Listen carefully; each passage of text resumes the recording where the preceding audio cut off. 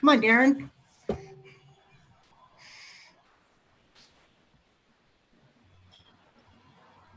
There's Lydia.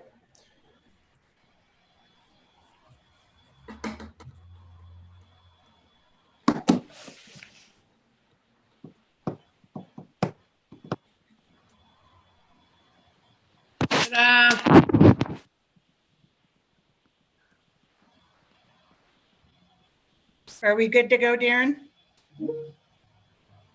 We're good to go, Mayor. Okay, thank you. It is 5:04 p.m. on Monday, August 24th. I'd like to call to order this special meeting of the Palo Alto City Council. If the clerk would please take the roll. Councilmember Cormack. Here. Vice Mayor Du Bois. Here. Councilmember Filseth.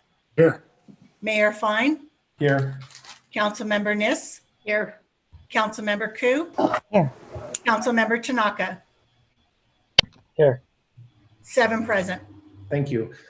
For agenda changes, additions, and deletions, the only thing I'd just like to propose is that we adjourn our meeting in honor of those suffering from the wildfires and our first responders. Any other changes? None from staff. Okay. Let's please move to oral communications where any member of the public may speak to an item not on the agenda. And if staff would help me with folks who wish to speak up.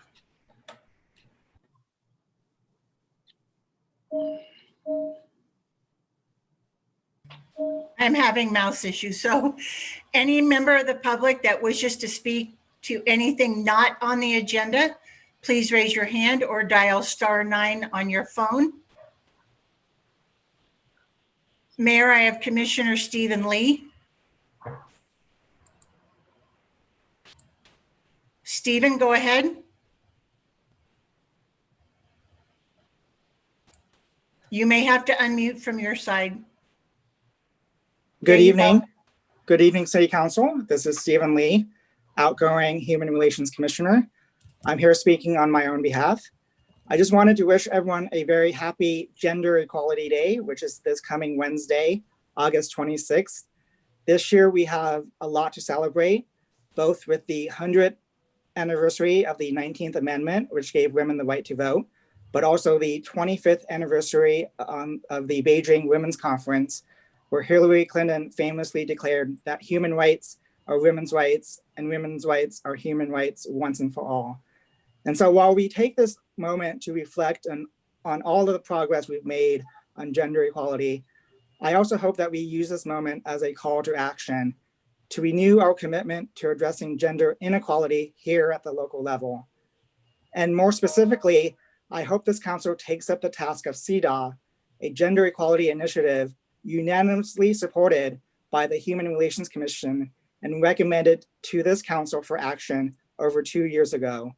This initiative has, for whatever reason, been stuck in the Policy and Services Committee for 2 years, but both the commission, staff, and the community are ready and waiting for council action so that we can all get to work on this important initiative.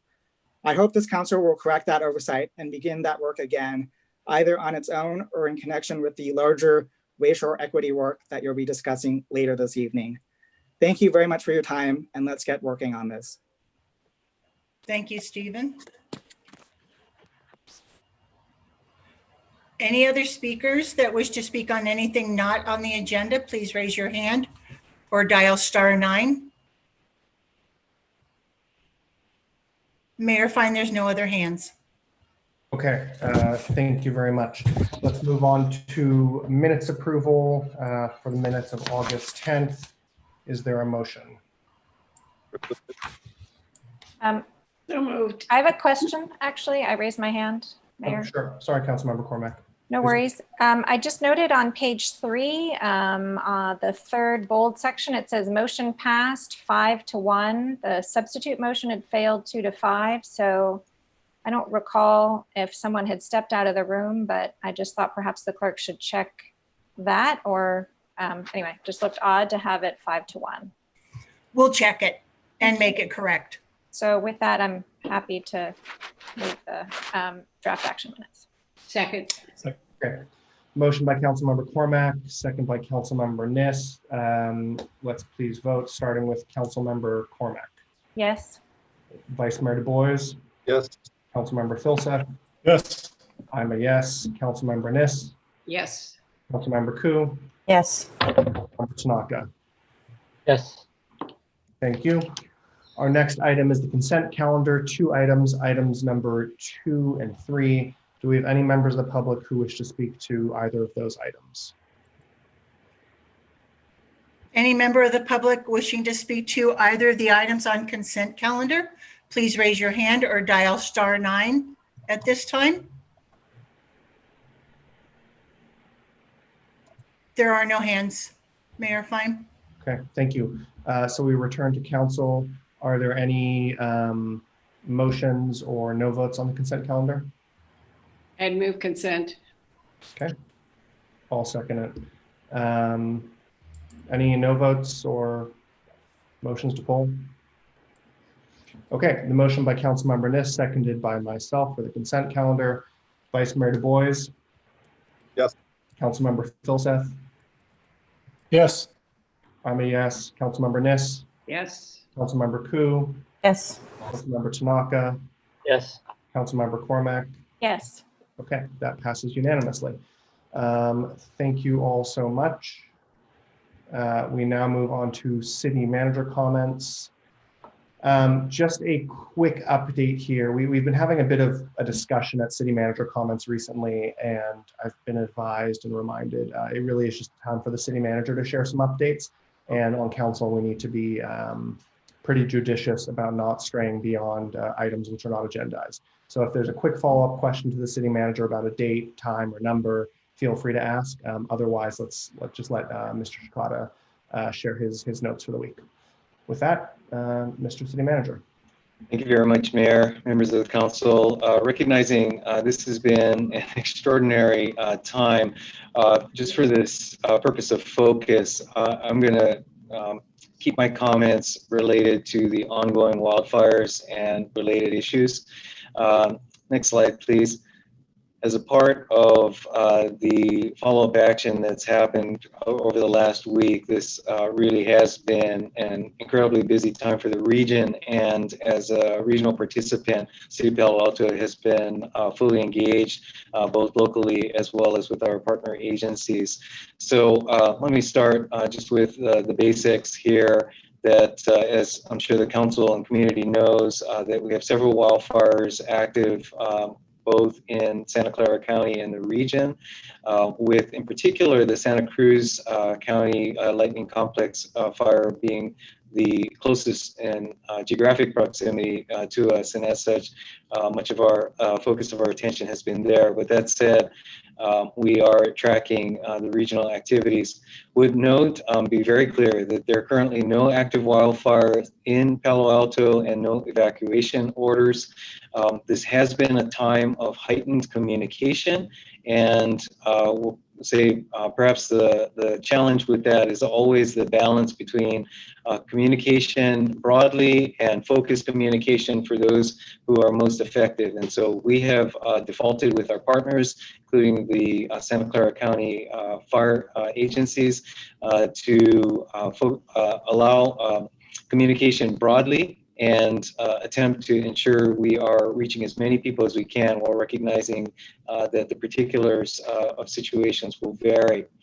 I would note that all of our departments, in particular our fire department, and I'll ask Chief Blackshire to share some comments in a moment, as well as our police department, Office of Emergency Services, and certainly my office, and all of our departments with field operations have been in a state of heightened readiness, as well as monitoring conditions and participating in ongoing operations. Yeah, your connection is rocky. Okay, thank you for letting me know. Apparently there was an update, and have had some Zoom issues over the day, so please let me know if that continues. Let's see. And just in the context of the regional deployment, as Chief Blackshire may elaborate, we have provided some staff, limited staff, for mutual aid support. while certainly ensuring we are covering our needs here in Palo Alto. That's obviously our first priority, but part of the mutual aid system that we benefit from is also to participate as a member of this regional community. So we have been very judicious in managing our resources, ensuring we are covering issues here, including the personnel stationed at Fire Station 8 and Foothills Park, Preserve, excuse me. And so that has been covered, while at the same time we have been deploying staff as we can to assist our other agencies and other parts of our regional community. We do have our webpage and website now active, as shown here, cityofpaloalto.org/fire status, which provides links to real-time information on a variety of sources. This is, as noted earlier, been a really active last few days. And as such, information has been fluid. And I think we are all pointing to and identifying the best sources for ongoing information. But that said, we are thankfully in a position here in Palo Alto of monitoring and preparing, if necessary, in particular for our hillside residents, to be prepared for further information as that's needed. So with that, let me ask Fire Chief Blackshire to provide perspective on ongoing operations. And next slide, please. Right. Good evening, Council. Geo Blackshire, Fire Chief in Palo Alto. And can everyone hear me okay? Yes. All right, that's good. Good start. So good evening. So as Ed Shikata mentioned about our state mutual aid agreement, we do have an agreement with the state. It's a master mutual aid agreement. And it's where various departments and agencies, political subdivisions, municipal corporations, and other public agencies participate on this statewide resource to respond to disasters all over the state. This agreement not only includes participation, but there's a level of reciprocity that is expected as well. We currently have 2 units deployed on Santa Clara County strike teams on 2 incidents. One of our engines was deployed on the river fire in Monterey County. And this morning they did an emergency demobilization and relocated to the LNU Lightning Complex fire that's in Sonoma County. That fire covers the counties of Sonoma Lake and Napa. It's the Sonoma Lake and Napa units. Right now, the LNU Lightning Complex is the 2nd largest fire in California's modern wildfire history. Our other engine crew is in the Santa Clara unit in the SCU Lightning Complex fire, which is in Santa Clara County, but they also cover Alameda, Contra Costa, Stanislaus, and San Joaquin valleys. And so again, our participation with this mutual aid agreement does not compromise our ability to staff Palo Alto accordingly. So we're able to, provide assistance and cover our primary area of response. With the CZU Lightning Complex fire, we're monitoring the progression of the status of the fire accordingly. In coordination with CAL FIRE, as you may have, I'm sure you're well aware, that an evacuation warning was issued in Santa Clara County, and it included Palo Alto neighborhoods in the foothills. So I just want to be clear that as long as the fire is burning in proximity to our border, it is a threat. But right now the threat is minor due to the current weather conditions and the fire behavior and the location of the fire. So again, we want to emphasize there are no fires burning in Palo Alto at this time. The silver lining with this, we always try and find wins among these chaotic fires, but the red flag warning that was issued today that would have expired at 5 p.m. this evening was canceled.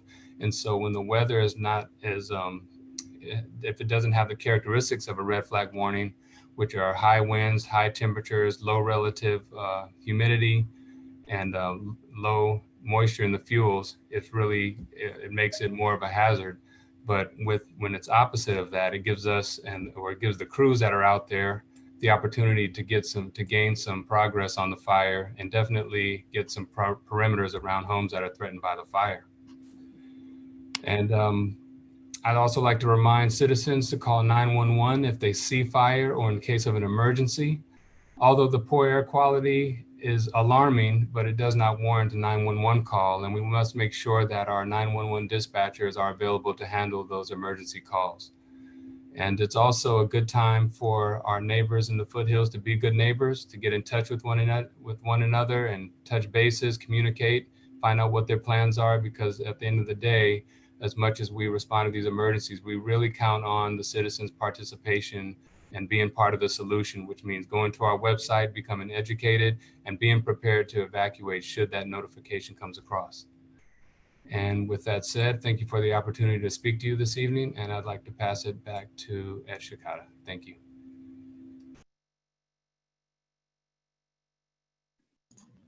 Very good. Thank you, Chief Blackshire. Next slide, please.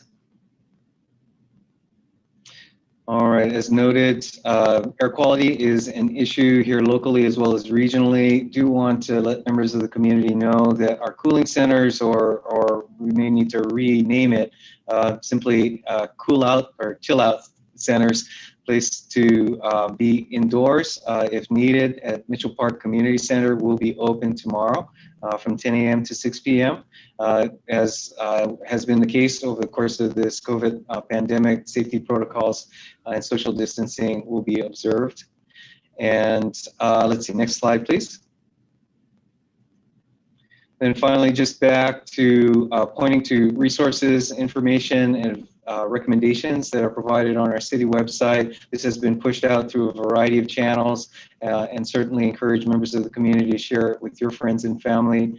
Our website, cityofpaloalto.org/fire status, and information on the fires themselves, as well as tips, and including, again, for our Palo Alto Hills residents, evacuation route map that's available with suggestions.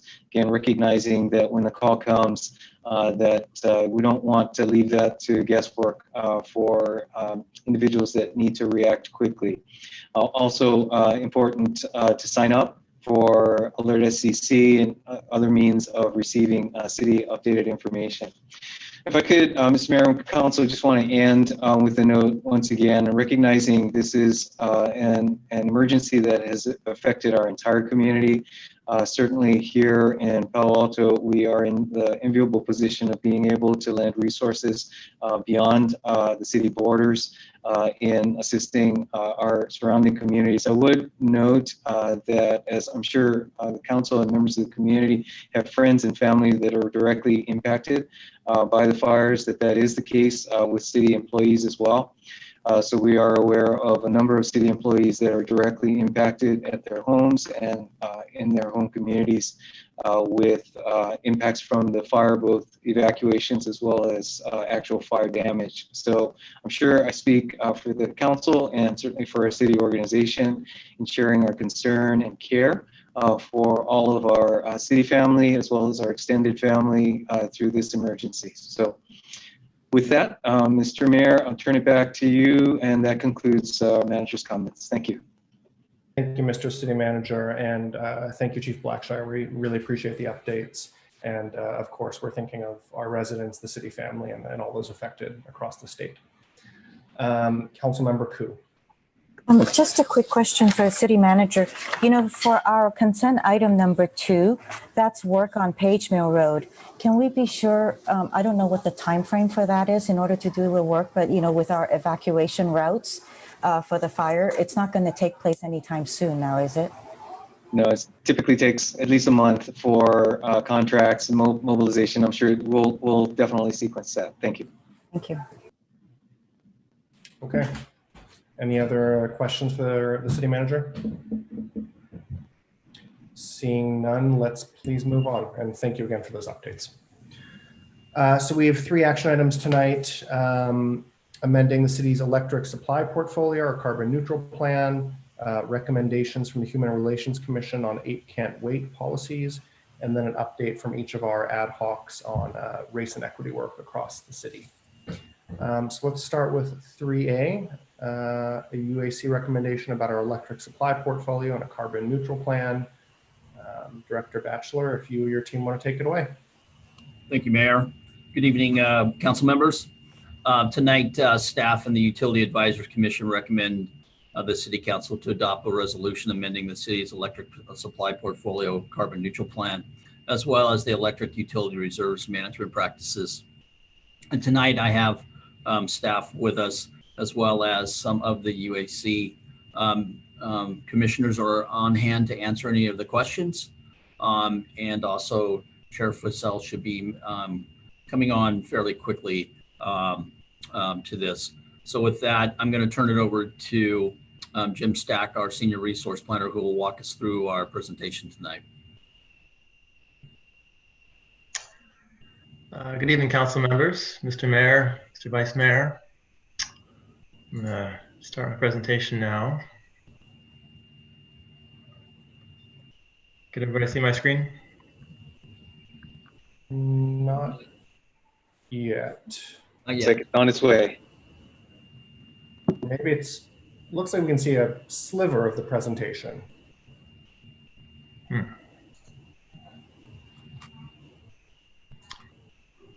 There we go. Okay, sorry about that.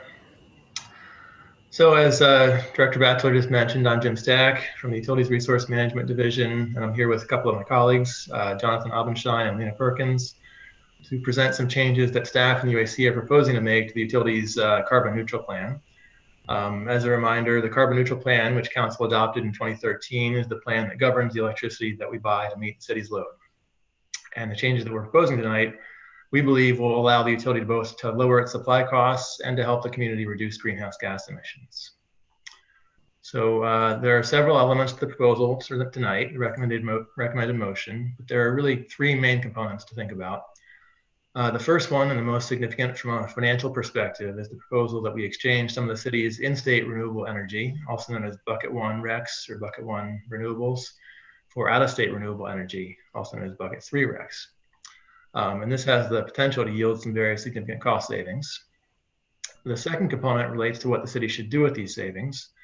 And then the third main component is it's significant from a policy perspective, but it'll have a much smaller financial impact. And this relates to a change in how we account for the carbon emissions of our electricity supplies. So with that, I'd like to now jump into the first component, the proposal to exchange in-state for out-of-state renewable energy. So at the root of this proposal is a difference in the way the state of California treats renewable energy, depending on whether it's generated within the state versus out of state. So as background, all electric utilities in California are required by law to provide a portion of their retail sales from renewable energy resources. This is known as the RPS mandate, for Renewable Portfolio Standard. The RPS requirement level right now in 2020 is at 33%, but it increases all the way to 60% in 2030. So there's a huge amount of new renewable energy capacity being built that needs to be built to satisfy the RPS mandate. And because the state wants to encourage this generation to be built in state, utilities are required to satisfy their RPS requirements, predominantly using in-state generation, and only a small portion is allowed to come from out of state. Although once you satisfy your RPS requirements, the remainder of the energy you can buy from wherever you like. So there are really three key things to note here. First is that because of this legislative constraint on the amount of out-of-state renewable energy you can use to satisfy your RPS requirement, in-state renewable energy is much, much more expensive than out-of-state renewable energy. Ignoring the cost of the underlying electrical energy, which the price of that fluctuates with the market, but the current market price for the environmental attribute, or the REC, is about $14 or $15 for in-state energy, and only about $2 for out-of-state renewable energy. The second key thing to point out here relates to the environmental merits of the proposal. We've done some research on this, and for those who are interested, we can share some research papers, including from EPRI, the Electric Power Research Institute, which is just down the road, which support the idea that there'd be little to no impacts on the aggregate carbon emissions of our supply if we're to pursue this REC exchange strategy. And then the third key point is that Palo Alto's carbon neutral plan currently states that all of the carbon neutral resources in our portfolio should be in-state resources. So what we see here then is a true arbitrage opportunity if we just relax the carbon neutral plan requirement on our resources being located in state.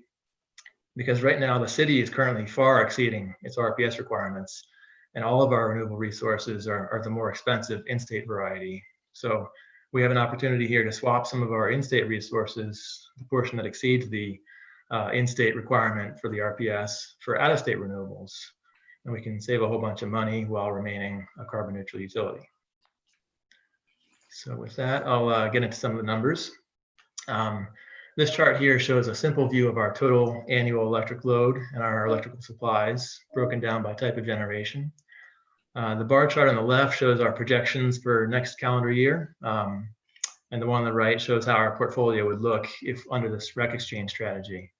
So in a typical year, about half of our supply comes from hydroelectric projects, and almost all of that is considered non-renewable by the state. So for our purposes, you can basically ignore the blue chunk at the bottom of both stacks here. And then the remainder of our supply comes from solar, wind, and landfill generators, all of which are in state. And finally, the dashed gray line, the horizontal line at the top, indicates our projected annual load. And because our total load has been declining for the past several years, we now find ourselves with an overall surplus of energy. It's typically around 10% of our total annual load is our surplus, although for next year it's projected to be 7%, or about 60,000 megawatt hours, because the last 12 months have been pretty dry. So this overall surplus, which is shown in the solid gray area on the right chart, we can simply sell that off. In fact, we already have the authority to do that, and we're already in the process of doing that for 2020. So it's really the next section below that, the hashed line area that's labeled supply to exchange. That's really the focus of our discussion tonight. So this represents the portion of our renewable supplies that exceed the amount of in-state renewable generation that we need to have to comply with our RPS requirements. And so it's this supply, which is right now about 195,000 megawatt hours, or 23% of our load for next year. This is what we can sell off and then replace with out-of-state renewable generation. The table here presents the estimated financial impact of the strategy if we were to carry it out for the next 5 years, including the current fiscal year that just started last month. So when you account for, number one, the revenue from selling our renewable supplies that exceed our annual load, and then the additional revenue from selling our renewables that exceed our RPS requirements for in-state generation, and then you subtract the cost of replacing that energy with out-of-state renewables, you wind up with a net cost savings here of about $3 million per year, or about $15 or so million over 5 years. And one detail regarding the recommended motion that we're presenting tonight that I wanted to point out here is that during the UAC's discussion of this motion last month, they chose not to recommend an explicit sunset date on the authorization for this strategy, but they did recommend to council that council direct us to come back in a couple of years by the end of 2022 to review the outcome of the strategy and consider whether to continue it or to modify it in some way. Next, I wanted to discuss the impact the strategy would have from a customer optics standpoint. So as you know, every year around September, October, we send all of our customers in their monthly bill a copy of our annual power content label, which is kind of like a nutrition information label for our electric supply. So if we stick with our current strategy, what customers would see for 2021 would be the pie chart on the left, which shows our electricity being predominantly from hydro and solar resources. But if we pursue the REC exchange strategy that we recommend, they would instead see the pie chart on the right. And the main distinction between the two graphs is this wedge that's highlighted in red on the chart on the right.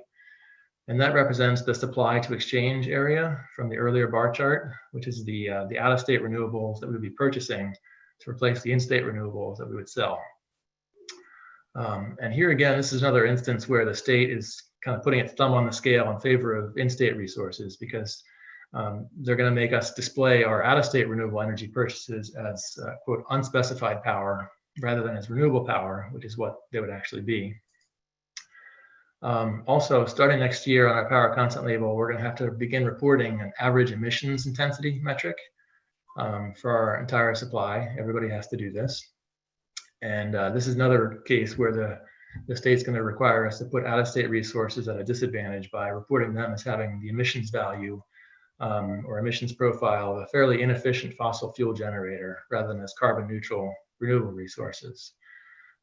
So what that would ultimately mean is rather than reporting an extremely low emissions intensity of about 6 kilograms per per megawatt hour of carbon, we'd have to report a much larger value of about 100 kilograms per megawatt hour.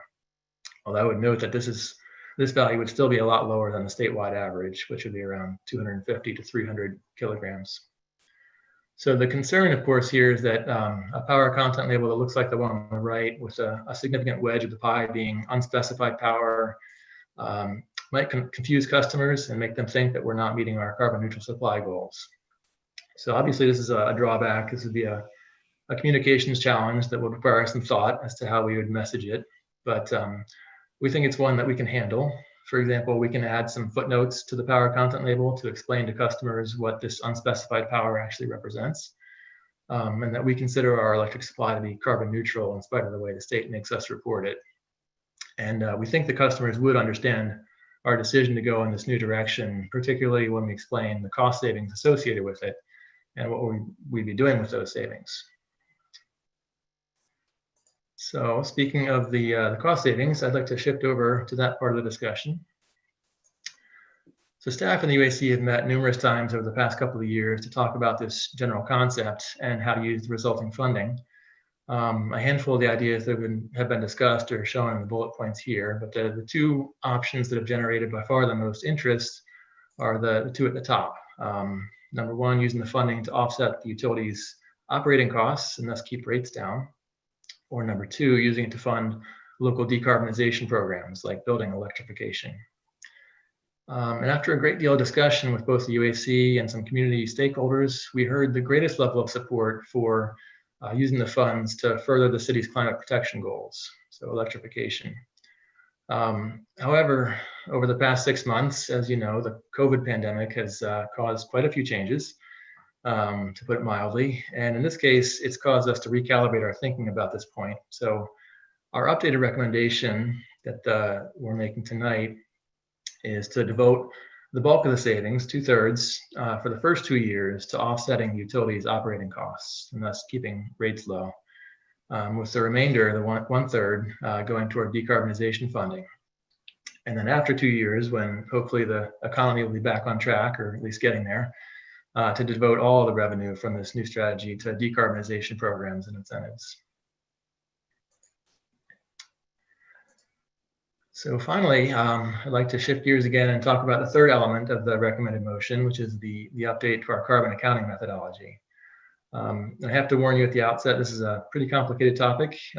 Staff and the UAC have spent a lot of time talking about different accounting methods and debating different options. And we ultimately came to this proposal. And while it has a fairly small financial impact, it will have a significant effect on the major decisions that we'll be making about the supply portfolio in the future. And while there's really no time sensitivity to adopting this portion of the proposal, unlike the rec exchange portion, which really is time sensitive, we do recommend making this change now, so we have a few years to evaluate it and think more about how we apply it to our portfolio decisions, rather than trying to make the accounting change when we're in the midst of making these big decisions about the future of our portfolio. So basically the change that we're recommending is to switch from an annual accounting approach to one that's based on hourly average emissions factors, for the purpose of determining whether we're satisfying our carbon neutral plan supply goals. And as I'll explain in a minute, when you use this hourly approach rather than the annual approach, it does have the effect of making our supply look slightly less clean. So as a result, we would probably find that in a year where our overall supply looks like it's exactly carbon neutral, when you look at it on an annual basis, when we use an hourly accounting approach, the supply portfolio would look like it's responsible for a small but slightly positive amount of carbon emissions. And we refer to these as residual emissions associated with the change in accounting approaches. And so to neutralize these residual emissions in order to remain a carbon neutral utility, we would have to purchase a small volume of additional bucket 3 RECs. And we estimate the cost of that being around $140,000 per year on average. So the motivation for this proposed change is essentially that the grid has changed really dramatically since 2013, when the carbon neutral plan was first adopted. As I'm sure you're all aware, there's been an enormous amount of new solar generation built in California in the past 7 years. And all of that has resulted in what we refer to as the duck curve, where during the middle of the day, when all the solar generators are really cranking, there's very little net load left to be served by natural gas generators. But then in the evening hours, when the sun starts to go down, the whole situation flips around.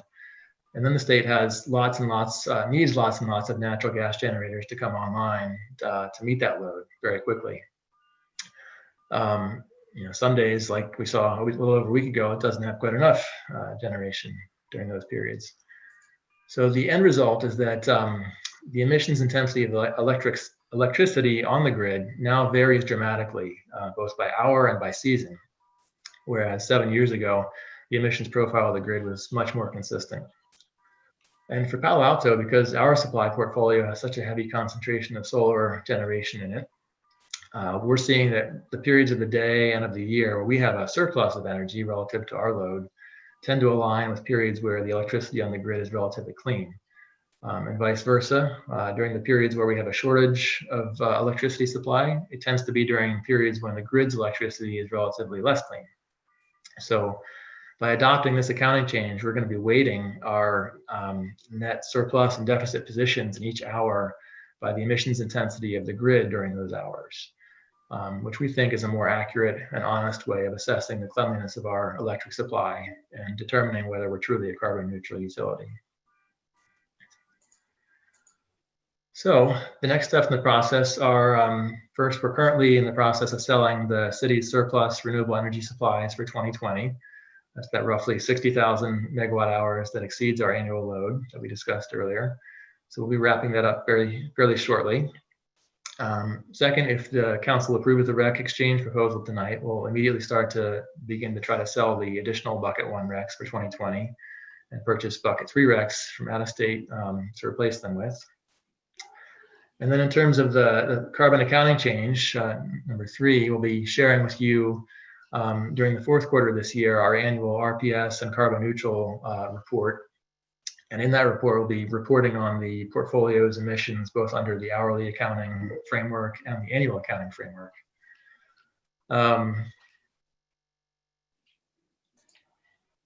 And finally, in a few years, we'll be starting to evaluate the long-term future of our supply portfolio, because we have our largest single contract for the Western Hydro resource coming up for renewal at the end of 2024.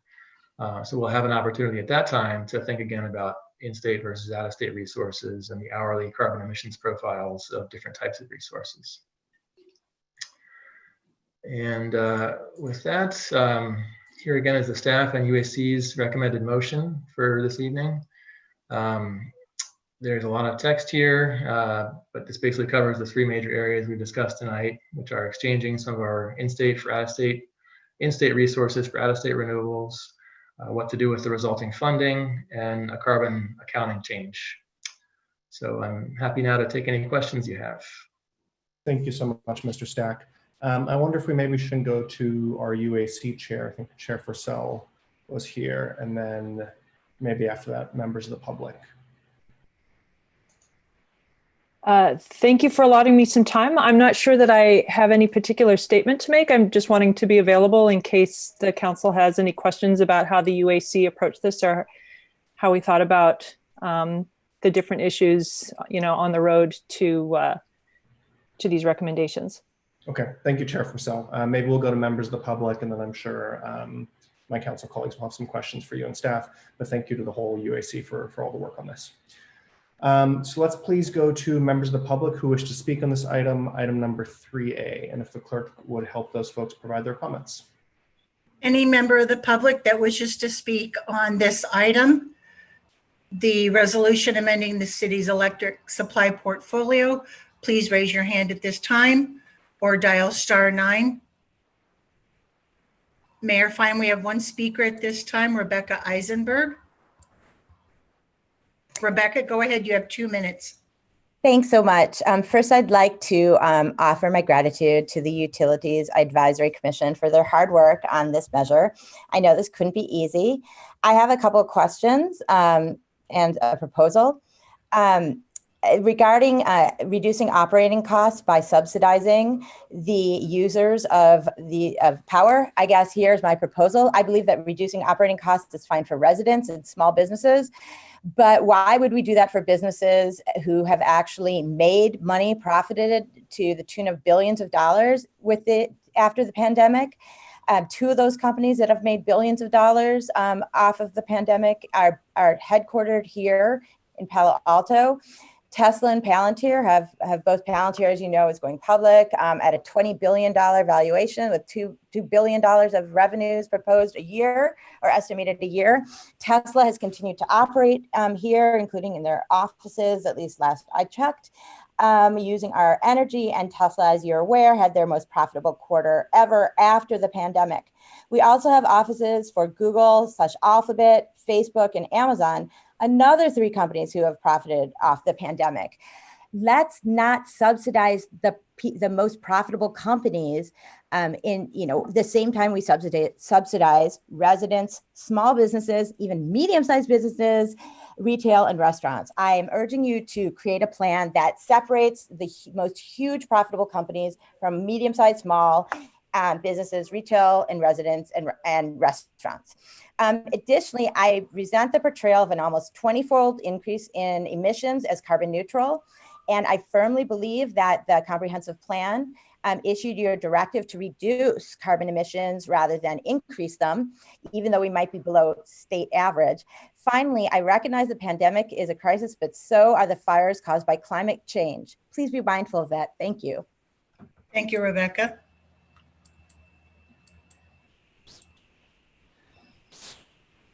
Mayor, fine, there's no other speakers.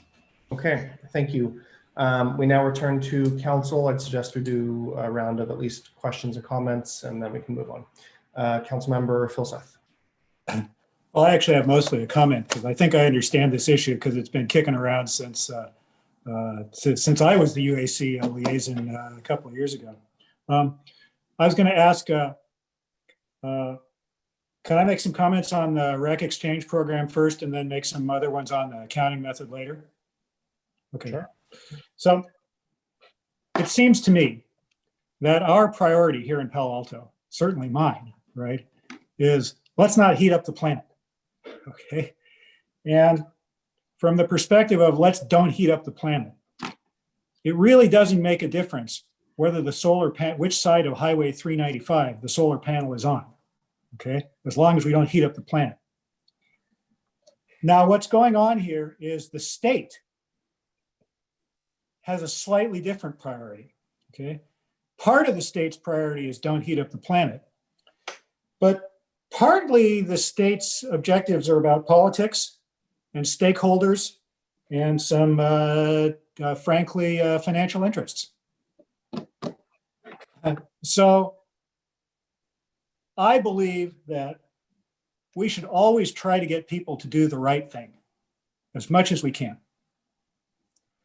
But if they really won't do it, okay, and they're absolutely hell-bent on giving us money in order to make their stakeholders happy, then I think it would be unmutual of us not to take it. And so I think it's a great idea. I think we ought to do it. Thank you very much for the staff for bringing it forward. This seems like a no-brainer to me. Let's do it. As far as the reporting goes, we're going to get into sort of an interesting phase here because by the state's definition of carbon neutral, it's going to be different from our definition of carbon neutral. Okay, because again, the state's definition of carbon neutral has more going on than let's don't heat up the planet. Okay, so I don't want to. I mean, there's probably multiple ways we could deal with that, but it occurs to me, for example, that we could issue 2 numbers. Right? We could, the state's number and the real number when we report these things. Right? But that's an aside. And I think this is a great idea. We ought to do it. It seems like a no-brainer to me. Thanks. Thank you, Vice Mayor Du Bois. Yeah, it's funny. I can echo Councilmember Filseth's comments. I too was a UAC chair while this was being discussed. So I think it was at least 3 years. So I am familiar with it, and I appreciate the UAC for digging into the complexity of the issue. And really, I think we're talking here about a choice between kind of effort, accuracy, and communications. How do we communicate this? And you know, we're very proud as a city of our carbon neutral supply. We want to be able to maintain that and not lose that. And so I think communication on these out-of-state purchases is going to be really critical. I like Eric's idea of publishing 2 numbers. I think we need to be extremely clear of kind of the reporting requirements and then what we're doing. So my only question is really about the use of the funds. And so question for our utilities staff about exactly what would be included in decarbonization programs. There were several categories there shown. So I don't know if they could respond. Jonathan Abenshine, Assistant Director, Utilities Resource Management. That definition hasn't been set firmly. We have other funding sources that are designated for decarbonization. And in the past, we've brought policies to the council governing the use of those funds. And often those will delegate some level of discretion to the city manager of his designee. So following this proposal, we would follow up with a more precise definition of what those funds could be used for. Okay. But it would be anything from building decarbonization to building decarbonization and vehicle decarbonization are 2 very clear examples. Right. I would certainly favor keeping the definition more general. Some of those other choices, certainly supporting EV vehicles, but the second transmission line has been on our list for a long time. It's one of those things until we need it, you know, we just keep putting it off. And so I would prefer to see the use of funds be kept pretty general so that over time, if we want to apply it to the smart grid or to a second transmission line, that we could do that. So I think that would be my only comment. Right. So thanks. Thank you, Mr. Vice Mayor. Councilmember Cormack. Well, I think we're going in order here from the furthest back UAC rep to last year to this year. So well done on the order. Yeah, so extraordinary amount of work. Anybody who hasn't taken the time to click through the 6 separate meetings that they had last year and this year on the 6 different ways you can do the accounting. Everyone should be well assured that people have thought super carefully about all of this. I want to thank Mr. Stack, Mr. Abenshine, and Dr. Perkins for bringing everyone along on this process. There's certainly been a lot to learn for everyone. One of the things I just want to sort of come up a level for just a moment. So of course the slide showed solar. Is solar the best example of a source of a bucket 3 rec? Just for people who are watching, trying to understand what a bucket 3 rec is and where it might be. I think the best example would probably be a wind generator from Wyoming or New Mexico. Right. Okay. I thought I recalled that. Okay. And do I recall also that at one point that it isn't just a financial arbitrage? One way we could think about this is that we're actually encouraging construction of clean energy elsewhere. That's correct. Yeah, the prices for out-of-state renewables is relatively low, so it'd be kind of a smaller incentive. But I think that's one way to consider it. Yeah, we would be kind of encouraging out-of-state generation. Great, thanks for that. Let's see. With respect to how the funds are used, I recall the members of the UAC being very specific about decarbonization. So just circling back on what the Vice Mayor was suggesting, before we make any decisions about the use of the funds, I think perhaps we should just check back in with them. In the event, depending on what we choose, would this come back to council each year? Would we see this in the budget and or the rate setting to sort of do a check on how the funds are being used? Where would we see that each year? So we annually report out on our carbon neutral plan, and we can add this use of funds either to that report or to another appropriate report. We'll look for a good annual report out to. Okay, I think that would be helpful to us and to the small number of people who follow this super closely. All right, what else did I have here? I think then just back on the I feel like the recommendation about how to use the funds has evolved a lot in the past 6 months. So it looks a little bit like an average. So I think we should think a little bit more as we go around about how to use it, what the percentages are, why it's 2 years versus 3 years. You know, I don't know that we have great information to make that decision at this point. I totally agree that we need to come back, have you come back and chat with us before we decide about renewing the Western Hydropower contract. But mostly, a big thank you to people who have thought about this, and I want people to understand that it's, yes, it's financial arbitrage in some respects, but it's also us helping build the industry somewhere else. So that's how I'm thinking about this. Thanks.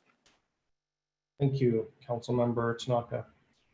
Yeah, so just want to thank everyone for your work on this. When I first saw this, I was very excited, and looks like it's still a really good plan. So thank you for everyone's work. Just a quick question.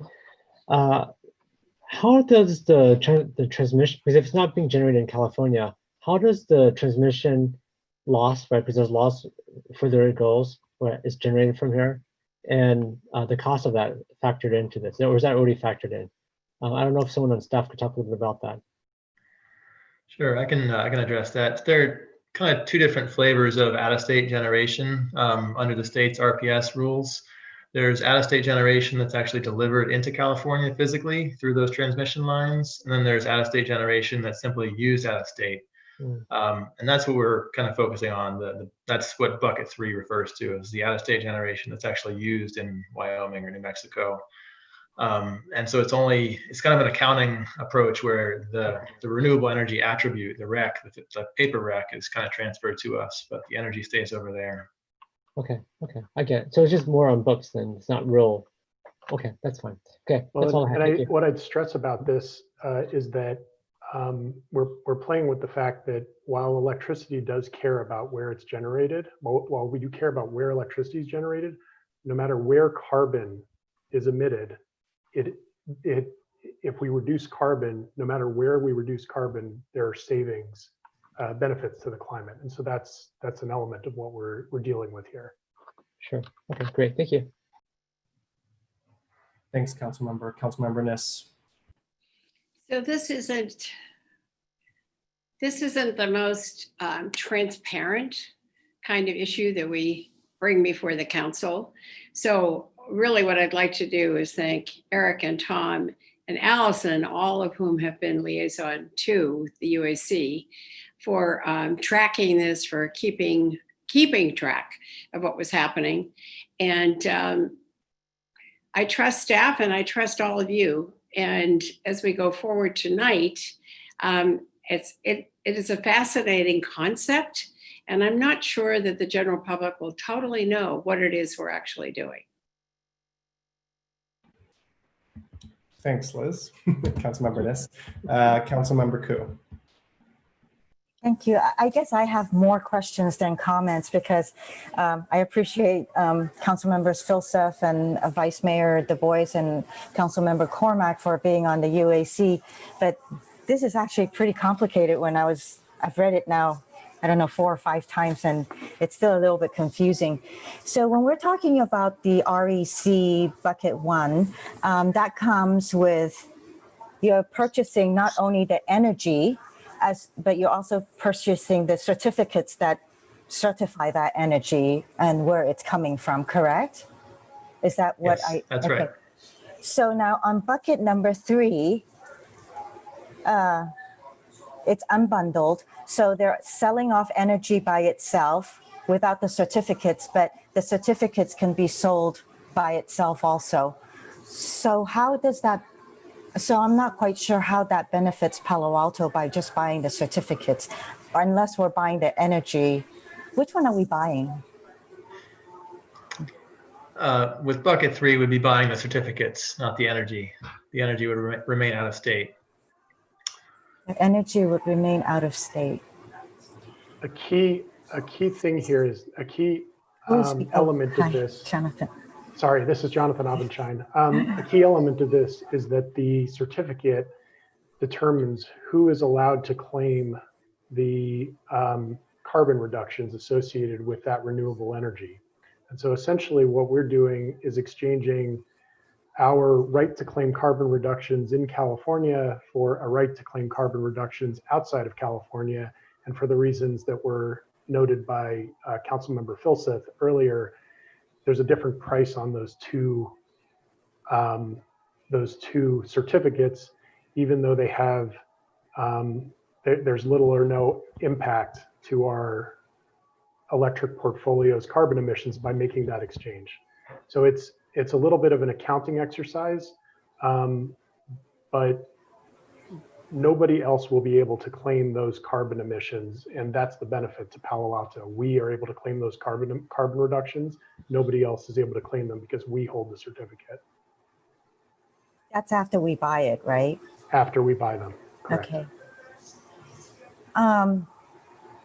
So at this time, you know, with all the emergencies that we have and the rolling blackouts that PG&E, you know, that we're experiencing, wouldn't buying energy be helpful? Or is that something separate? I'm trying to understand. If we're suffering from rolling blackouts due to overuse of the grid during the hot days and so forth, how does buying certificate help us then? Shouldn't we be looking at making sure we have enough?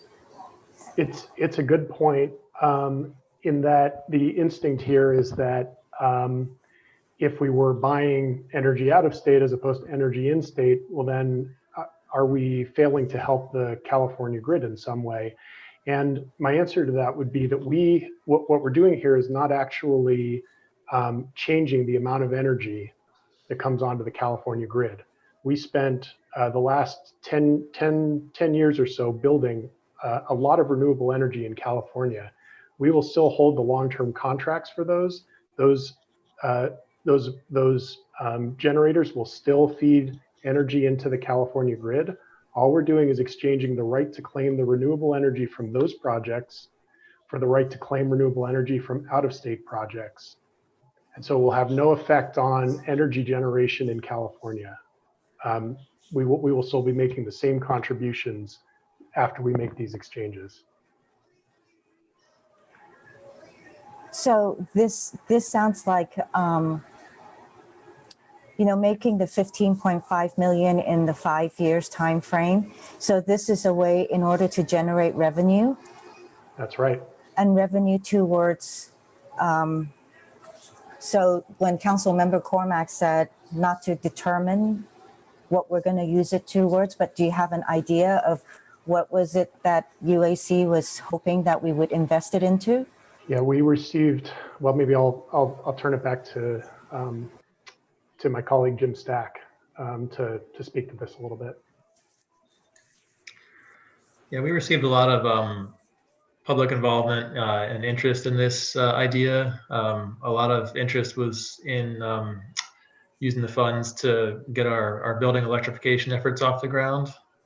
So kind of funding incentives for heat pump water heaters and space heaters, programs like that we could kind of really, where a few $1 million could really make a big dent in getting those programs going in order to reduce our emissions from the building sector, which is one of our larger, you know, climate influencing sectors right now. That's 5 minutes. Okay. I guess that wasn't quite enough. There must be something more that we're building or developing in order to use so much of this funds and to buy certificates versus energy, but I'll come back to it. Thank you. Okay. Thanks all. Don't want to belabor what a lot of my colleagues have said, but UAC and staff in the community have done a lot of work on this over many years. It is an odd situation. You know, roughly we are required to buy or have a certain carbon neutral portfolio. That's one of our goals. We have requisitions which are more expensive than they need to be. Other agencies in California are required to have them. We can sell those and get certificates in other states, which will be cheaper. So it's a bit of an accounting practice. I am also somewhat interested in whether we have both metrics on the bill for our customers. But obviously we should do this. I guess a couple questions is, I mean, the bucket one recs are more expensive, roughly you could say because of a series of California regulations, right? As Mr. Councilmember Philseth pointed out, financial incentives, political incentives, developing renewable energies here in California. Is that right? That's right. Yes. Do we foresee a future where those buckets actually decline in value, where this kind of arbitrage is no longer competitive? That is conceivable. I think you know, the energy markets are, you know, very volatile. I think that the rec prices tend to be more stable than other types of commodities, but you know, it's conceivable that in the next 10 years, other states may ramp up their renewable energy requirements, which might raise the cost of out-of-state renewables. So we might see this opportunity kind of start to dwindle. Also, the amount of energy that we have that's kind of surplus to our RPS requirements kind of goes down over time as the RPS requirements go up. So it kind of tails away for that reason as well. So it's good for us to do it now, but we won't be able to do this forever. Correct. Okay. And then I guess talking about, you know, the quote unquote proceeds from this, I guess one way of asking this question is, if we did not proceed with this, we would effectively have to raise electricity rates, right? Given decreased demand in this year, this cycle. Maybe I can, Jonathan Abendschein, maybe I can speak to that for just a moment. So the funds, if we were, so we talked about two potential uses, one it being local decarbonization and the other being reducing, we sort of the shorthand is reducing utility rates, but in reality, because this is a short-term program, what would happen is we're going to be reducing the economic impacts of COVID on our electric utility. So we're suffering reduced load, delinquent accounts. These are having an impact on our reserves, and by devoting some of these earnings for a couple of years to the electric utility, we'll be offsetting those impacts. When we spend funds on local decarbonization, and that was what we heard from the UAC, they emphasized that was a priority. When we use those funds for local decarbonization, it could be things like building electrification programs, vehicle charging, programs to support the Sustainability and Climate Action Plan, and that would have an additional carbon reduction value. So those funds from this arbitrage opportunity that does not change our carbon emissions could then be used to reduce our carbon emissions further.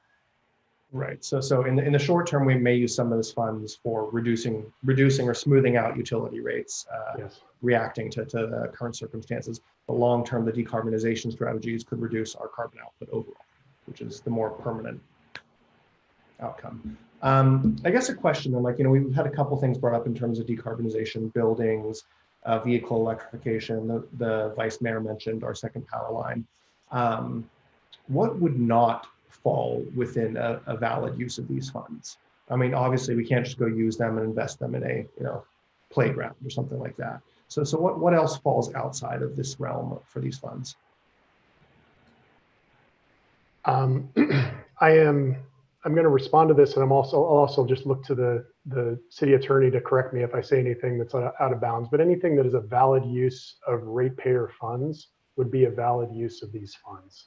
So a second transmission line, for example, would be a valid use of these funds. So I'll stop there. Okay. And anything that benefits the electric utility customers, I believe, is we can't be using it for gas utility incentives or anything like that. Thanks for clarifying that. Yes, electric utility ratepayer funds. Understood. That's helpful. I mean, I understand, you know, a third of it devoted to decarbonization for the next few years. That seems like a reasonable trade-off given the uncertainty we're facing right now. But as others have mentioned, maybe longer term, we need a broader look at what those investments could be. But anyways, happy to support this. Thanks to UAC and staff for doing this. That's all of us on round one. So happy to open up another round of questions and comments. But I think if you'd like to make a motion, please feel free. And the first hand I see is Councilmember Niss. Now, I'm glad to make a motion, but Adrian, with your permission, could I read something from A.C. Johnston? Please. On this proposal, although it took him a long time to come around to swapping bucket 3 recs for bucket 1 rec, he really fully supports the proposal and couldn't get in to speak earlier. With that, I'm glad to move the proposal. All right, there's a motion by Councilmember Niss to move the staff proposal. Is there a second? I'll second. But can we treat the rec swap part different from the accounting part? Because they're both in the staff recommendation. And we have discussed it. Would you like to vote on them separately or separate motions or? I'm sort of thinking, I mean, either one, I suppose, probably easier if they're separate motions. Okay. So how do you want to split it out, Eric? Do you want to say something? Why don't we do A and B first and C and D second? Sure. Would that work? Yep, the recs and then the use of the accounting. Okay. All right, Councilmember Niss, do you want to speak to this? I don't think I need to speak any more than everyone else has spoken very eloquently tonight. Councilmember Filseth. Quick question. Some of the dialogue that we had was about should we do the exchange, and then some of it was, well, how do we use the proceeds? If people want to make a proposed amendment, or are we deciding on how we use the proceeds tonight, or are we going to leave that for a future discussion? I believe the proposal below is a third to decarbonization efforts over the next few years, and the rest is flexible according to the city manager. Is that correct? Yes, that's the recommendation. For 2 years, a third be devoted to decarbonization. And 2/3 for rate reductions. Correct. Because there was a suggestion that, well, maybe we ought to be thinking about the second transmission corridor and other stuff like that. Right. Staff have any comments on that? I don't think we're opposed at all to other suggestions on use of revenue, but we've transmitted the UAC's recommendation on use of revenue, and that was fairly aligned with staff's original recommendation. Okay, well, I'll support it as is then, and thanks to UAC and thanks to staff. Thank you, Councilmember. Councilmember Koo. So if it's for rate reductions due to the COVID, as what Mr. Abendschein had said, I can agree with this, but nowhere does it say that. And I would feel much more secure knowing that it's applying towards minimizing rate increases for our users. Is there any way that we can add that in there? Can staff speak to that quickly about, I mean, that's kind of the second motion actually, but just to answer the council member's question about what are these rates programmed for and where that's recorded? I think it would be entirely appropriate to add direction from the council to on what the use of, on what directing staff on the use of revenue. Does that answer the question you were asking, or were you asking something broader? No. I mean, that was exactly it. If it's for the second motion, but I would like to add in there that the purpose of purchasing for this exchange and purchasing bucket 3 recs is number one, to ensure the utility rates for our customers are not increased. As a matter of fact, if there is ways to decrease it, just not to increase rates for our rate users. If I could add, Councilmember Koo, is as Jim mentioned, or in the presentation portion of it is that the plan was for a 2-year period of time as we went through this COVID period of time. And then at that period of time, at the end of the 2 years, we were going to come back and we can talk about where we would want to put those funds at that period of time. But at that point, in going into the 3rd year, the plan was then to put it towards some type of electrification or decarbonation programs at that point. But we could come back, like I said, we'd be more than glad to come back to council to discuss after this period of 2-year time frame. Yeah, So- so from now until the 2 year, just the rates. And then after that, come back and discuss it. It would be two-thirds of these dollars. Two-thirds. Right. So would the maker and the seconder agree to add that into the motion? Lydia, give me an idea. You've got staff coming back to the council in 2022 to review this. Do you need something else in there that No. would be more definitive than that? Yeah, meanwhile, that 2/3 of the revenues from the sales of bucket 3 RECs will be used towards COVID-related issues to ensure utility rates are not increased for our customers. Can I try a second? Yes, please. It sounds like what you're suggesting is an item C, which is for the first 2 years, 2/3 of the proceeds will go to electrical rate relief and 1/3 towards emissions reduction programs. Oh, okay, emissions reductions. That's That- fine with me. Did I capture that accurately from what staff's and the UAC's recommendation was? Yes. Yes. Does that do it for you, Lydia? It does. And then they can return to propose the other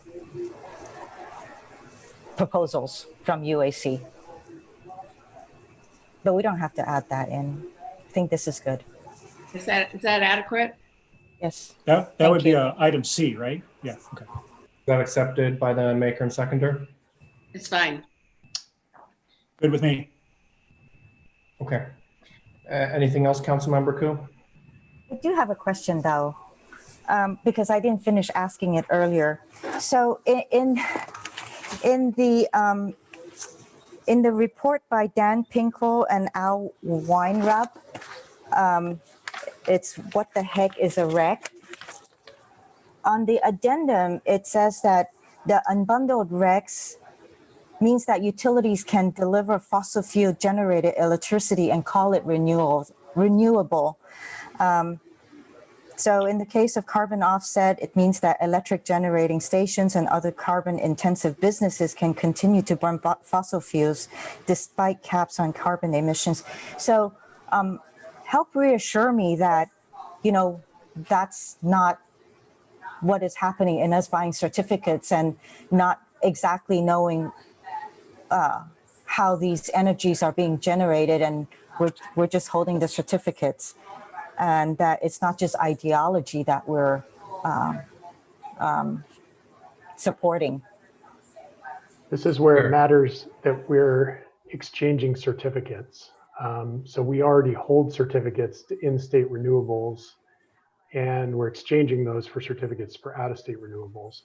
The scenario that brochure is describing is a scenario where somebody only has, this is a scenario where somebody only has, is using fossil generation right now and is buying a REC to make it look greener. What we have right now is renewable generation, and we're swapping, we have in-state renewable generation, and we're swapping our in-state renewable generation certificates for out-of-state renewable generation certificates.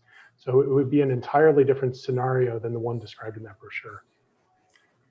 It's going to be for like, right? Like for like, renewable energy for renewable energy. Yeah, none of this proposal will in any way change the fundamental operation of the grid, where the electrons are generated or where they go to. Whether we get all of our supply from bucket 1 renewables RECs or bucket 3 RECs, all of the electricity from the generators is going to flow wherever it wants to go. It's like water traveling downhill. All this is, whether it's bucket 1 or bucket 3, is fundamentally an accounting exercise. It's just what do you want to have on paper as, what is officially, can you count as your supply? That's the only difference, really. Thank you. Councilmember Cormack. Thank you, Mayor Fine. As I've had time to reflect on 2 years, okay, for 2 years, I think this is the appropriate way to move forward. But I want us all to be crystal clear on the range of things that might happen to electrical rates, because one way to describe having 2/3 of the funds go to this is that we're reducing the likelihood of raising rates, right? That might happen. We're not necessarily lowering rates, right? Could you just talk a little bit about the rates? Because I don't want anyone listening to be confused that we're making a decision right now. This to me feels like a dampening effect perhaps on the movement of the rates, but could you just be clear on that? I wouldn't want anyone listening to think, okay, now we're going to cut electric rates. Thank you, Councilmember Cormack, for clarifying that. Yes, we would not be reducing rates as a result of this, but we would be reducing the likelihood or reducing the amount that we are likely to rate, that we would need to raise rates in the future. Okay, great, thanks. Just wanted to be sure we were clear on that. And it's super helpful. I'm not sure if it was in the staff report, you know, things change so quickly. You mentioned earlier, Mr. Abendschein, about the reduced load and delinquent accounts, right? So we may just be sort of refilling the funds that we need to continue operating as opposed to getting anything extra. Is that right? That's correct. Okay, great. I look forward to supporting this motion. Thank you. Thank you. Seeing no further hands, should we vote on this and then move on to the other two portions? Okay. Councilmember Filseth. Yes. I'm a yes. Councilmember Niss. Yes. Member Koo. Yes. Councilmember Tanaka. Yes. Councilmember Cormack. Yes. Vice Mayor Du Bois. Yes. Great. That passes unanimously. Thank you so much. And if we can scroll down to the second part of the staff recommendation, and Mr. Councilmember Filseth, I believe you had some questions on this one.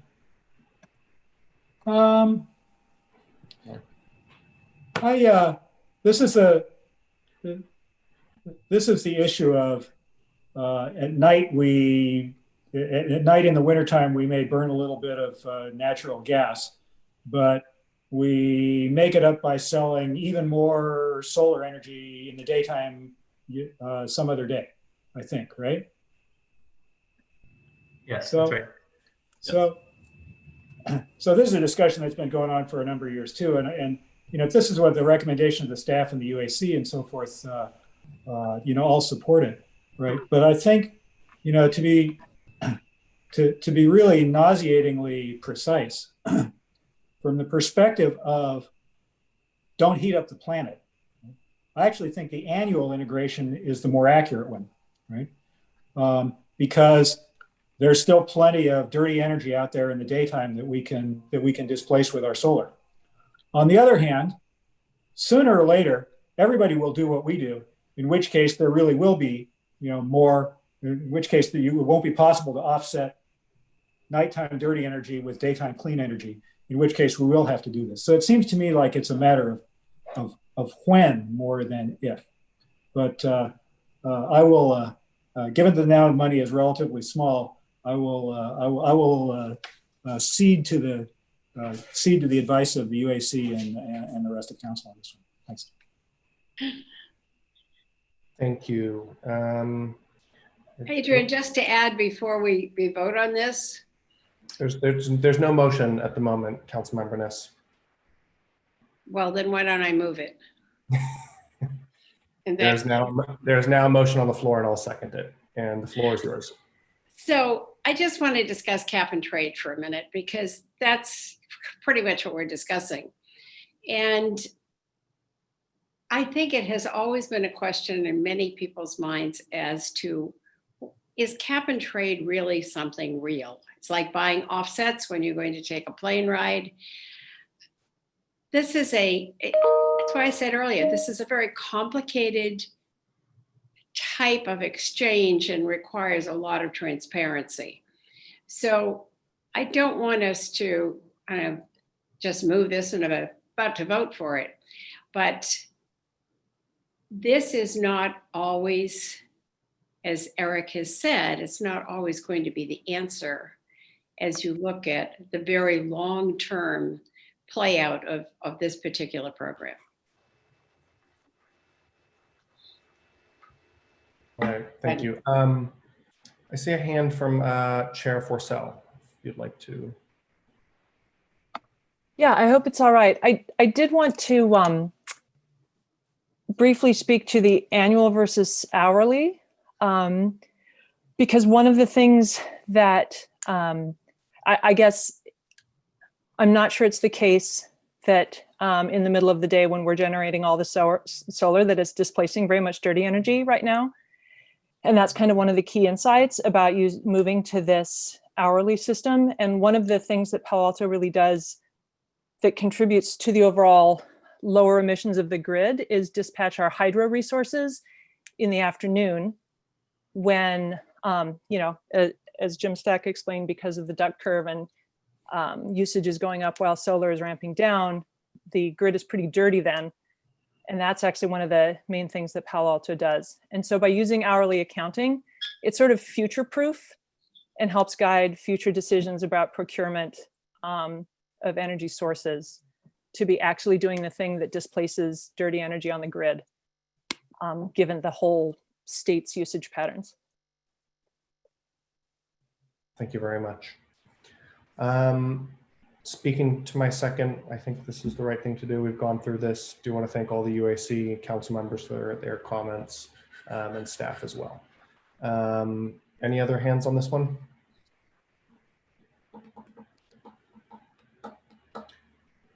Okay, we ready to vote on this second part? I'm first up. I'm a yes. Councilmember Niss. Yes. Councilmember Koo. Yes. Councilmember Tanaka. Yes. Councilmember Cormack. Yes. Vice Mayor Du Bois. Yes. Councilmember Philseth. I'm actually going to vote no on this. I think it's premature, but it's fine. Thanks. All right, thank you. That passes on a 6-1 vote with Councilmember Philseth dissenting. That completes item 3A. Thank you very much to staff and thank you to all of our UAC commissioners. I know a number of you are on this call. We really appreciate your service and work. I'm going to suggest we take 5 minutes and get back here at 6:30, just after 6:30. Okay, see you all soon. Thank you.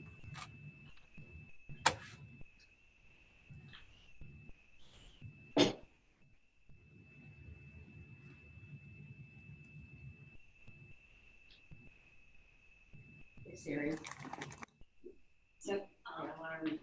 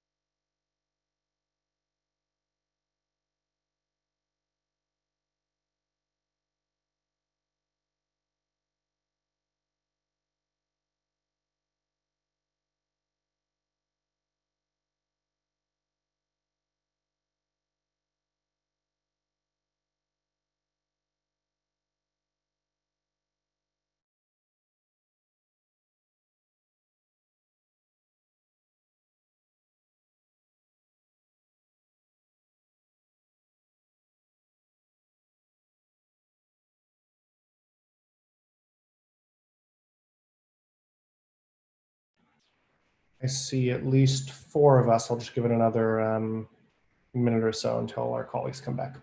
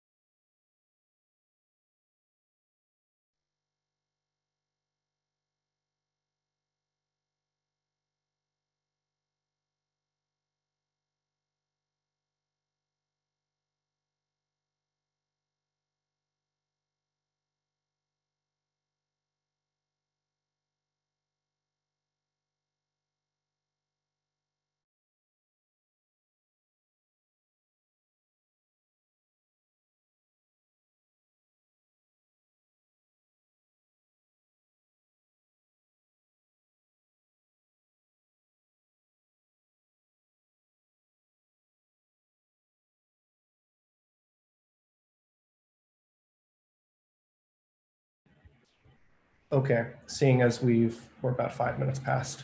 Let's get started. This is item 4, a recommendation to accept the Human Relations Commission report on their review of the 8 Can't Wait policies with regards to the Palo Alto Police Department. If I might, Mr. Mayor? Please. Sorry, I didn't mean to cut in, but I'll just lead us off if you don't mind, and Sure. then turn it over to our Human Relations Commission Chair. There, Coloma Smith. Did not see him on the, there we go. All right, so ready to go. So just as a brief introduction, I would note that items 4 and 5 on your agenda, really the remainder of your agenda tonight, are separate items, but are closely related. First being a report on the 8 Can't Wait review conducted by the Human Relations Commission as a referral from the City Council. And the second item, item number 5, being a report among the City Council members on the ad hoc committees that you've established related to race and equity, not limited to the police department. Just as we get into the particulars of item number 4, I do want to call to your attention that there was an at places memo that we distributed late this afternoon for item 5. I'm sorry, that didn't come out right, related to item 5. And just for your information, and we don't need to get into it right now, but so you're aware that it is there. There are 3 pieces of supplemental information we provided to the council. One, and I'll just describe them in the at places memo. It's attachment 1, 2, and 3. Attachment 1 is a PowerPoint presentation that we received late last week from work being done by Stanford University regarding a few or involving a number of agencies, ourselves, Mountain View, Redwood City, and a few others in reviewing policing issues.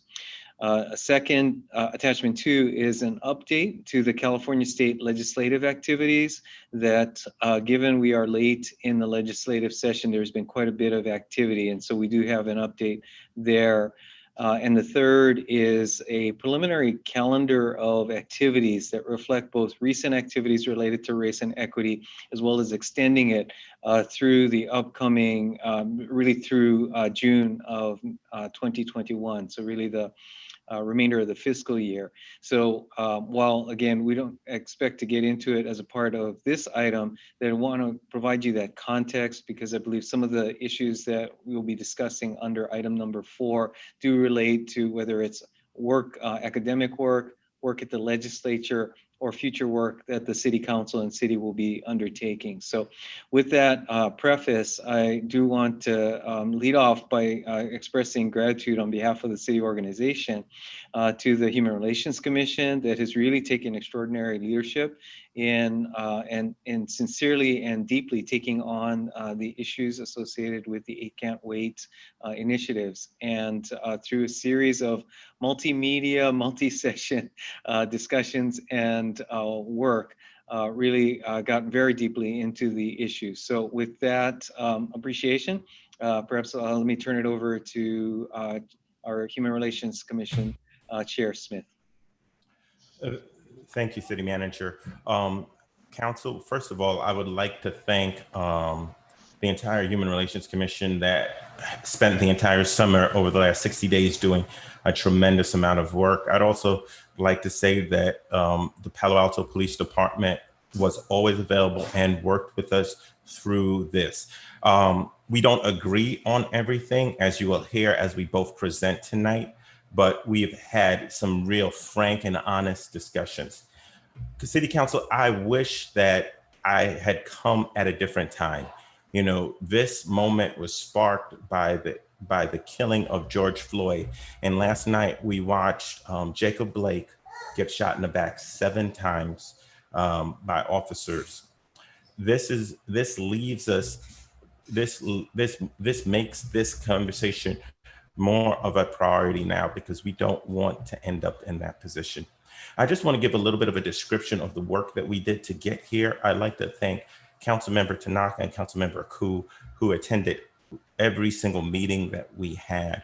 We received the directive on June 15th from the council to work on what the policy of 8 Can't Wait and how does it look. We had an HRC discussion on July the 9th, which included a panel of experts. We brought in several experts, some from Stanford. We had Matthew Clare, the assistant professor of sociology from Stanford, who will be releasing a book in November on the penal system and how it disadvantages certain parts of our population. Chief Robert Johnson, our own chief, Keenan Moose from the Black Hub, Professor David Allen Skolansky, co-director of the Criminal Justice Center at Stanford, and Anand Subrahim, managing director of Policy Link, and also one of the authors of the policies that the city of San Francisco uses with its police department, which we referenced. Overall, we were given the direction to come back with what should we do with 8 Can't Wait. We have a very detailed point-by-point description, but what we found out after hundreds of hours of research, hundreds of hours of detailed work, interviews, talking to experts, reading, and dozens of hours in meetings and listening to the public, what we've realized is 8 Can't Wait is not the ceiling of what changes should be. It is just the floor. It is just the beginning.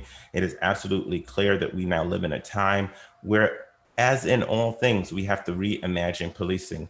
Not to say all police is bad, not to say all police officers are bad, but we live in a different time. And I believe, and many of our research shows, that if there are ways that we can lessen interactions with officers in certain situations, it will be to the benefit of the public, and it will be to the benefit of the officers at the same time. I'd like to, just for those that are, can we put the slides up? Thank you. Sure, Smith, let me do that right now, excuse me. Mhm.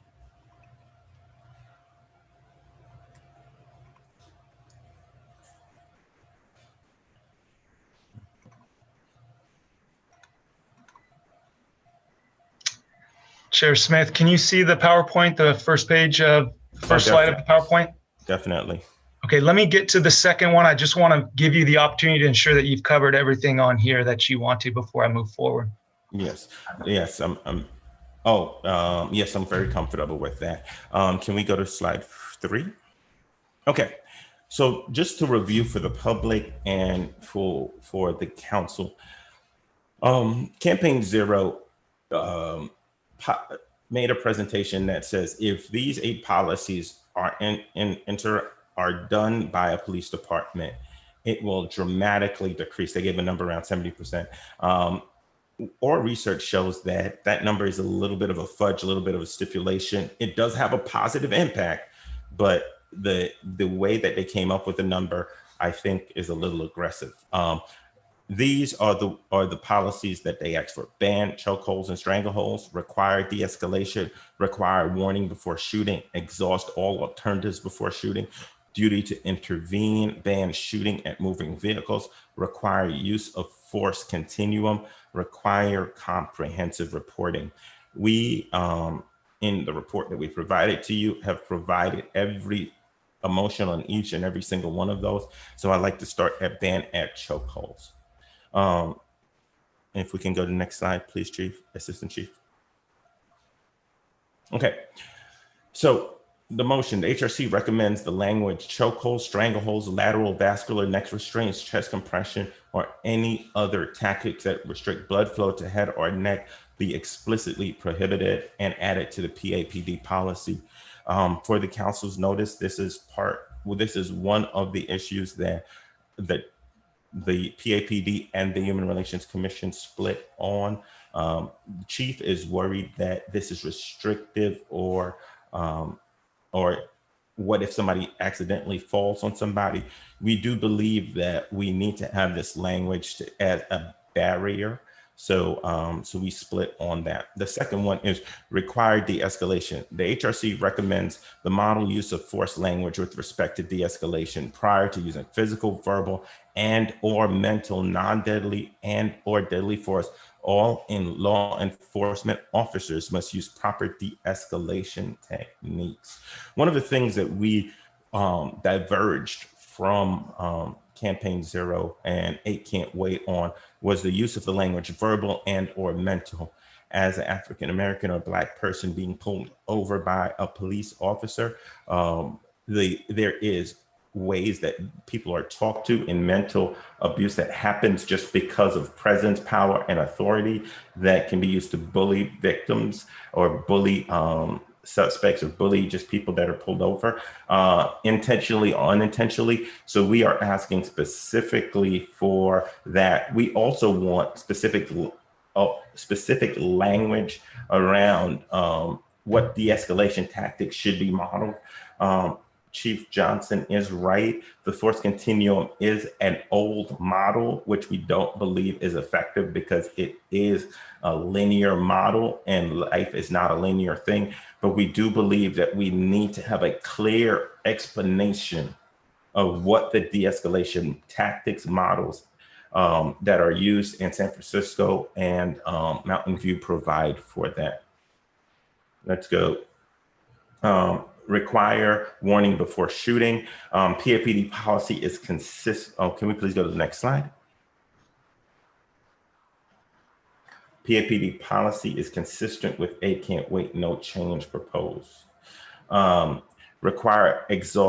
Requires exhaust all alternatives before shooting. The HRC recommends that the council adopt the San Francisco PD policy, which states it is the policy of the department to use deadly force only as a last resort when reasonable alternatives have been exhausted or not feasible to protect the safety of the public and or the police officer.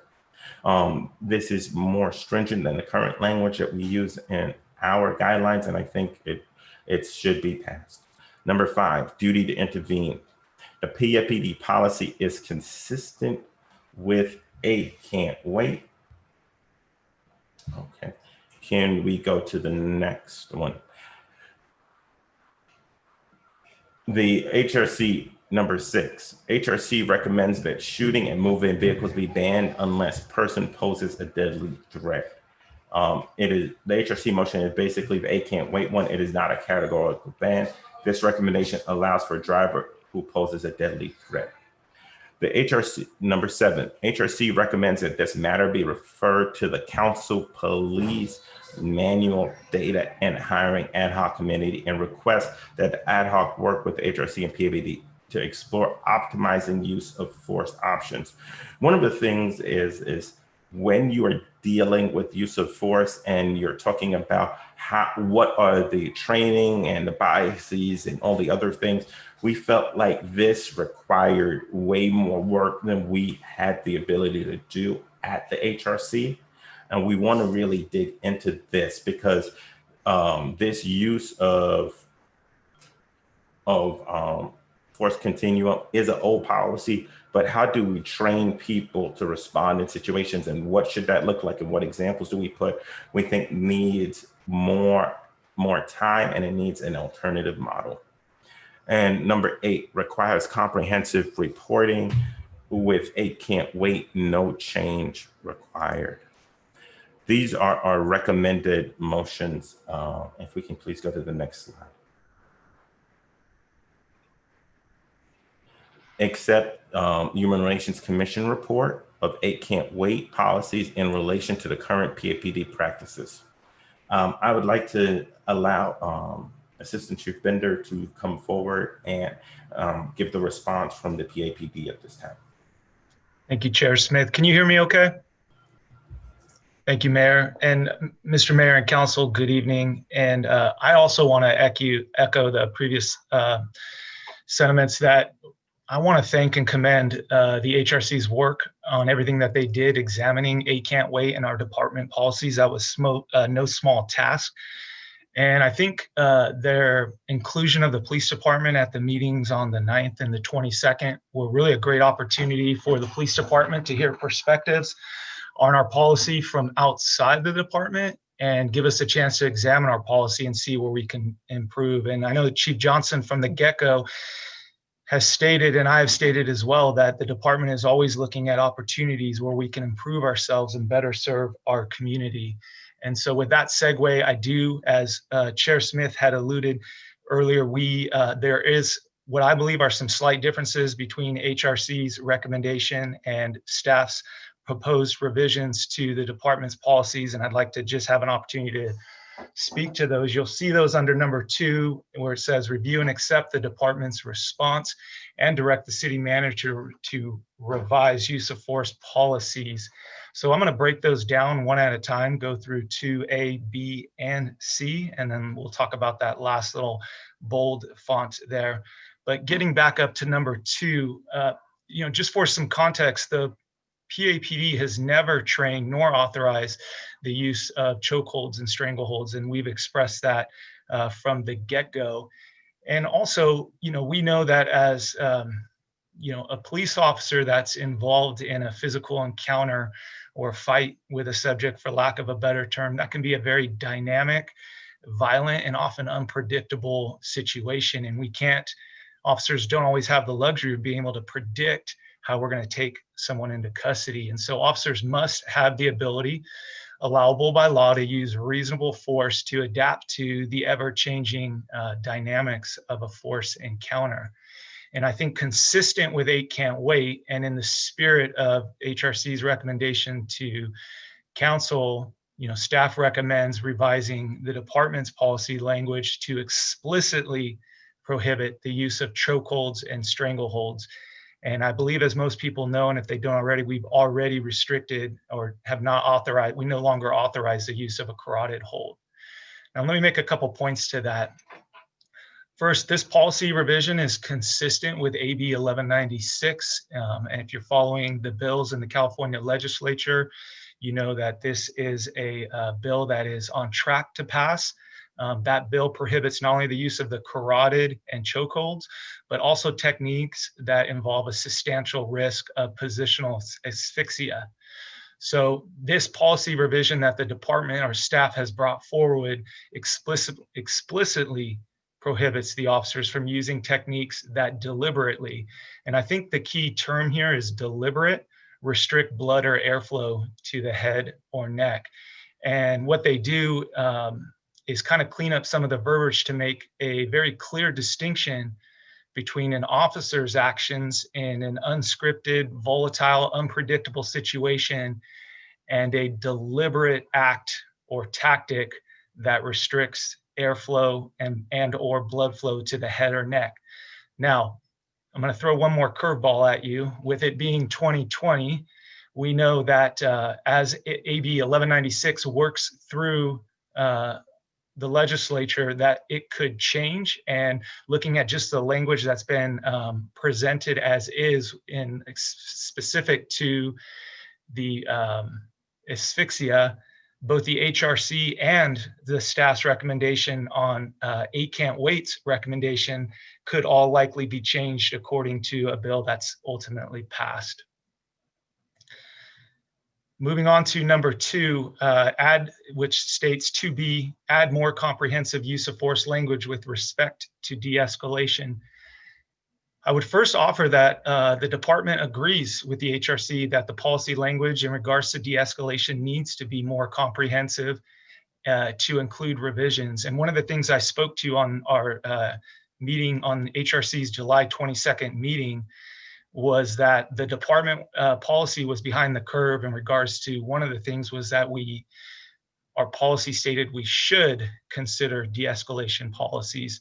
Now we know that SB 230, which is yet to go into full effect, not until January of 2021, but we know that the verbiage in SB 230 is requiring that officers and agencies utilize de-escalation techniques. So in that spirit, staff believes that our revisions, our recommended revisions to the department's policy manual require de-escalation through a multi-tiered response. First, to require officers to, and the key word being require, to evaluate the totality of the circumstances at the time of the event, and secondly, to require officers to consider and to utilize de-escalation techniques when feasible, with the goal of persuading an individual to either voluntarily comply or to mitigate the need for any force at all. You'll see that there is a slight variation from the HRC's recommendation, but the caveat, I do believe that we meet the spirit of their recommendation in requiring the de-escalation. The caveat that we built in there is that we've added when feasible. And through prior conversations to include our presentation on July 22nd, one of the things that I discussed was that we know that not every situation can be scripted, and not every situation will allow the officer to have an opportunity to utilize de-escalation. The officer may be ambushed, the officer may be surprised on something that requires an immediate response. But we do think that it's important that there is, that the officers are required otherwise de-escalation. Now, to the second point of the HRC's recommendation in regards to a clear explanation of de-escalation tactics, staff does agree and also recommends that language is incorporated into the policy manual that provides clear explanation and guidance for our officers related to de-escalation techniques. And this is essentially be spelling it out for the officers. Now, we know that the policy doesn't have the ability to dictate or articulate every single nuance and situation that an officer may find themselves in, but to the HRC's recommendation and other agencies, San Francisco and Mountain View, which were mentioned, they do a good job of articulating some of these techniques. And as part of the revision to the department's force language, techniques such as self-control, effective communication, creating time and distance with subjects, requesting additional resources to include our critical or crisis intervention team members or other trained officers, and other options that decrease the need to use force. And what you're seeing is a theme for officers in these policy revisions to only use force when they have to, and to otherwise the requirement is de-escalations. Now, these revisions that I've just talked about, I believe don't not only meet the HRC's recommendation to require a de-escalation techniques, but importantly for consideration, they're consistent with SB 230 and recent Lexipol policy updates that came out last month. And just as a reminder, Lexipol is our policy provider that is staffed with public safety attorneys and subject matter experts in law enforcement, and they are a policy provider as they comb through thousands and thousands of pages of laws to make sure that our policy reflects the most current state and federal guidelines and best practices. I also believe and am confident, having reviewed San Francisco's and Mountain View's, in addition to other neighboring agencies' policy, that this proposed revision to our policy with this verbiage, specifically providing the clear explanation and guidance, is consistent with verbiage from the San Francisco and Mountain View policies specifically. Moving on to item 2C. Revise deadly force applications to require officers to evaluate each situation in consideration of the circumstances in each case, and to use other available resources and techniques when reasonably safe and feasible to do so, including that an officer must reasonably believe the use of deadly force is necessary to justify its use. So let me break that down a little bit. I would say that while the staff's recommendations do, I believe, align as I'm going to present, this is probably the language that is most inconsistent with the HRC's recommendation, and I'm going to tell you why. The policy verbiage that we recommend that is adopted is consistent with the California Penal Code 835A, and that is that requiring officers to use other available sources and techniques when reasonably safe and feasible prior to using deadly force. I would argue that this is a nuanced way of requiring deadly force as a last result that is consistent with the law and the pending updated Lexipol policy, and still captures the spirit of the HRC's recommendation to the council.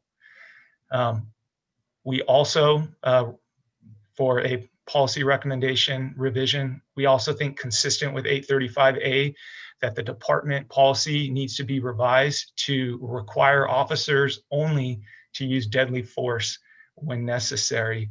And I believe this actually goes above and beyond HRC's recommendation, but because it's written in the law prior to and in preparation for presenting at the July 22nd meeting with the HRC, this was another issue that I had identified that the department policy needed to come more in line to be reflective of the law.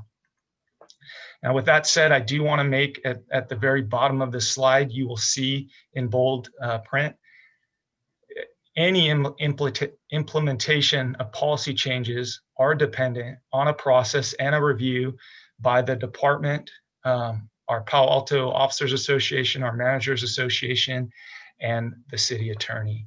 And with that said, Mr. Mayor, I'm going to shut down my PowerPoint and I'm going to turn it back over to you. Thank you, Assistant Chief. Thanks for that presentation. Thanks to Pastor Smith. Thanks to the HRC and all the members of our community who attended those meetings.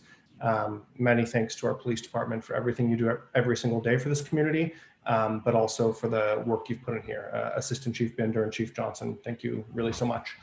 I just do want to reemphasize to my colleagues that last point. Unlike many of the actions we take on council, this is not a legislative action. Police use of force policies are an administrative or an operational item determined by the police department and as directed by the city manager. They must be reviewed by the department, the POA, the Managers Association, the city attorney. And for that reason, our action tonight is to direct the city manager to revise the policies accordingly. We won't see this item again unless otherwise directed. Does that cover it all, Mr. City Manager? Yes, very well, Mr. Mayor. Thank you for that. I did want to just make one comment, perhaps just for clarity, that part or in large measure, the reason that the wording is so critical as it relates to the policy manual is that failure to adhere to the policies in the policy manual can be grounds for discipline for officers. And given that that really is reflected in the process that the mayor pointed out, that there is consultation that's involved in finalizing any changes to wording, given that the implications of the wording of the manual do have potentially significant effects on the performance and the standards by which our officers are held. So thank you very much, Mr. Mayor. Back to you. Thank you, Mr. City Manager. Did I see the city attorney raise your hand or no? Okay. All right. With that, let's please go to our members of the public who wish to provide comment or questions on this. If you'd like to speak, please raise your hand and the city clerk will help you provide comments. Any member of the public that wishes to speak on this item, please raise your hand or dial *9 on your phone. Our first participant is Jamie O'Connell. Jamie, go ahead.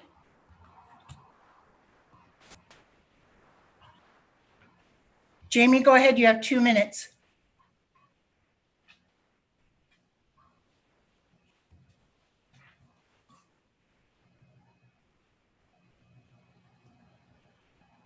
Jamie, do you? Beth, can you hear me okay now? Yes, I can hear you. Go ahead. Thank you so much. I apologize for my Zoom audio problems. Thank you to everybody, to the HRC and to the department for the work that you've been doing to try to make policing in our community more humane, respectful, and while keeping us all safe. I want to speak on behalf and in strong support of the HRC's proposals and urge the council strongly to adopt them without changes. I've listened carefully to the department's response and appreciate the thoughtfulness and clarity of that. It sounds like the differences between the HRC and the department are not enormous, reflecting the shared commitments that it sounds like we all have. I do think that the department is perhaps unnecessarily, although understandably and not unreasonably, but unnecessarily attempting to provide more protection for officers here than is truly necessary, and in striking a balance between protecting the public, and particularly the most vulnerable members of it, on the one hand, and protecting officers from unreasonable and unfair discipline. And of course, protecting them from unfair discipline is important. The modified language that the department proposes is not necessary. As Manager Shihata pointed out a few moments ago, failure to adhere to the policy can be grounds for disciplining an officer, but that doesn't mean it has to be. In a circumstance, for example, where an officer failed to de-escalate because he or she were ambushed, it's extremely hard to imagine that the various mechanisms that intervene between those actions and ultimate discipline would in fact go ahead with disciplining somebody. So I hope the council will take action, support the HRC's proposal, and thank you for giving me the opportunity to speak. Thank you, Jamie. Our next speaker is Rohan Ghosh, to be followed by PJ Singh, and then Stephen Lee.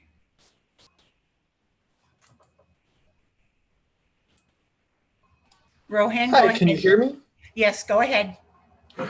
I think it's quite telling that the police department is trying to water down a set of recommendations on 8 Can't Wait, which is already an extremely watered down set of reforms.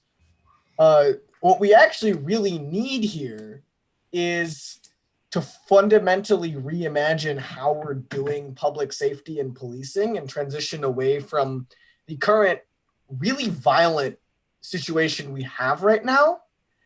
And the adopting the original clean version of the HRC recommendation is the very least we can do. Palo Alto's record on police violence here is honestly shameful. The way people of color, especially Black people in this town, have been treated by police, and which has been seen numerously in media reports, the fact that we're being investigated by the FBI for police violence, like this is common knowledge that in Palo Alto, our police department has a history to this day of extreme racism and misconduct. And this HRC recommendation is the very least we can do. What we really need is to fundamentally disarm and dismantle policing as an institution. And I think it's really imperative that at the bare minimum, the clean HRC recommendation is passed as is. It reflects very poorly on this city the way our police officers have behaved, and we need to do better. So please pass this clean HRC recommendation and go forward with fundamentally rethinking police. Thank you. Thank you, Rohan. Our next speaker is PJ Singh, to be followed by Stephen Lee, and then Jamie Hendry. Can you hear me? Okay, go ahead.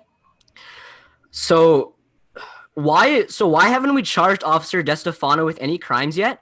Because he has beat up multiple people of color in our town, and the same people who are bringing in A Can't Wait, the same people who are trying to bring these changes, like the same people, like you guys are trying to say, like should help, like, you know, I just don't understand why we haven't arrested him, why we haven't charged him, why he hasn't gotten any sort of repercussion. All that happened was he got fired.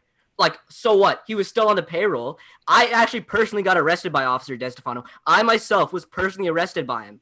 Okay, and I don't get why we live in a city where after a person of color gets beat up by a police officer, that police officer can go and arrest somebody else like me. You know, it's just total bullshit that he hasn't even had any repercussions. And I think it's total bullshit that you guys are trying to like not even do 8 Can't Wait. You guys aren't even really trying to go for it. You know, I think honestly the best thing to do would be to dismantle the police. And I think what we should do instead is fund community policing. And we should get rid of this bubble that we live in, this total bubble of Palo Alto and of this white privilege that we live in. Because right now, the way we're running our town, we allow people like Officer DeStefano to keep in positions of power because, you know, Officer DeStefano was in power for much longer after you know, he beat up Giulia Arevalo. He was still in power for a while. And I just want to say justice for Giulia Arevalo, and I yield the rest of my time. Thank you. Thank you. Our next speaker is Stephen Lee, to be followed by Jamie Hindry and Lauren Corey. Stephen, go ahead. Good evening. This is Stephen Lee, Palo Alto Human Relations Commissioner. I'm speaking on my own behalf. You know, I want to thank staff for all of the work that is done on this issue. And I especially want to implore this council to adopt the HRC recommendation fully and without equivocation and without any caveats. All of our experts essentially told us that these are common sense and consensus changes, which many other police departments are willing to make without exception. There really is no reason why we should water down the HRC recommendation with caveats and half measures, which is exactly what the staff recommendation does. It will certainly send the wrong message if Palo Alto wavers in fully implementing basic reforms and if we fail to do the very bare minimum. And it certainly doesn't bode well for the much larger and more meaningful changes we need to make as a community if we can't get this done. So I encourage you as a council to adopt the HRC recommendation fully and without equivocation. Thank you very much. Thank you, Stephen. Our next speaker is Jamie Hindry, to be followed by Lauren Corey and Jeff Conrad. Hi there, Council. I would like to express my appreciation to the HRC, to the staff, to council members, Tanaka and Ku for joining the HRC meetings. I would like to strongly urge council to accept the HRC recommendations as they are. As someone who listened to every minute of all of the HRC meetings and the panel discussion and the heard and read stories, it seems pretty clear to me that this is a first step and a necessary first step, and that the response by PAPD is one that aims to protect officers over protecting the public. I think their slight changes in verbiage that they recommend significantly loosen our ability to enact consequences and discipline on officers who do things improperly, who do their job improperly, and who should be removed of their role of authority. Police officers really need to be the best of us in our community, and from it's pretty obvious, pretty clear that right now they aren't the best of us. There have been numerous issues with officers doing things that really reflect poorly on us as a city and as a community. And many of those officers are still on the force. Some of them even got promoted after doing improper things. I'd just like to mention that Zach Perrin was promoted to captain after calling a coworker the N-word. He's in charge of all traffic enforcement, which is the most subjective part of policing. Thank you. Thank you, Jamie.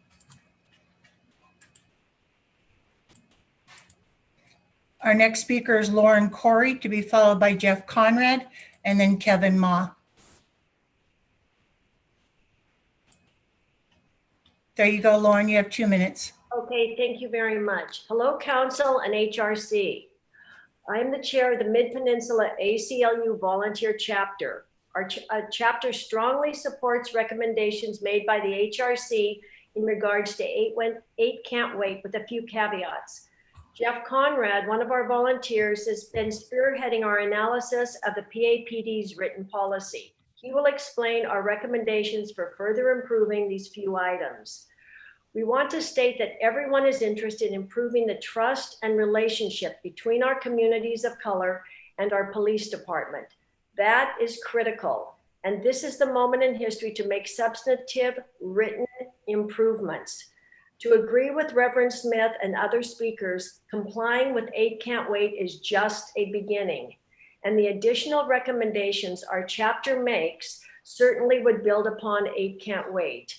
They are articulated in a lengthy submission to the council, the HRC, and the police chief. And we look forward to starting a dialogue after tonight's discussion on 8 can't wait. Thank you. Thank you, Lauren.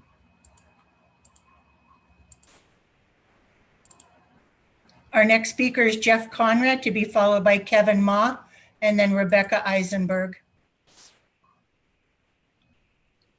Good evening. Go ahead, Jeff. I'm Jeff Conrad. I'm a volunteer with the Mid-Peninsula chapter of the ACLU.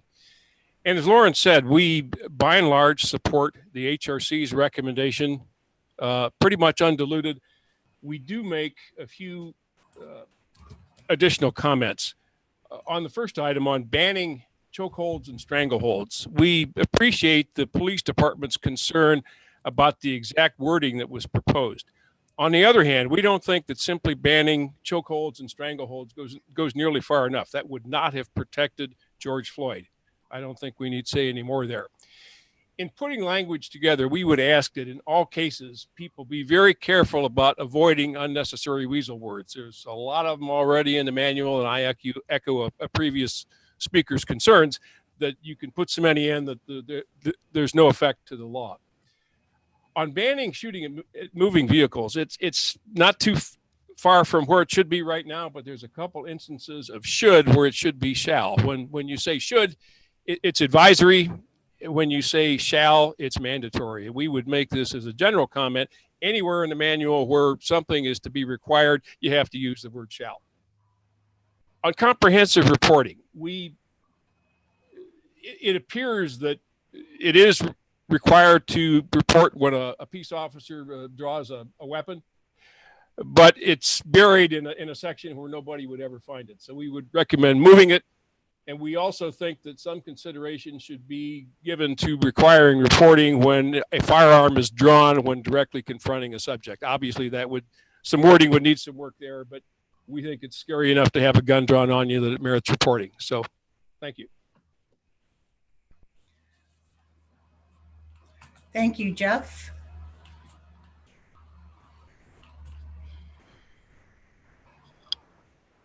Our next speaker is Kevin Ma, to be followed by Rebecca Eisenberg and Emily LaCroix. Kevin, go ahead.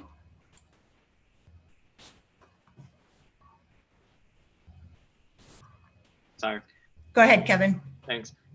I'd like to thank HRC and staff for coming back with this report after listening to the community and from subject matter experts. I'd like to echo what the ACLU representative said, that we want the HRC recommendations as is with amendments to make it stronger. We're talking about policing at a time under its most scrutiny, and we should not be making any more lenient mechanisms on basic accountability practices. As the HRC commissioners have said, this is a beginning of a process, and the can't wait part indicated that these were sensible solutions that should have been in place months ago, perhaps.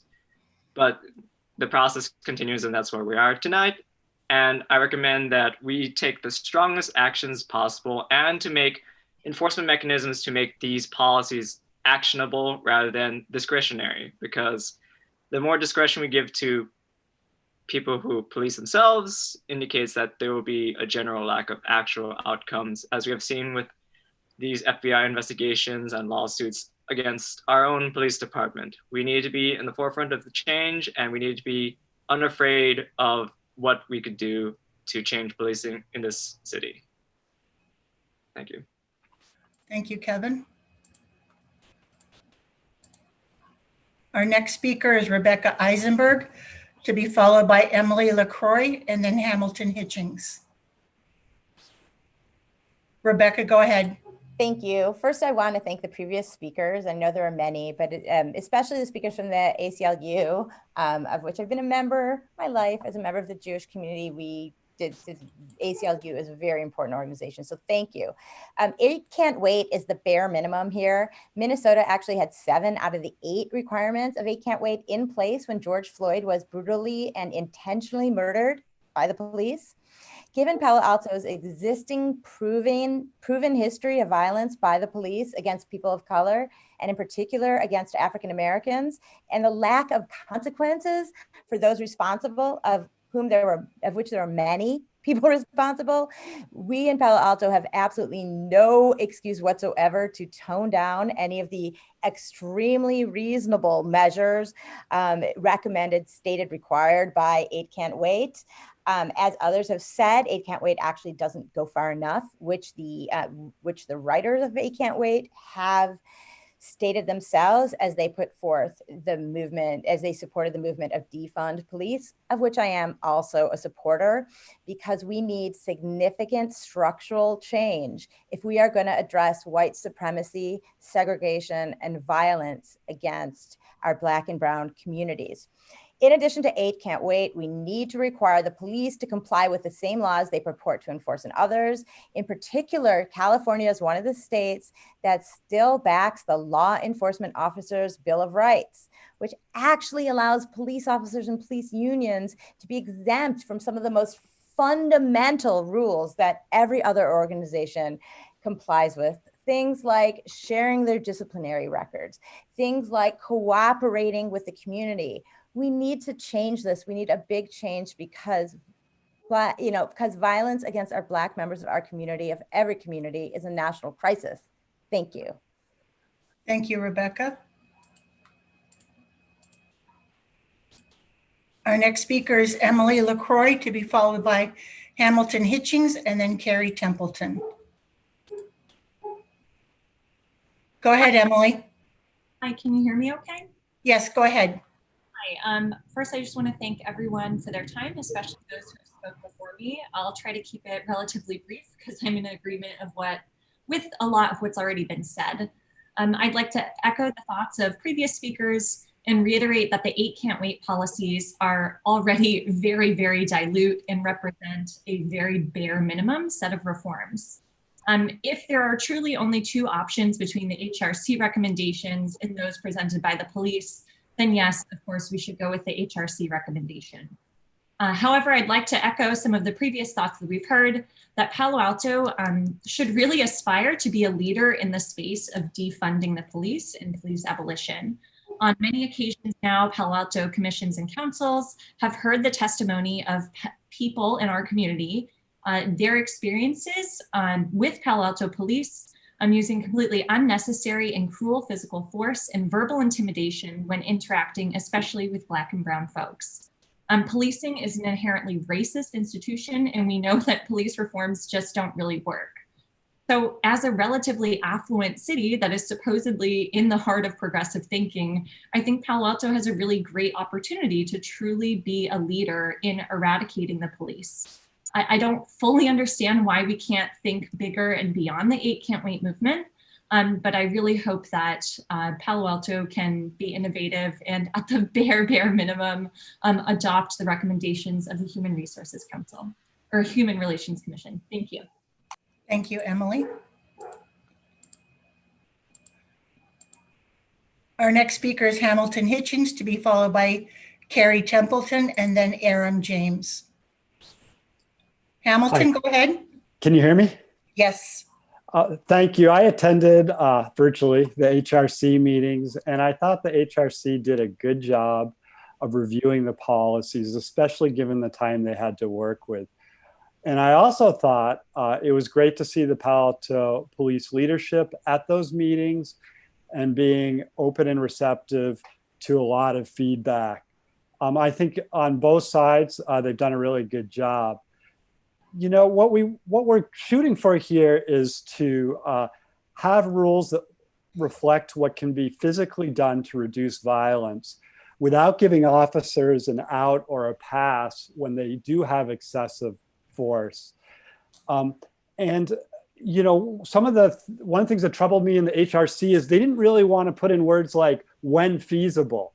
You know, the idea that someone can be shooting at a police officer and then he might have to go through some de-escalation policy when it's already too late is just unreasonable. There was literally a time in the HRC meeting when I think Stephen Lee was arguing against proposing something that was physically impossible. So I think that, you know, adding things like when feasible are important. On the other hand, we don't want to give any wiggle room that is unnecessary. And so that's why when you look at these two recommendations, you know, I think there might even be some middle ground between, you know, like adding when feasible, I think is a reasonable request. The other thing I would say is that It Can't Wait is really only the beginning of many things the police department can do to improve. Things like we're seeing a lot of discretionary stops of minorities.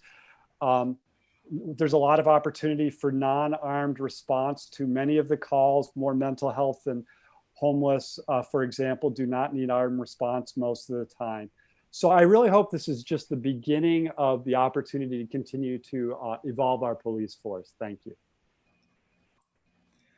Thank you, Hamilton.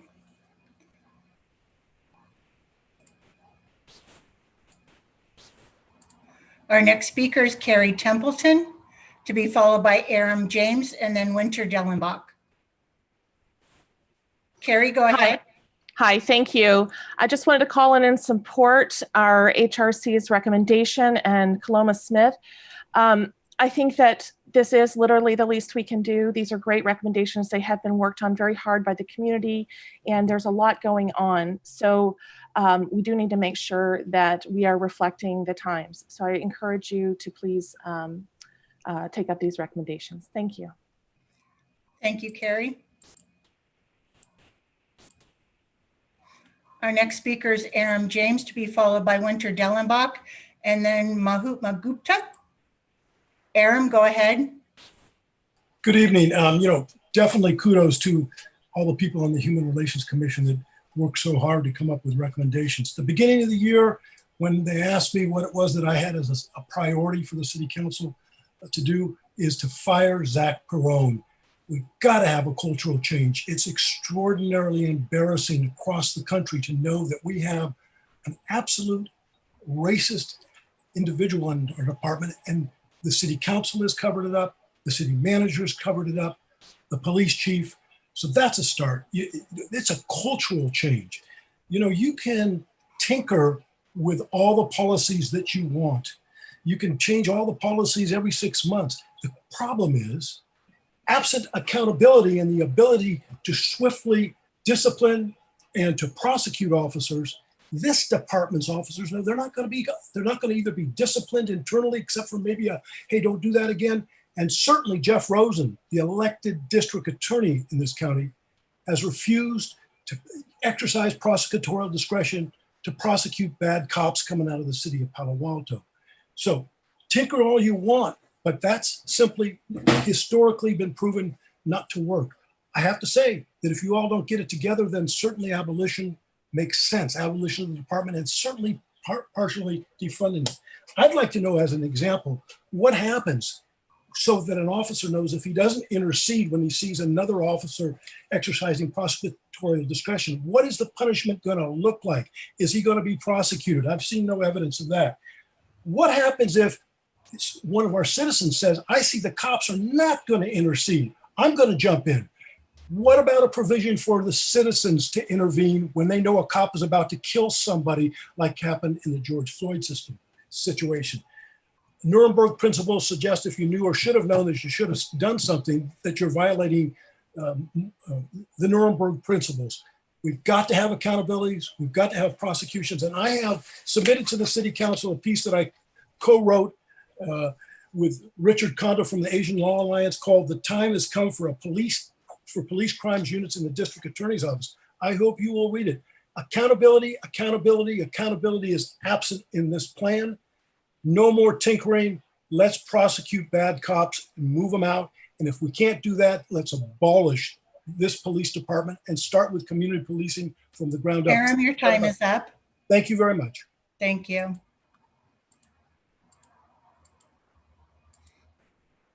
Our next speaker is Winter Dellenbach, to be followed by our final speaker, Mahutma Gupta. Winter, go ahead. Yes, thank you for considering 8 Can't Wait tonight. I sent you a memo over the weekend with 3 recommendations. The first one was on the de-escalation policy, tightening it up. The current policy is extremely vague. And I gave you examples, for one thing, of what de-escalation actually is specifically.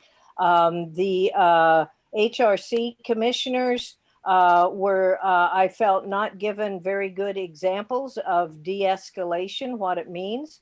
The policy needs more specificity, as I indicated in my memo to you, rather than the squishy and vague policy now, which I don't think will function very well to de-escalate or reduce the use of force as intended. Secondly, regarding the reporting, the use of firearms was completely overlooked. It was at the end of the HRC meeting.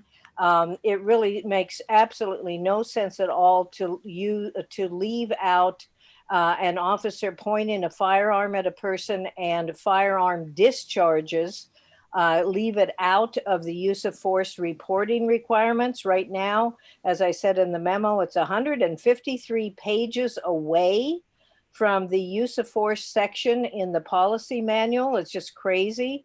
It's under non-criminal activity. There's 2 sections in non-criminal activity that simply needs to be moved into the use of force section on firearm pointing and discharge.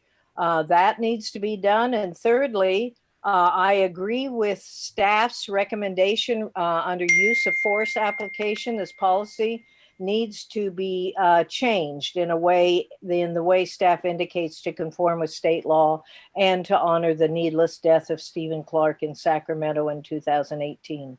So please do ratify my 3 recommendations. Thank you. Thank you, Winter. And our final speaker is Mahumita Gupta. Sorry if I have mispronounced your name. Go ahead. It's fine. Thank you for letting me speak. In terms of the 8 Can't Wait recommendations by our HRC, this is good. We should be enacting the 8 Can't Wait policies, but nobody should be thinking that this is enough. This is the babiest of baby steps. This is our starting point.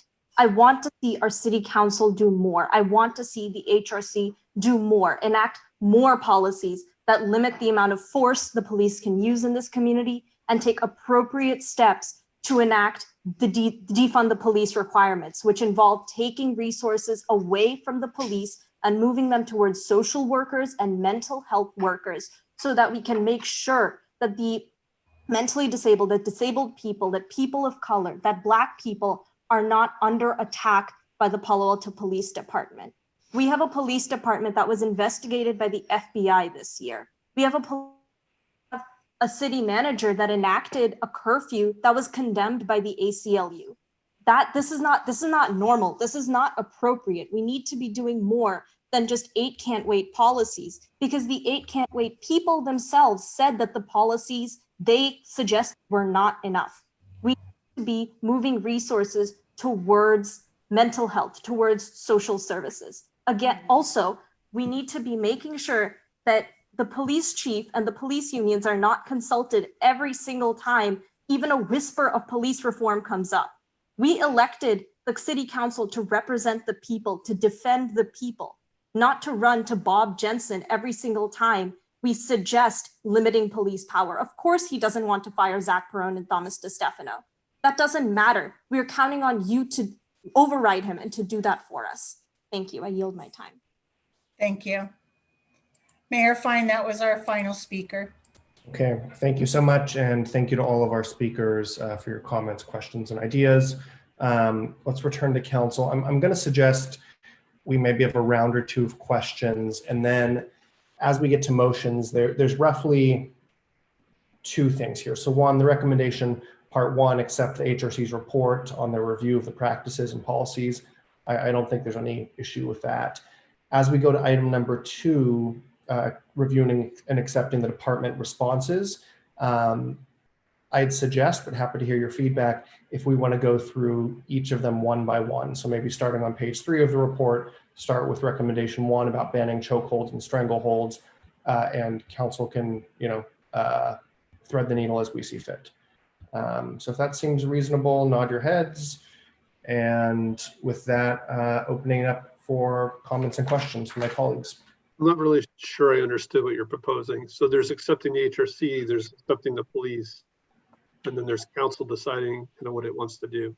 Well, the staff recommendation is to accept the police department's recommendations on items 1 through 8. Some of those in small nuances differ from the HRC's recommendation.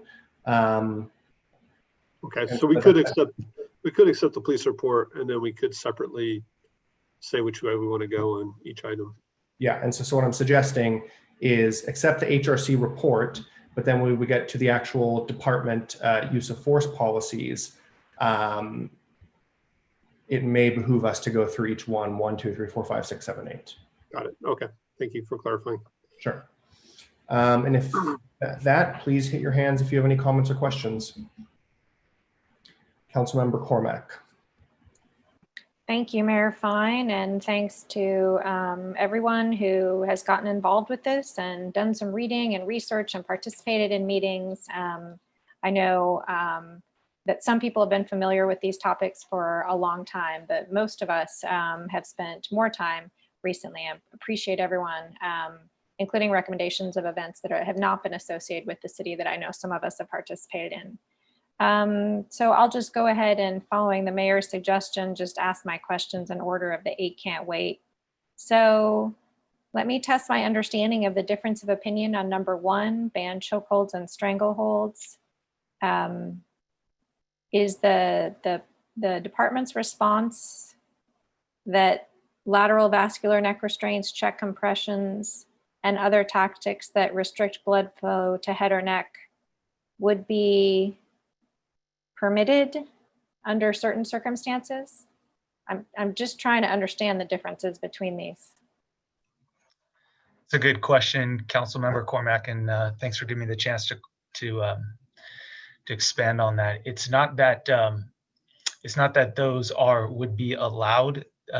Some of the context that I was trying to give in regards to physical encounter with a subject is that if you've ever been in a fight, know that. No, I'm meaning that in general terms. If someone has been in a fight, they know that anything could happen and they're unpredictable. And as Chief Johnson had alluded to earlier, our concern is that you could not deliberately or unknowingly find yourself in a position where you're on top of someone's chest, you're on their back, you're up on their neck area, because you're in this kind of dynamic, very explosive event. And I think that our recommendation, number 1, actually aligns perfectly with 8 can't wait, but it also speaks to the deliberate nature of trying to, the act or technique of an officer deliberately trying to restrict the blood or airflow to a person's head or neck, or applying pressure to that area. And that's, I think, what's the important nuance here. Okay, and then one of the things that is a little difficult to follow in all of these is where exactly is the recommended language from the department? There's a long paragraph and bolds. Which specific part is the department recommending? So the way that the staff had structured this report was that we would provide the high level verbiage to be included in the policy. Probably speaks most specifically to explicitly not authorizing chokeholds or strangleholds. The other two, B and C, as I spoke to when I gave the examples, were more high level, but all of those items that you see in there, and there's more in the specific write-up that was submitted in preparation for this meeting as to what we believe should be included in the policy revisions. And just jumping in, Councilmember Cormack, this is a little bit the note the Assistant Chief has at bottom, which is we are roughly providing direction on what the policy should look like, not wordsmithing between, you know, one or two choices tonight. That's going to be hard for me, but I'll try. Okay, thanks. I get that on number one. Councilwoman Cormack? Yes, Pastor Smith? I just wanted to state one thing. The reason that the HRC was so detailed on this is because we've seen several times in policing in America, like Eric Garner, George Floyd, where compression and holes are used, and then they say this, we wanted to make sure there was a standard that couldn't be used and that was held accountable. And we've seen a lot of incidents. You know, one of the major things that people are saying in protests is, I can't breathe, and these holes are the holes that can't cause people not to breathe. Thank you for that. All right, then looking at number two. Okay, now I think I understand where my questions were. Again, this would be sort of, the department's response would be, is not detailed here specifically, but it would be along the lines of this paragraph. That's correct. And I kind of tried to break it up into two things. One was that policy needs to be revised to meet the HRC's recommendation that de-escalation be required. We added the caveat of where feasible. That's consistent with SB 230. And then I also broke it up into higher level language that I think is important that we would incorporate in regards to clear explanation and guidance, such as the self-control, the effective communication, creating time and distance, etc. Okay, thank you. And then I do have a question. Oh, I'll just finish it. I see the assistant city manager signaling my time is at an end. I did not understand the HRC motion part that added verbal and or mental. Is that, I understand physical force and non-deadly and deadly force. Was that verbal force and mental? I'm sorry, I just didn't quite understand that.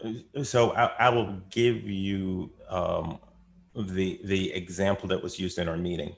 As a Black male in a car that is pulled over by a police officer, if an officer walks up to the car and is aggressive, speaks loudly, uses authority to bully the person, that is mental abuse.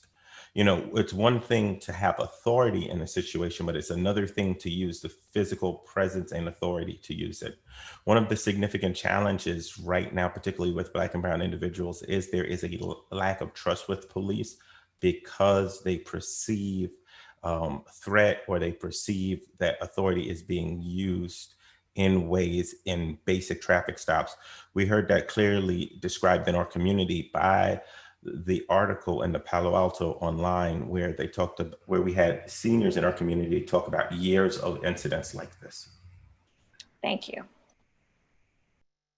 Thanks, Council Member. Vice Mayor Du Bois. Yeah, thank you. First, I did want to mention my concern for those that have been impacted by the fires, including, I understand, some of our own city staff and some of our police department. But second, I wanted to thank everybody, particularly the HRC and the public, for participating in this process. I do want to say that as we've gone through this process during the summer, our police department has been highly professional, and it's clear that we have, I believe, a police department we can be proud of in Palo Alto. So I want to thank them and just make that clear. You know, contrary to some of the public comments, our police department is not known for extreme racism. You know, in fact, some of the data we've seen, we've collected demographics for 10 years on traffic stops. We had that analyzed by outside groups, and no bias was found. And unfortunately, that data collection stopped through budget cuts, but we're going to resume collecting that data, and it's important that we do. So that said, I think we always want to improve our relationship with our police and members of our community. particularly those that feel disenfranchised. So fully supported these efforts. I just wanted to get that out there. So one question I had, and kind of the attachment, there's examples of our policy and then state law. So state law supersedes our policies, correct? Okay. And so if a state law, I see a nodding head, but I take that as yes. Yes, sorry, Vice Mayor, that you're correct.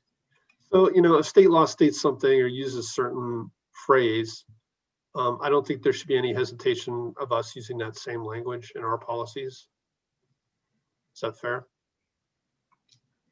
Yes, I would say that obviously I spoke to that earlier when I presented, and the police department takes that position for two reasons. Number one is it's the law, and number two, it's consistent with what the updates and what Lexipol, which is our policy provider, what they go off of. And those are subject matter experts and law enforcement attorneys who are essentially, we pay to be in the know and to ensure that our policies reflect the most recent up-to-date laws, both federally and state, and include best practices for law enforcement agencies, not only in regionally California, but across the nation.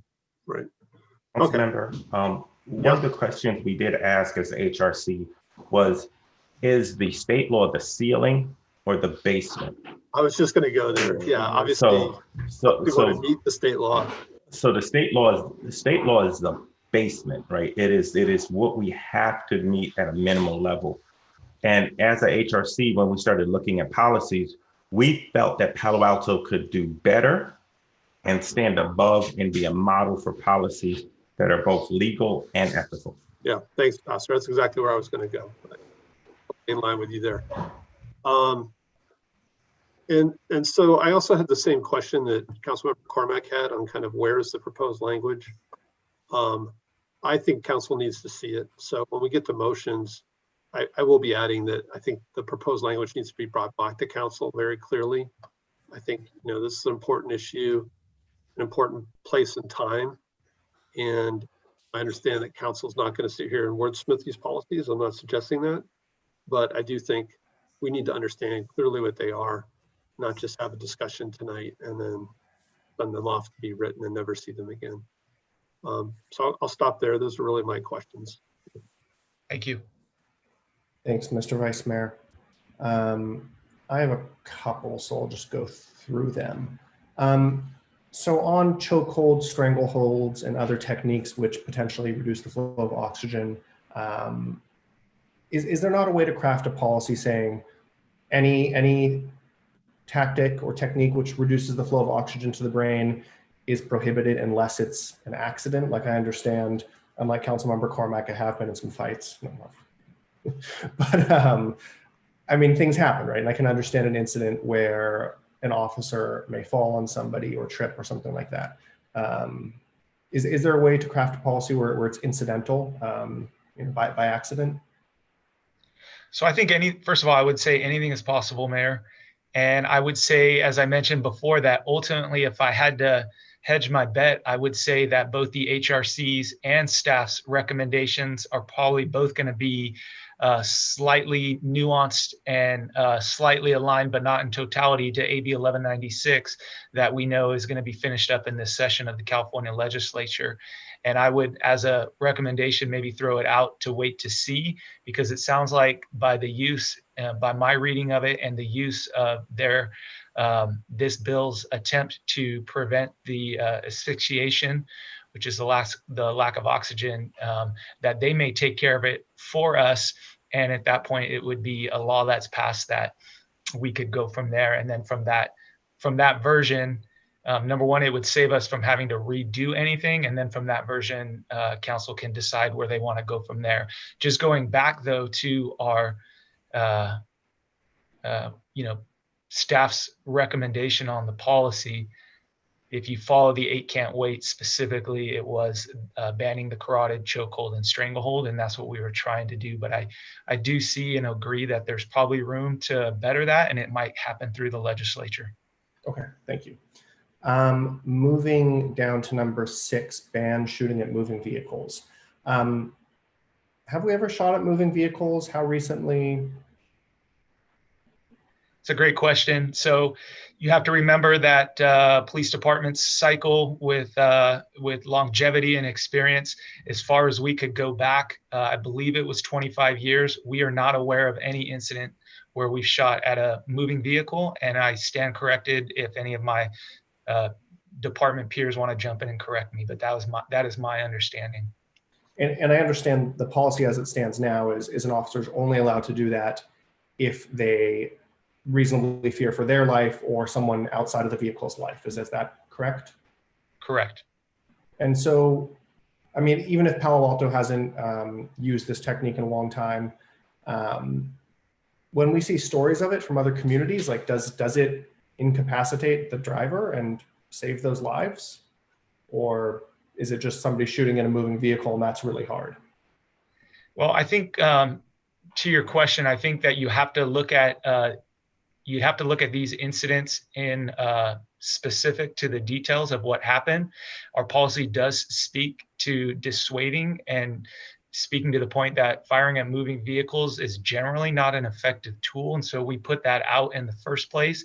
And then there's only 2 caveats where our policy would allow for the shooting at a moving vehicles. And both of those involved saving the life of someone, a community member, or the officer that are involved in that incident. Okay. So we do believe it's generally not the most effective technique, even in those circumstances. Yes, and our policy speaks to that. Okay. And then the use of force continuum, number 7. Can you just talk me through the slight difference between the police department's option policy and the HRC's?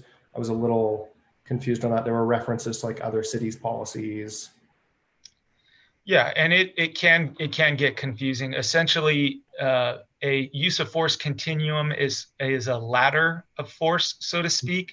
And so based on a certain circumstances that's presented to the officer, their officer utilizes a certain tool.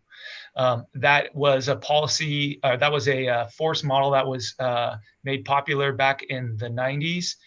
As policing has developed and improved in the way that they've, force options have improved, and as policy has been revised over the years, what we use now and what's consistent with Supreme Court case law and California case law is what we call the reasonable officer standard. And what that means is it's a set of circumstances that are presented to the officer, and the officer has to make a decision on which force is most effective based on the totality of that circumstances, what they're taking in. And so in a force continuum, an officer may have to work from the bottom.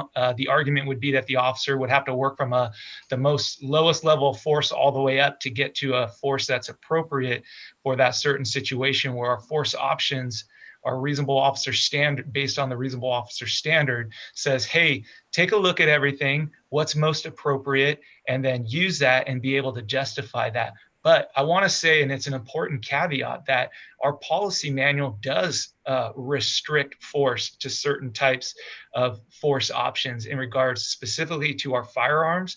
Our policy is very clear of when officer can discharge a firearm, to include the verbiage that I've recommended we add, which is when necessary and when the officer has exhausted other alternatives. And another force option that we're restricted on is our taser policy.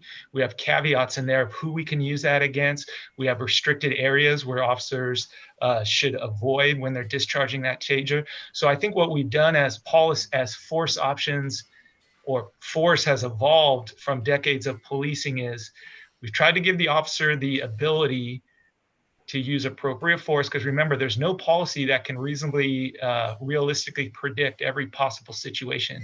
So we want the officer to be safe, but we also want it to be restricted when it gets serious. And we also want them to be able to, they have to be able to articulate why they use that force. That's the reasonable officer standard. Okay, thank you. I do see the Assistant City Manager with my time. Thank you, Assistant Chief. Can the HRC make a quick response to that? I did, yeah, I wanted to go to you next, Pastor Smith, just on this idea of like the ladder or use of force. So one of the critical issues that we came up with in the HRC was the idea that somebody was making the judgment. Dr. Jennifer Everhart's research on bias, particularly bias in policing, spoke to the fact that when they did the flash experiment, police officers, both Black or white, were more likely to shoot a Black suspect at, I think it was 4 seconds versus 7 seconds of a white suspect. So when you start using that judgment to make decisions on police force, you automatically are creating an atmosphere that is scientifically proven to impact those that are Black and brown. Jennifer Everhart has done the research. You can go read it. This is a factual basis. We feel that there needs to be a set of standards that are explained, at least create a framework of what needs to happen as far as how do you make judgments? What do you look for to make judgments to deal with and address bias? What the HRC does clearly understand is that this is heavy work, and that's why we said we should go to the ad hoc committee. We should look at some expertise. We should look at Everhart's research. We should get some of that other stuff involved. But the reality is when you bring people in with biases, on whether they are explicit or implicit, and then ask them to police other bodies, you are going to end up in situations where their judgment is going to go wrong. Okay. All right. Thank you. Thank you, sir. Moving to my next colleague, Councilmember Ness.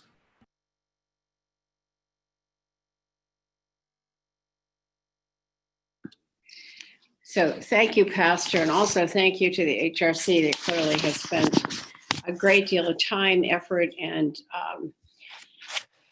very, very substantive conversation.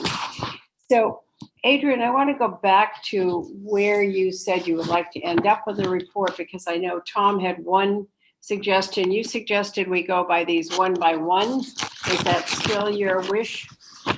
I think it's just one way of framing the discussion. I think if you look at the staff recommendation, right, item number 1 is accept HRC's report. Item 2 is the department responses and revise the use of force policies according to A, B, and C.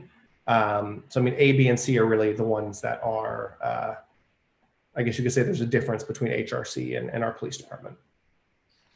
So I think if we're going to go through these one by one and we look at the first one, and I do think that that's one of the ones where there's going to be, as the pastor just said, it's going to be a totally different perception when somebody's actually in a situation that does require a chokehold or a stranglehold, which we now are saying is completely prohibited.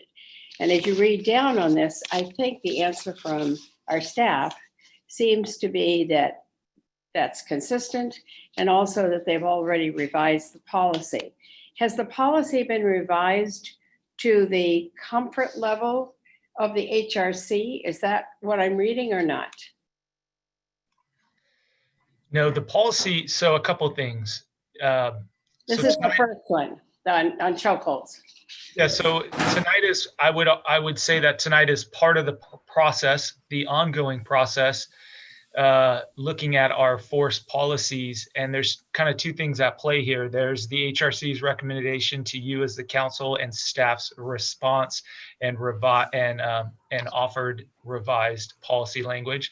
And then there's also pending language from Lexipol that we haven't implemented yet, but that is in a draft form for implementation and acceptance that is waiting for review. And so those are the things that have not been finalized yet. And review is by whom? So that's the process that I spoke to earlier, and that will be both the executive team, the department, and also our POA and our PMA, which is our Managers Association. Okay, and we will see that again at some point. So to Vice Mayor's Du Bois's point, it sounds, and I don't want to put words in anybody's mouth or create any type of motion, but it was my understanding that that is something that council is definitely interested in, that when the department does, get its direction from this meeting and creates a policy that ultimately will be implemented, that will be reviewed by council. Okay, I think that one in particular is almost the very start of this discussion. When Floyd was held, as he was in Minneapolis. So I think we begin with that one because that's probably the most, probably one of the most horrifying ones any of us would have ever seen. Looking at number 2, and I heard one of our speakers tonight spoke to de-escalation and indicated that there were other ways to describe de-escalation other than what we have used. I think he spoke to that a little earlier. Am I correct? Yes. So looking at that and seeing that you agree with their recommendation, perhaps at some point we need to discuss whether or not that goes far enough. And I'm not sure that's something that we actually know. But again, you said that was quite nuanced. Am I correct? Yeah, I think 2 things. So number 1 is from the get-go, and one of the things that I spoke to on July 22nd at the HRC meeting was that our policy was outdated in the sense that it suggested that officers should engage in de-escalation. So first things first was that we needed, in order to get in line with SB 230 and to be consistent with the HRC's recommendation, we needed to require de-escalation. The caveat that we built into that was when it's feasible. And what I had spoke to was that there are times when an officer, it's not feasible based on the situation. The other thing that I do agree with some of our callers and the HRC's recommendation is incorporating language that is clear, that provides clear guidance and a clear explanation for de-escalation tactics. You know, it's a balance between a policy, you know, if we had a policy that dictated or spoke to every single thing an officer can come across, it would be, you know, thousands of pages. And so the balance is trying to ensure that we cover the most appropriate things and that they're in the policy and that officers are aware of them. I will say, though, that it's very important to know that from the get-go, our recruits that are in the police academy, as also required by I believe SB 230, they're already receiving de-escalation training from the get-go. And so they're coming out of our police academies into our departments with de-escalation training. They're getting additional de-escalation training while they are in our field training program. And then our department as a whole is getting de-escalation training. So a lot of what is you know, in the training outline that the department members are getting, you're not necessarily going to find to that degree in the policy manual. So one of the things I think the HRC wanted to be very clear on is that we wanted to create a culture and be very clear that there are de-escalation things in there and that they need to be at least considered in things. You know, one of the things that a policy manual is, it's also a cultural guide.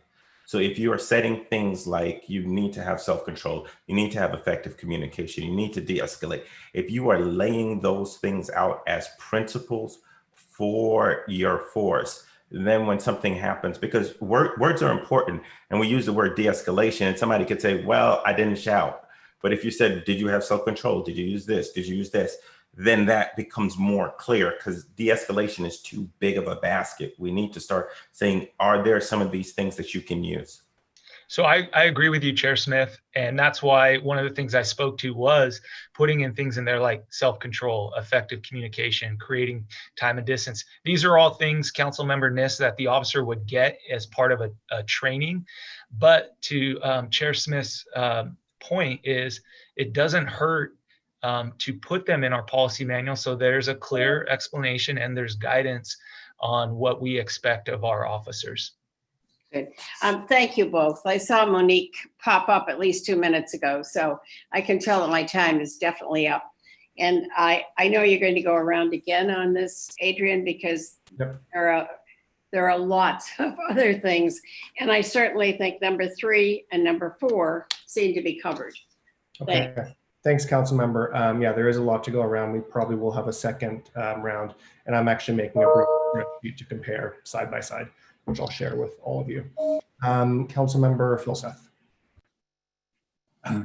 Yeah, thanks very much.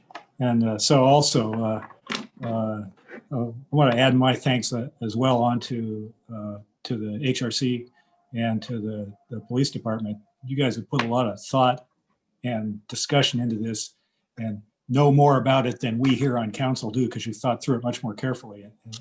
And so I apologize for what are going to sound like some dumb questions here. But it seems to me that in general, it seems to me like, you folks are pretty much in agreement on the substance of this, but there are some differences in sort of the language and the words used to describe it. And for some of these, it's hard for me to tell the difference because I don't have the benefit of having spent the time on it than you have. And some of these things, whether de-escalate if it's feasible versus start with de-escalation, and if de-escalation doesn't work, then proceed to something else. I'm having trouble parsing those things seem pretty similar to me. And so, and to Chief Binder's point, you're probably not going to be able to describe in writing every conceivable case that any officer is likely to run into with any member of the community they find, right? So there's going to have to be some slack here. So I guess what would help me is in some of these places where there is some not complete consensus on language, it'd help me to know, okay, between the HRC's version and the PAPD's idea, what is it that one allows that the other one doesn't? That is, what circumstances are we differing on? Or are we agreeing on the circumstances, we just don't agree on the words to describe it? So let me pick chokeholds and strangleholds as an example. I think what I heard from Chief Binder is, well, we all agree on, grabbing somebody by the neck or something like that. But, if there's a scuffle and somebody falls on somebody, there might be some unintentional chest compression. So is that the sense of this where the PAPD version says, well, unintentional chest compression and a scuffle is okay? And that's the difference? Because I heard some of the people in the audience, and I can't believe this, say, well, as the PAPD version is, that would theoretically allow what happened to George Floyd, right? Which I can't believe anybody actually means, right? But so it would help me to understand sort of what it is that there's disagreement on whether it should be policy or not. That would help me. As far as de-escalation is concerned, thank you very much for you folks both for going down that direction. To me, again, not as an expert, de-escalation is kind of a buzzword, right? I don't know exactly what it means, right? And so if you had some specific pieces in a specific de-escalation protocol and were in the policy manual and everybody understood it and so forth, that would help me as an outsider on this as well. Let me go back to the chest compression example. So Chief Binder, you said that, one of the things you're worried about is there's a scuffle and somebody falls on somebody and their chest is compressed. When's the last time that happened in Palo Alto? Well, I couldn't tell you because we haven't specifically done an analysis of our force incidents looking for that specific, but I think your point is well taken. And I would say that, and I don't want to speak for Chair Smith, but I think that in the spirit of the HRC's recommendations that the department is trying to meet the spirit of 8 Can't Wait HRC and preserving the sanctity of life, in that we don't want to deliberately restrict airflow and or blood flow to the head or neck, which would cause a George Floyd situation or no, we all know that. So I think that the way that the HRC's recommendation is written is that there does allow for a caveat where an officer not intentionally or not deliberately lands on a subject's chest during a scuffle that does restrict the airflow. That's not the officer's intention. Okay. As long as we're going down this path, Pastor Smith, is it the intention of the HRC to prohibit that? So one of the things that we want is to explicitly state that the chest compression and other tactics that restrict blood flow to head or neck. I will even say it like this: it's almost like, imagine a schoolyard bully grabs somebody in a chokehold, and they just keep holding them, and they're torturing them in that position. What if not in Palo Alto, but in other areas, police officers just grab people by chokeholds, We've seen it. Yeah, we've seen it. So what we want to do is set a standard in our city that this is not acceptable in any shape or form.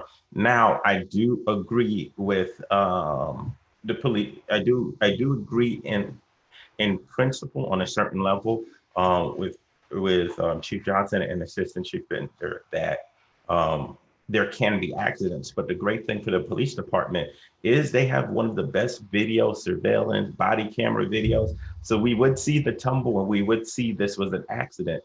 So I don't see an issue putting the language in there, because if the body camera video is there, if the car video is there, it will be very apparent to everybody that this was an accident. This was not an intentional act. Well, okay. So again, spooling down this one as an example, sounds to me like there's sort of general agreement on this point that if there's a scuffle and somebody falls on somebody, that it's, that we're not going to be held, you violated procedure because this happened. Mm-hmm. So on the other hand, the language should be precise enough, that it's clear, right? So maybe this can be resolved by revisiting this one, for example, can be revisited by, with some words about temporary or incidental or accidental or unintentional or something like that, right? Because it's important that we get to a document that everybody agrees on, right? Given that everybody agrees on the circumstance that we're trying to prevent or not prevent, that's much easier than to get to some language that we agree on than we don't agree on the circumstance. And Council Member Philseth, to your point, and as I mentioned earlier, I actually think 1196 is going to get us there, AB 1196, because it specifically is going to talk about prohibiting the use of tactics that involve a substantial risk of positional asphyxia. And so we might get there anyways. And I'll say two more things, because I do think that at its heart that the HRC and the police department both value the sanctity of life and the use of de-escalation in order to avoid the use of force in a situation. And so I think that, we can always continue to examine that policy. I think our biggest concern is differentiating between something that is deliberate and something that happens in the course of a really dynamic situation. So maybe that's the sense of what we'd like to try to get to. And to Pastor Smith's point, right? Just because the state law says it doesn't mean that we can't go beyond the state law. I mean, state law tends to be compromises hammered out between lots of stakeholders and so forth. That said, if there's useful language in the state law, good artists borrow and great artists steal, right? So, okay, thank you very much. Thanks, Councilmember Philseth. Councilmember Snaka. So I have a few questions. I'm looking at policy 4 and the Paulton Police Department response, which says that it will use other available resources and technique. And it's a quick question, but does this also include redirecting, let's say, like, for instance, a social worker to incident versus the police officer? Or what did you guys contemplate when you guys wrote that response to number 4, the can't wait policy 4? So I would say that it maybe on a grander scale, the inclusion of a non-law enforcement person to help in situation. I know that's part of the bigger conversation, but specific to requiring the exhausting of all alternatives before shooting. This is specific to a use of force incident that's going to involve the discharge of a firearm, and the officers to use all available resources and techniques encompasses a number of things. It's verbal de-escalation, and all the things that go with it, creating time and distance, using self-control, effective communication, some of those things that we've talked about, and then also utilizing other components, less lethal options that our officers are all have at their disposal, such as we have the taser, we have a 37 millimeter projectile, which is essentially like a rubber ball that is very accurate, that can be discharged at distance. It tends to leave a bruise where we hit. That tactic and tool is another tool that we restrict. So that's what that is speaking to. Okay, but it's not speaking of like other people resources, only other tools and techniques. Yeah, I mean, unfortunately, when you're in the moment and it's going down, my guess is there's probably not time to bring someone else into the picture at that point, because the officer has to make a decision. Sometimes those decisions have to be made very rapidly, but what we're going to require is that the officer has utilized these other available resources and techniques, if safe and feasible, prior to using that deadly force option.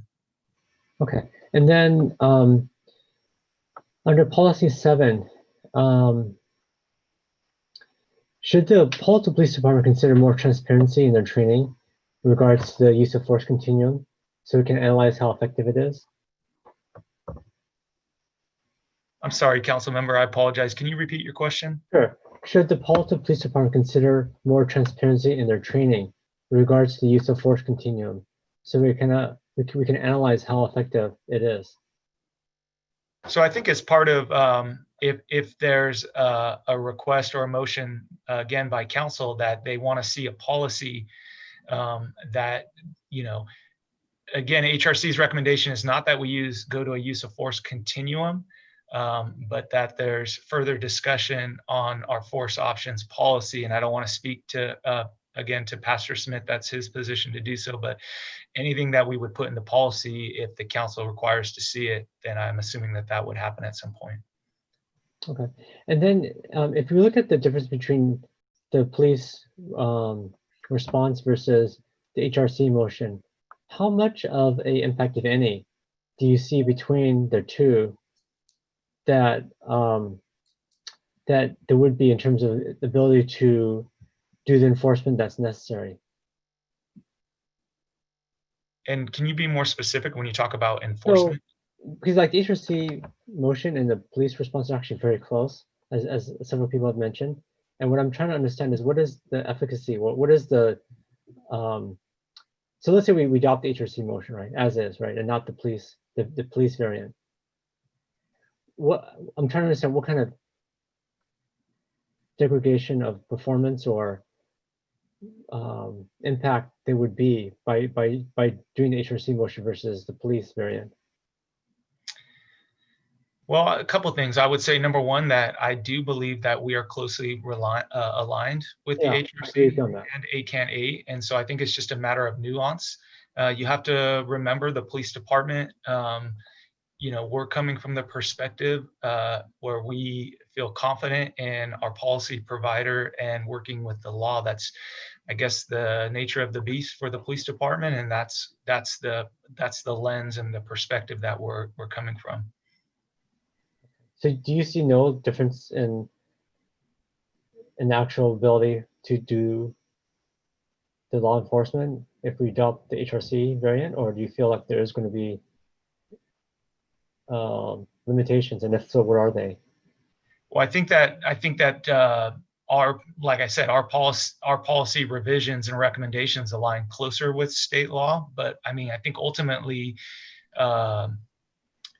we're trying to accomplish the same thing. I'm not sure if I am answering your question. Not really. I apologize. I'm trying to see if we just adopt the HRC policy, what are your hands going to be tied in some sort of way that you're not going to be effective in your job? And I don't really get a straight yes or no. So that's what I'm getting after. So I'm trying to understand that. That's a fair question, and I think I understand it. I can't tell you tonight, because I only speak for myself. I can't tell you tonight. I can give you my opinion that we're that we're closely aligned, and I would ultimately have to see the language that's settled upon either by council recommendation, meet and confer with our employee organizations. So tonight, I can't tell you solidly, I can't give you a definitive answer that just going with the HRC would be absolutely fine and that there's no issues with that, because I don't have the authority to ultimately speak to that and its finality. Again, I think that we're close. I think that we align, and I think it's part of a discussion for you as council as to what you're looking for and direction, and then going from there. So I guess I want to ask maybe the mayor or city manager, but so is a goal tonight just to come up with like our recommendation, and then staff will come back and, you know, kind of explore the implications of it and then come back to us for finality? Or is this, are we trying to launch it off now and what we say is going to be it, and then whatever impact there is the impact, or what's the process here? So the Mr. City Manager. All right, thank you. Well, certainly, if we can get there, having council direction on where you'd like this policy to end up is what we're looking for. And so you're hearing some pretty nuanced distinctions between what the HRC had recommended and what staff is recommending. I think maybe just to hit a fine point here, based on the Assistant Chief's comments, that the staff recommendation does reflect some concern that the recommendations from HRC can have situations in which it does limit police department's ability to do their job and issues around safety. So I think that is accurate, clear enough from my perspective to be able to say. So that said, I think that the issue before the council this evening is where is, how to balance that concern against the very valid observations that Chair Smith has shared. Can I make one observation? We as a commission want to push back on the idea that this will in any way endanger officers or limit officers, because these policies have been adapted nationally by several different police departments after several different levels of analysis, and never would we recommend a policy that would A, cause a public safety issue, or B, put a police officer at physical or mortal harm. So these policies are vetted and have been implemented in the state of California and nationally by several different jurisdictions. So we're not first to this party. We're not inventing the wheel. As a matter of fact, we're at the back of the train right now, trying to catch up to the rest of the country with this policy.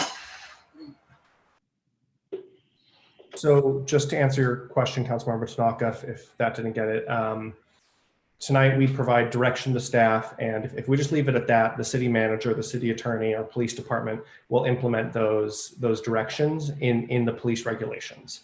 As the vice mayor mentioned, he would like to see the actual verbiage, and we can request that it comes back to us, and I assume staff will do that. But it's, this being like more of an administrative and operational regulation, it's probably not going to benefit from council's normal wordsmithing. If that makes sense. I'm not really into wordsmithing either, but I do I thought, it would be great if the police department could say, what the impact is, if any, right? Because Chair Smith, maybe, and to be honest, the two variants are very, very close to each other, right? They're almost identical. Well, not identical, but very, very close. So, and so it would be nice if, I don't think we have to wordsmith it here, but it'd be really nice for the police department to fully consider it and tell us, well, if we do the HRC variant, here's what it means. And maybe it means nothing. It means the same as a police variant, or maybe it means something else. I don't know. But when we can't get a simple answer like this, I kind of feel like maybe staff needs to, really look at it, or meet and confer. What you guys have to do to figure out what does this mean? Because I think if we just say just do this, we don't know what the impact is. It seems kind of weird, right? I will just jump in, like, even though we're identifying nuances, each section in the report does have, policy implications that staff discusses where they find the differences. Chief Johnson, did you have any comments on this? I saw you join the video. No, all I'd like to say to answer Councilmember Tanaka's question, because I did voice it publicly in a couple of the forums and the meeting with the HRC, is yes, I do think implementing specific policies that outright ban things could have a detrimental effect, not only to officer safety, but to the public at large. Mayor, I look at your backdrop there, it gives me a perfect example of what I would be most concerned of, and that's exactly what I shared at one of the meetings, was if you were to flat out ban shooting at a moving vehicle, and during all these closures that we have and outdoor dining and everything else, if this officer had a vehicle that was going down University Avenue at 100 miles an hour with the intent of driving through those barricades to do harm to our public, and that was the only option available to them, I would want them to take that option. But by outright banning that option from them, you're putting people at risk. And I, as a chief, said in that meeting with HRC, is I would most likely never support that. But with that said, we will do what this council wishes us to do. We've been very progressive in dealing with the policies, very proactive in modifying our policies. But as Chief Binder said, there's a balance between policy and protecting our personnel and the community at large. And that's what we're trying to do with all of these suggestions and recommendations. So I would like to thank all of you, especially Pastor Smith, through this process, because he's been a phenomenal partner as we worked and had these tough conversations. And for all of you that have been in these conversations as well, it's been a great opportunity for us to engage with the public and the council in making our department as best we can be. So thank you. Thank you, Chief, and thank you for your leadership on this issue as well. Councilmember Koo. Thank you. So it's very interesting hearing all the discussions from everybody. And I do want to say thank you to the HRC and great job, Chair Kaloma, on your work with the HRC and this topic.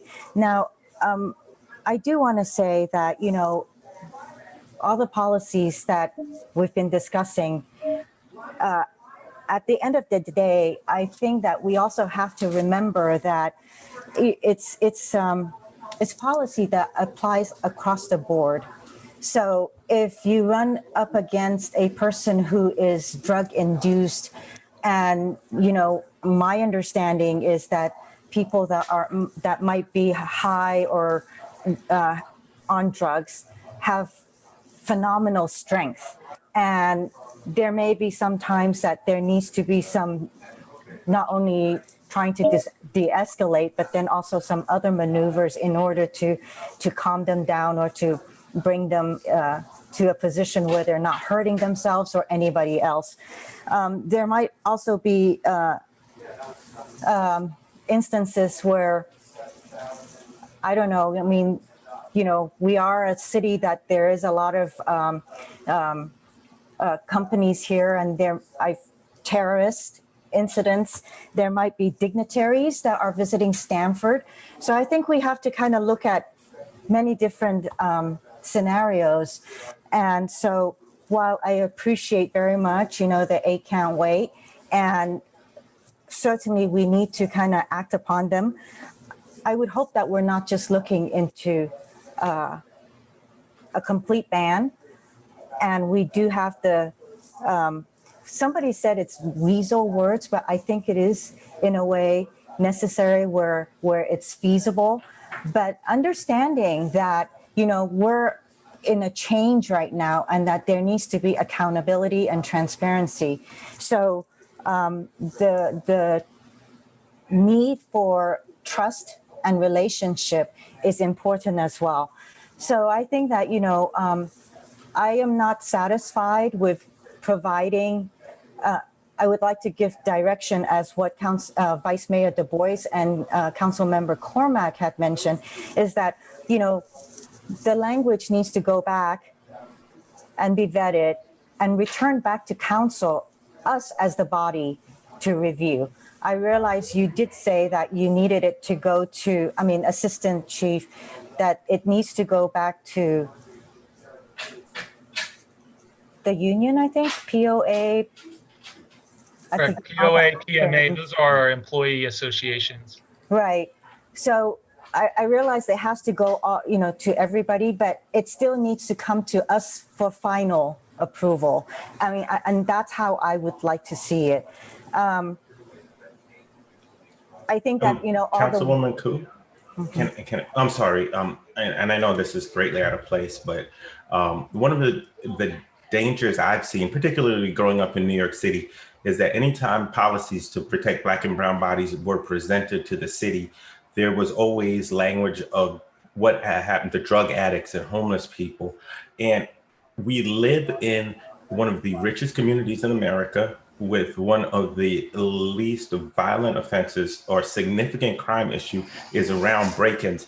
So as we consider policies that impact Black and brown bodies, I don't think saying a drug issue that doesn't exist in our community should drive this, because I personally, as a Black man, am a little bothered by that. And I might never ever get to speak at council again for saying all of this, but I'll say it anyway. I appreciate you saying it. And I did not say that, having all the other things I said govern it. It is exactly what we're here looking at, is our policies that discriminate or could be considered racist. At the same time, I do have to say that as the HRC is going through all this, there also needs to be added for community to start recognizing when they call the police and force the police to go out and address the issue, that they are saying that they could be formulating racist incidents for police to have to respond to. So there's that education part, and everything works together. Everything has to work together, including from kindergarten or from preschool. So schools have to be involved in all of this. It's not just one or the other, it's everything. And I just want to just continue on just to say that in this policies, anywhere that the word is should or something else, it should be shall. It shall be shall, And I know I see our assistant manager on SB 230. I understand you said that it goes into effect in January 2021. But are you pushing it up now in order for it to be implemented now? I think that's the goal. That's been the goal all along, as SB 230 is going to be coming due soon. And as this discussion with police reform and the ad hocs and part of council, our item number 5, as City Manager Shikata had spoke to earlier, I think it's in the police departments and the community's best interest to try to implement this verbiage and this language. Let's get ahead of this. Let's be ahead of the schedule and the deadline and get it in as soon as possible. So that's good to hear. Then on number 7, require use of force continuum. I see there's a city attorney note that it's under the charter and municipal code that council should direct city organization through the city manager. Now, in order to change that, we'd have to change the muni code. And if it's to change the charter, does that mean we have to go to the voters as well?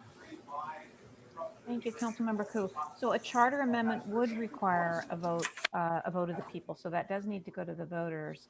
But I don't think that council should view that comment as limiting anything you might want to do on this item. It just means that you need to give your direction to through the city manager. In other words, the council doesn't give direction to department heads or subordinate employees directly. The charter says that the directions to be given through the city manager, and that it's essentially the same thing. It's a form of communicating your wishes, but those still are your wishes, and you're the highest policymaking body in the city. So it one way or another it will happen. Does that make sense? Yes, thank you so much. I'll return. Thank you. Okay, so I think we're on to a second round. I see there are more hands. Let's go for another round of comments. I guess I'll just point out, I think, there are 3 of these policies that are policies consistent with 8 can't wait. There are 2 which I think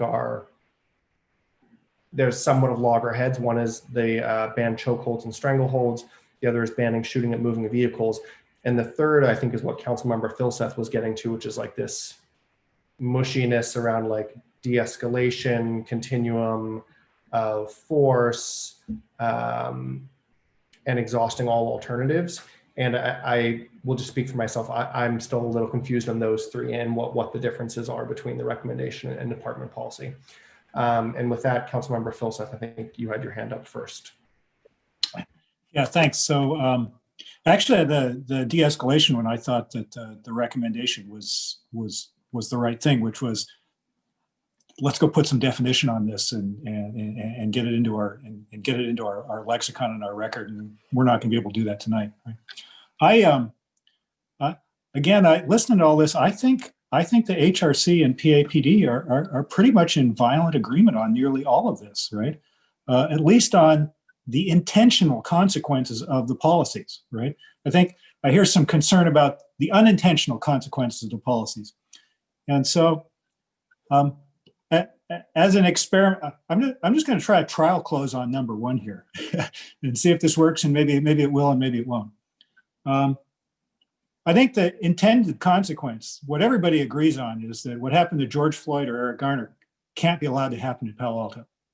And what I hear from the HRC is that, look, okay, restricting blood flow to the head and neck is dangerous. We shouldn't do anything that does that, okay?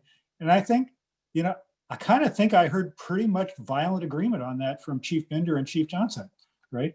But their concern is that, well, if we just do a blanket ban on everything, then there might be some circumstances we didn't think of, somebody falls on somebody and so forth, right? Where it's not covered. On the other hand, the concern I hear from the HRC side is that, well, if we just limit it to chokeholds and strangleholds, then maybe there's something we haven't thought of that fits into that category that will still cause blood employment impairment to the head or neck, and people will say, well, it's not covered under policy, right? So it seems to me that in this particular case, it really revolves around volition versus accident, right? I think, Chief Binder has said, look, the video will show it, and Pastor Smith agreed, right? The video will show it, and the video shows that we did something wrong, and it's going to be very, very clear. So the language reads, and I'm with Councilmember Du Bois. I think the language is important because the language is where we define the policy. The language reads, chokeholds, strangleholds, lateral vascular neck restraints, chest compressions, or any other tactics that restrict blood flow to the head or neck be prohibited. I actually sort of think that covers it because tactic sounds to me like intent. You don't accidentally do a tactic. But what if we strengthen that a little bit and used a word like methods, okay? So chokeholds, strangleholds, lateral vascular neck restraints, chest compressions, or any other methods that restrict blood flow to the head or neck be explicitly prohibited. Because if you fall on somebody, that's not a method, okay? But if you grab them around the neck or you wrap a garden hose around their chest or something like that, that's a method, okay? So if you did that, does that work? And can we resolve this one and go to the next one? Because there's only 3 that there's really disagreement on. So let me say 2 things. So number 1, I think that in my opinion that the way that the HRC has presented their recommendation to the council is that, and I know I'm going to disagree with Chair Smith, and I would say that I'm going to respectfully disagree. And that is that if an officer is so concerned with avoiding being on someone's chest, back, or neck during a fight because they don't want to be out of policy and they're afraid that they're going to restrict the person's airflow, then they're not concentrating on the most important task at hand, which is taking this person into custody in the most safest manner, both to the subject and the officer. And as I've said before, I think that the real key here is the deliberate act. And that's the only thing that I see as a difference between what the main difference between what the PD is staff is proposing and what the HRC has recommended? I think the critical side to the HRC is we want to cover all of the bases, and I think you say it best with tactics. I don't have a problem with you using language like accidental after we describe the tactics, because if somebody falls on somebody's chest in a fight, that's an accident. But we've seen too much nationally and across the country, where now the mantra for many marchers is hands up, I can't breathe, I can't breathe, and I think the reality is like we are asking that the intentional tactics are listed out and put there. If something happens accidental, the great thing about our city with the resources we have is that it can be easily identified by video. How about Pastor Smith's words? Suppose it said, or any other intentional tactics that restrict flow to the. So I mean, you're trying to capture this deliberacy, right? So I think in the interest of time, we may want to start getting some words up on the board actually. And so Councilmember Filseth, can I suggest to you maybe a motion around this item 1? I think you've laid out something interesting around methods or. Well, if we could throw the language up, I don't want to make a motion until there's consensus here. Okay. Councilmember Niss. I mean, I will if necessary. But. Wait a second. Are we done this? Can we put the language up? We can, yeah. I don't want to let Chief Binder and Pastor Smith off the hook here yet. Yeah. Okay. Understood. So Eric, are you going to make a motion? I move that we adopt the language, the HRC language: chokeholds, strangleholds, lateral vascular neck restraints, chest compressions, or any other intentional tactics that restrict blood flow to the head or neck be explicitly prohibited and added to PAPD policy. Okay, I would second it. Okay, thank you. Can I assume your motion is nested within the rest of the recommendation, or do you want to get to that later? Do them one at a time. Up to the mayor's discretion as to whether. Let's do them one at a time just to keep it clean. And if the clerk could put that up for us. And then let's focus our discussion on and this. And again, this is the council recommending language, okay? This is not adopting language, right? You want to speak to your motion? I think both groups here have done yeoman's work in trying to identify the real issues here and in a spirit of a spirit of trying to get to the right place and the best place for our community. And I salute both you guys for doing that and both teams. Great, thank you. Councilmember Niss. So I think this is where you kind of split the baby. You can go one way or you could go the other way. I think, Eric, this covers much of what we have said accurately, but all of this is going to be nuanced at some point along the way. I think this is a good place for us to be tonight. And I'm going to guess at some point, a lot of this will come back again.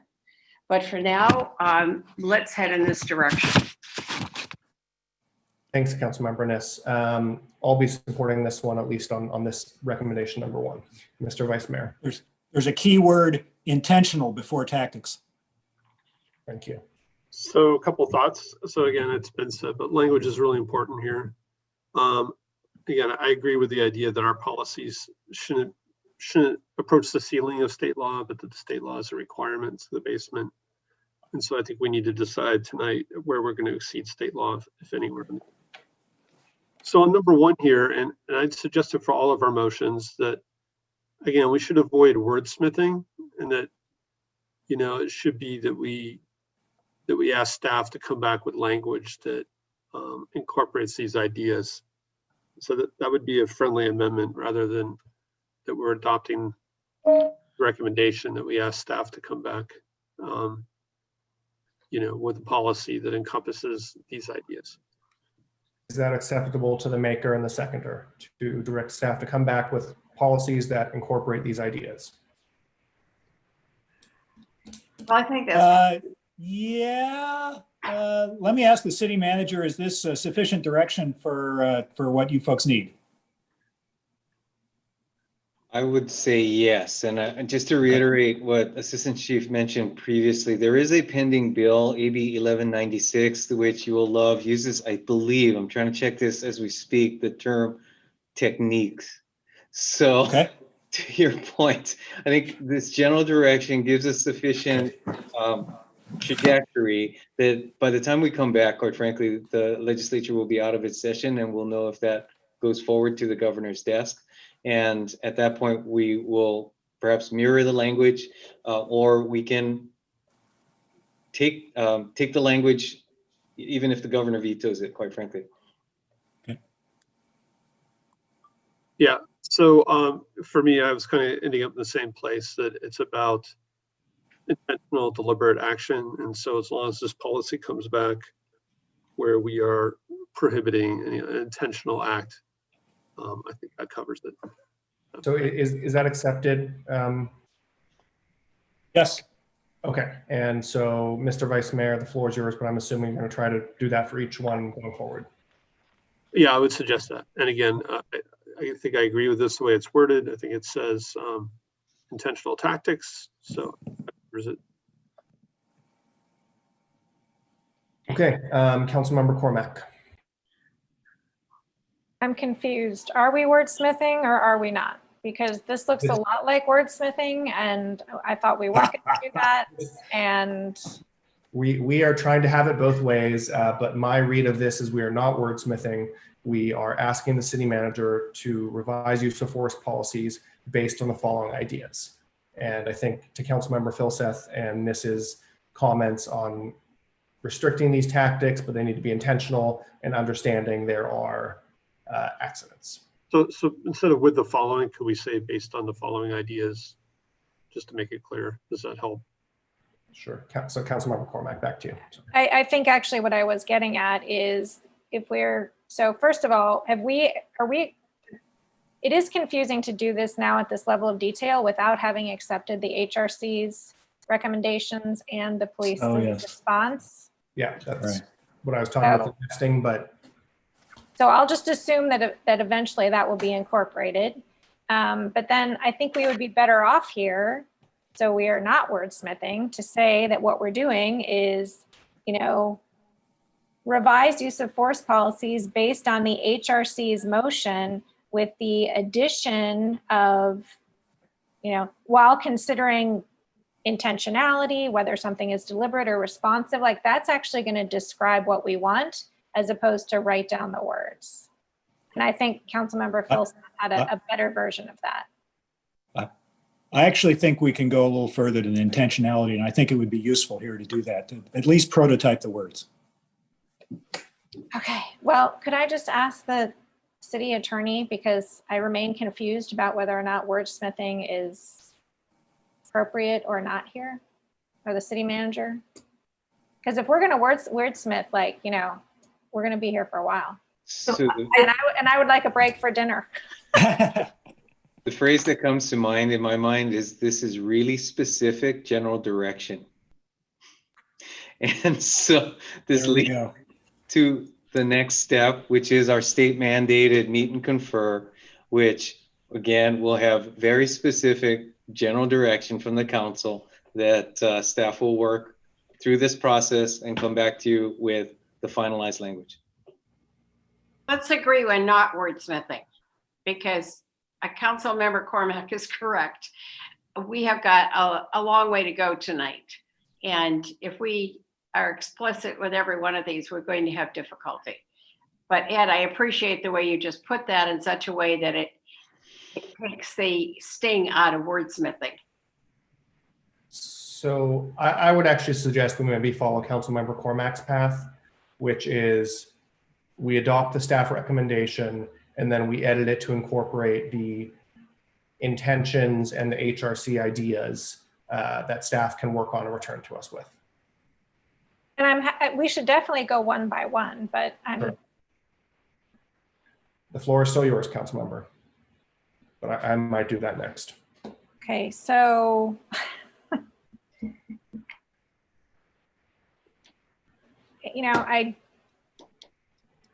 guess I asked the maker. I guess I would need to ask the maker about, is it just the word intentional? Is that really the only change here? Yeah, I think so. Unless Okay, the city and then managers. does the police department believe that that captures the difference between something being deliberate versus accidental? I think that's a good question, Councilmember Cormack, and I'm only going to answer for myself, but I do think that that does capture what we're trying to parse out here with a fine-tooth comb. Okay, great. Thank you. Okay. I'm just going to try a substitute motion just to try and see if we can do this a little cleaner.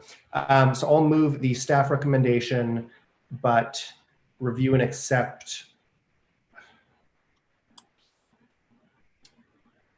the HRC responses. And if we need to delete some of those out, we can do that. And Councilmember Cormack, you had some language about incorporating the ideas of intentionality, intentional tactics. Sorry, guys, we are getting caught up in process, but. Can I suggest just a friendly amendment to the original motion? If you, sure, it's yours. Never mind, I take my motion back. No, I meant you make a friendly. Oh, okay. All right, I will make it a friendly motion to essentially, on top of Councilmember Philseth and Nis's motion, to one, add items 1 and 2, so kind of the main part of tonight's action. And then you've taken the word substitute out or not? Yeah, I'm making it a friendly. Okay. We've lost this. So first of all, we will accept HRC's report. I hope there's no argument on that. And then 2, review and accept the HRC commission response and direct the city manager to return to council with use of force policies, including ideas such as, and that's where we can put for restriction of oxygen, intentional tactics. I'm gonna need some help here, guys, I'm sorry. Feel free to pipe in. I think we all know what we're trying to get at here. You're on mute. I would just move big A, make that little a. The one they just deleted. Oh, yep. Okay. Also, I think 2 is actually the police department's response. Okay. Police department response. Palo Alto Police Department response it has. Does this framework make more sense to staff? And I should also ask if it's acceptable to the maker and seconder. I think we're getting there. It's a little bumpy. Is the mayor's intent then that we'll do our work on A, B, and C within the staff recommendation? I think that would, yes, be okay. And if I might attempt just a staff perspective again, I would try to suggest to the council that general direction is your goal. I realize that being very specific in your general direction is your predilection. So we'll take it accordingly, and I think we can work with that. And the police department can raise their hand if they have any concerns with that general direction. Sure. I think the general directional letter A is these oxygen deprivating tactics should be restricted when intentional, but we understand their accidents. I think that is it. Yeah. The operational word is intentional. Right. I'm gonna. So I accept the amendment as the maker of the motion. I also think that there's a significant difference between A, B, and C here. I mean, B is going to be much more general than A, which I think can actually be fairly specifically general, right? B is going to be, we're not going to be specific about that. Yes. Not tonight. So there's only 3 of these things, right? And they may all be slightly different. Yep. Okay, is that accepted by the maker and seconder? Yes. Councilmember Niss? I'm just making sure that it's 1, 2A.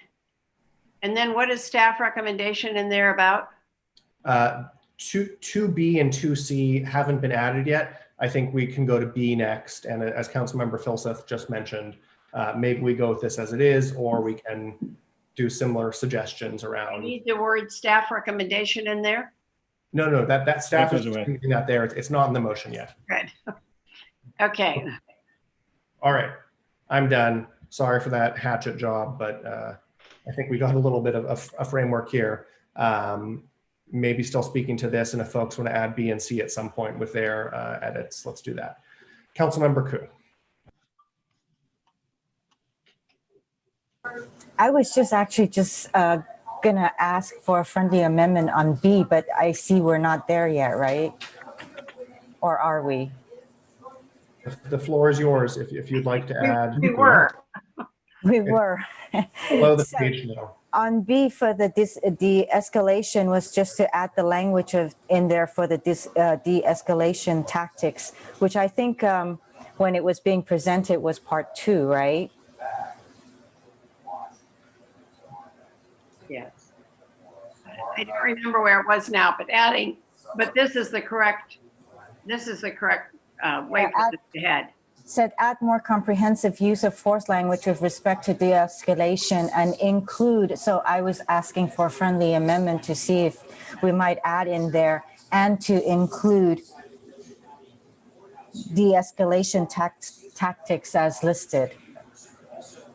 Or is that accepted by the maker and seconder? And to add de-escalation tactics as listed. Councilmember Koo, can you tell us where they're listed? Is it yes, it's on packet page 62, number 2 in the second paragraph towards the last end of the paragraph. De-escalation tactics such include self-control, effective communication that attempts to identify possible reasons why a subject may be non-compliant. It's kind of long, but it's long. I think it's a good ad because it's all in here very specifically. I know some members of the community and also Chair Kaloma Smith had mentioned, such as those of San Francisco and Mountain Views. But somebody has a TV on in the background? That would be me. Oh. I'm sorry. So I'm okay with it's up to you if you want to accept. Where is that again, Lydia? Is it in one of the attachments? Where it lists where exactly it is. It's on packet page 62 or page 4. And I don't have packet page 62 because I got it online. Okay? It's page 4. Page 4. The sentence just before number 3 starts. It begins with such de-escalation tactics should include self-control, effective communication, and so forth. It's very precise. Which attachment is it in? Which attachment? It's on number 2 that says require de-escalation. It's the main staff report. Yeah, ID 11516.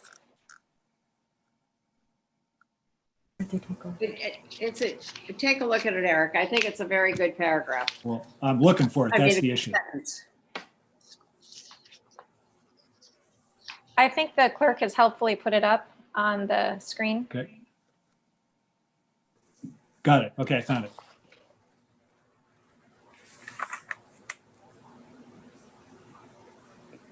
I guess I'd like to hear from HRC and PAPD, their thoughts on this. That is the PAPD response. Yeah, I'm actually happy to speak to it. I'd like to give a little bit more context, but I'd first like to defer to Chair Smith if he would like to go first. Yeah. Unless he wants to go second, I'm happy. I'll let him choose. You can go first. I'm trying to finish dinner. No problem. That is our recommended revised policy language. I wrote that. That is component of both Lexipol's policy that is getting in line with 230. So it's the policy that Lexipol has put out that we're waiting to adopt or modify in regards to our use of force. And also you'll find that there's caveats in there that are consistent with the San Francisco policy, which has been brought up, and Mountain View policy. So it kind of incorporates all three.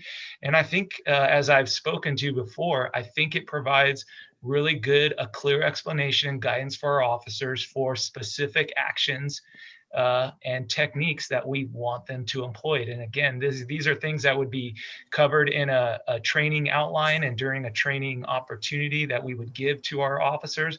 But here we're simply putting them in words in writing in the policy.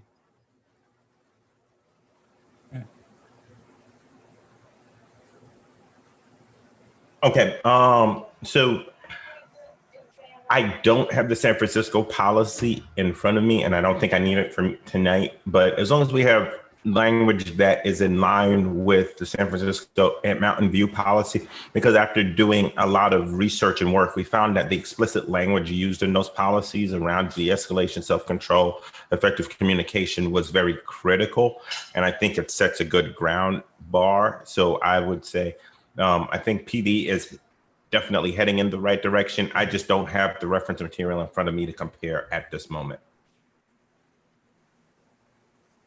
Okay, so there's a friendly amendment from Councilmember Koo to add de-escalation tactics as listed. Okay. I don't think we need to list them here, but I'll accept it. Yes, I do too. I think it's actually a very good addition. all right. And Councilmember Koo, the floor is still yours. I'm done for now. Thank you. Okay, thanks. Mr. Vice Mayor. Yeah, so speaking only to the de-escalation clause, I did like the San Francisco language quite a bit. And again, I know we're not wordsmithing, so it's kind of unclear again how this policy will come back to us. So I'm just gonna make my comments. I guess specifically what I liked about the San Francisco policy was it was very clear. I think as you read it, it kind of went through a series of steps, including kind of giving yourself a reactionary gap, how to request resources, that if a police officer is known to be in de-escalation technique, that supervisors are monitoring on the radio. Seemed like a lot more detail, so I'm not really sure how this paragraph will be applied. I will support it in the interest of getting through this tonight, but again, I would be very interested in having, when the policy comes back, that it incorporates some of the specific language similar to the San Francisco example. Okay. Is there any concern from our police department about having something similar to, I guess, the San Francisco policy? Oh, I would say no. I do think that to steal Councilmember Vilsef's line that, as to stealing art, I'm probably massacring it, but you get the gist. I do think that we can learn from our law enforcement neighbors and regional partners. I will, though, caution that what is good for one city isn't necessarily good for another city, and Palo Alto is very unique. We all know that. We're unique in a lot of ways. Also, and our police department's no different. So I think it's really a matter of creating language that steals what's best from other policy manuals, incorporating it, and ensuring that what we're stealing is a best fit for Palo Alto. Thank you, Mr. Vice Mayor. Councilmember Cormack. It's rare to hear a police officer recommend stealing something. We'll just have to put that in the context of this discussion. The one thing that I'm concerned about here is what Chair Smith referred to as forceful bullying language, in the part where he's talking about verbal and or mental, that was in the HRC recommendation. And while I appreciate the list of de-escalation tactics, I think there's a word missing here. It'll come up later in our next item, and that's going to be the word respectful. And I don't know if there's a better way to describe that, but it's important to me that no matter the situation, that everyone who works for the city and represents them is respectful. And I don't have a better way to describe that, but let me just stop there and see if that addresses part of what Pastor Smith was talking about. And then I'd be interested in hearing from Interim Assistant Chief Bender. I like the word respectful a lot. I think watching somebody in human decency is definitely something that we should do at all levels of the city, particularly those that are public facing. And I think the police could be the model for that behavior and how we describe this language. Okay, Assistant Chief Bender. Yeah, I think I agree with Chair Smith, and I would argue that respect has to be one of the cornerstone of any police department in order to maintain and build trust with our community. And I think that, one of the things when I was an instructor and a training officer at the academy is to drive this home. I think that police included, a lot of us can come up with bad experience we've had with law enforcement. And I would say, hey, when you go out there, I want you to treat people with respect, and I want you to treat these community members and these people that you come into contact with how you would like either yourself or your family members to be treated. And so I think that respect is definitely an important component of this. I will say that the department does have policies, though, that address how we treat the members of the public and our accountability for being respectful and being courteous and using appropriate language. And so not to confuse the issue, I would be open to respect. I think that's it's covered in the policy manual or already in some aspect, but speaking for myself, I'm supportive of ensuring that respect is built into not only our force, but in how we account for ourselves and our behavior. I very much appreciate that. And perhaps that, while I do know that it is elsewhere in the manual, I think it would be sort of the first step of effective communication. So with that, I'll be supporting B, and I'll let everyone keep going, and then I assume we'll come back to C. Thanks, Councilmember Cormack. I'm going to reset the board. So if you'd like to speak, please raise your hand. I think right now, just recapping, letter A, we've kind of asked staff to come back with some language that is between our police department and HRC. Letter B is the same. Letter C, this one is kind of hewing towards our police department's position based on the California Penal Code. So what will our department and what will the city manager do with letter C? I just have a question there.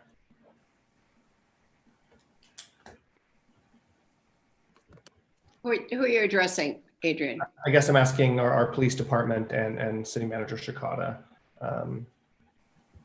Like letter C, what does this mean in effect, in consequence? Well, I think just thinking about it process-wise, this means, once again, that with this general direction, the department will go back and craft language in consultation with bargaining units that would then come back to the council and you can review. Okay. That would reflect, again, this basic direction. All right.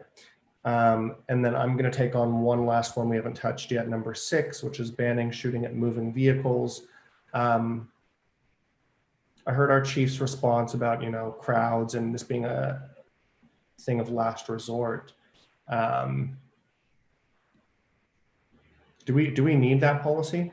Do we need that technique to be available as a last resort, or does it potentially introduce more danger to our community? And is it anything we've ever done? As Assistant Chief Bender mentioned once, maybe 25 years ago. But Assistant Chief, I mean, do we need that? Do our officers in your department, do we need that ability to shoot at a moving vehicle as a last resort? So I think that's a fair question in light of everything going on. And I can unequivocally say, yes, we do. Because the one predictable thing about police work is that it can be unpredictable.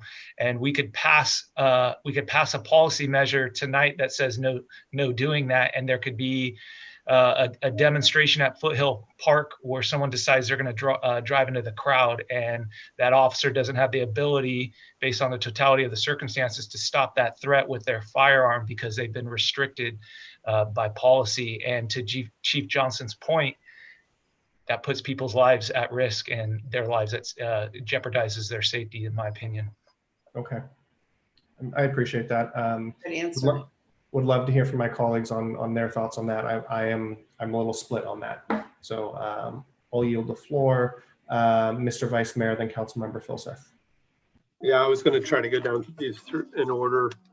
So I wanted to go back to number 4, requires exhausting all alternatives before shooting. So I wanted to hear what our police department's concern was with the San Francisco language of having shooting be used as a last resort. I mean, that seems like stronger language.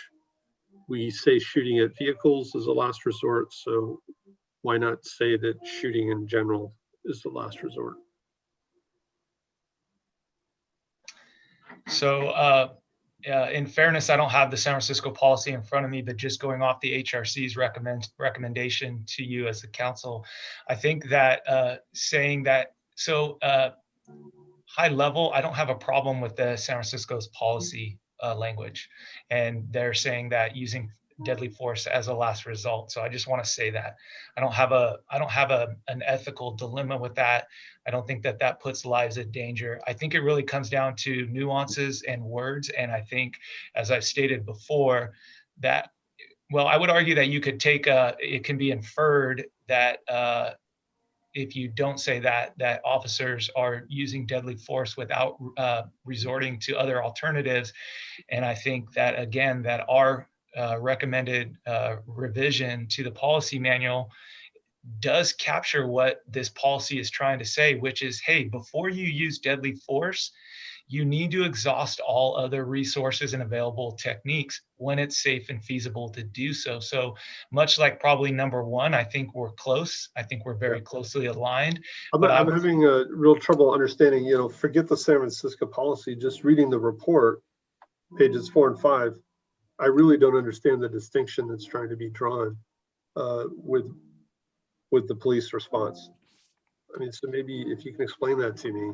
I think the difference in what our recommended version is we're taking policy straight from the penal code and incorporating that into policy for clear direction from the officers, where you won't, as far as I know, am aware of, and I stand to be corrected.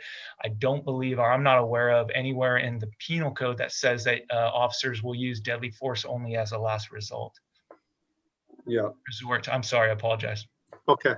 Well, so I guess I'll make a friendly motion to add a letter D, that we would be clear on that, and that, when the policy came back to us, it would include that, you would exhaust all alternatives before shooting, and shooting would be a last resort. Okay, there's a friendly amendment that the use of deadly force policy include that all options would be exhausted before shooting.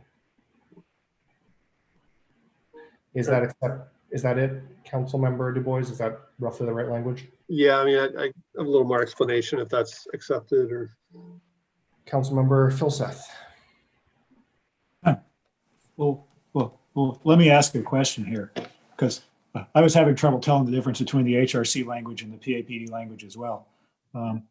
Is there a circumstance that would be considered consistent with policy in the PAPD language, but not consistent with policy in the HRC language? Is there any difference in intentional consequences? No, I think intentionally they both mean the same. And I would just also for consideration, I just want to make sure that even the HRC's recommended policy verbiage talks about using deadly force as a last result when reasonable alternatives have been exhausted or not feasible.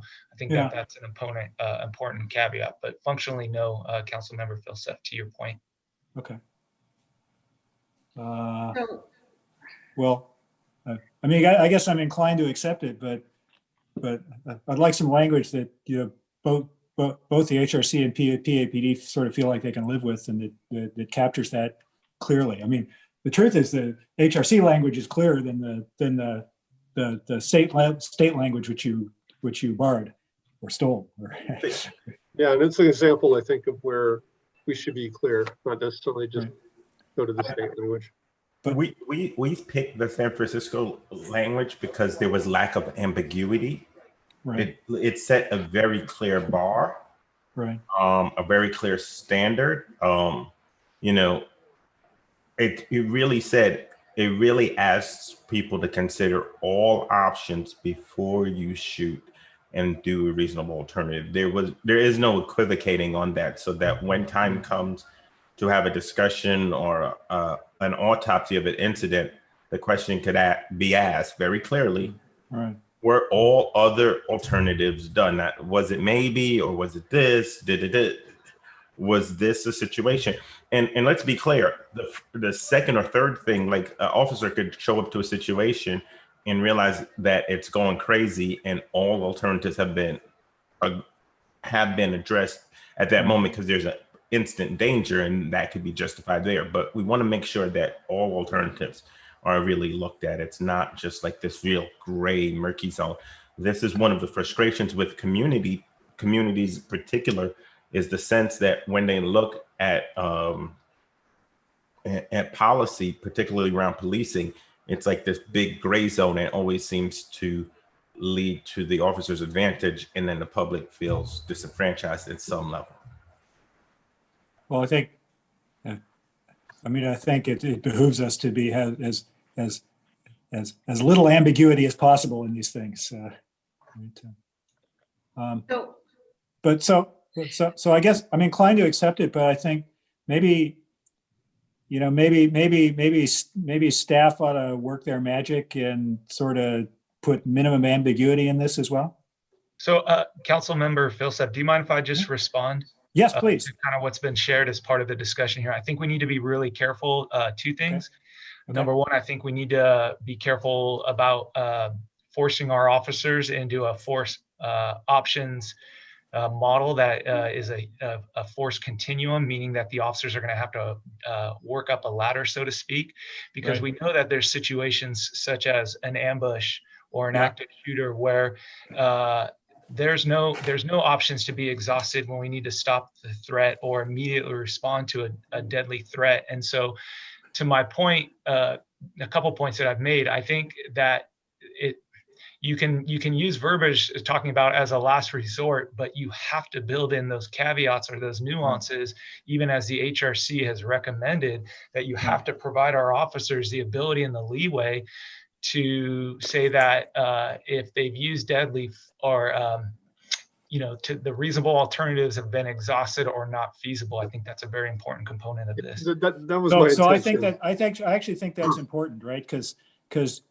the proposed amendment says include all options would be exhausted, and there's not the notion of what's reasonable under the circumstances. Yeah, my intent was to capture what the HRC had. That was kind of a shorthand. Or it's not feasible to protect the safety of the public and or police officers. Hey, Chief Binder. Yes, sir. Is one of the objectives here to mirror the state law language for reasons of, what happens if there's an autopsy and so forth of the situation, is that you guys are more comfortable with sort of making sure that we're exactly the state language? So I don't want to answer in regards to I don't think how do I say this? If you're asking about exposure to liability for the city based on whether it goes on, whether it adheres strictly to Lexipol and the penal code as opposed to above and beyond, I can't speak to that, and I'm not asking that we speak to that unless that's a question. I just think that from the police department's perspective, we're comfortable and confident, and the way that our policy has always worked is that we work off of case law, Supreme Court decisions, and what Lexipol, who we pay money to every year to do the hard work for us, what they recommend, because we know that when and if at some point there is the city finds itself having to defend actions of the officers, we know that falling back on policy that's been advocated and produced by Lexipol is going to put us on firm ground. Well, okay, so Tom, what do you want here? I mean, my inclination on this is that thank God we don't shoot a lot of people here in Palo Alto, and the top priority has to be guidance that the police know what they're supposed to do when, right? Yeah, so this language I don't think really captured my emotion. I was really just moving that we include the idea that shooting would be used as a last resort, and we would keep all the caveats about either exhausting alternatives, or if there's no time to do that, that you protect the safety of people and police. So again, I don't want to wordsmith it. I really don't want to put all those words in the motion. I just want to include that item number 4 includes the concept of shooting as a last resort. If we could just have that language. Notes. Do you want to update your friendly amendment to that? That would help. Shooting is a last resort. And you want to say something about consistent with the PAPD and HRC objectives? Sure.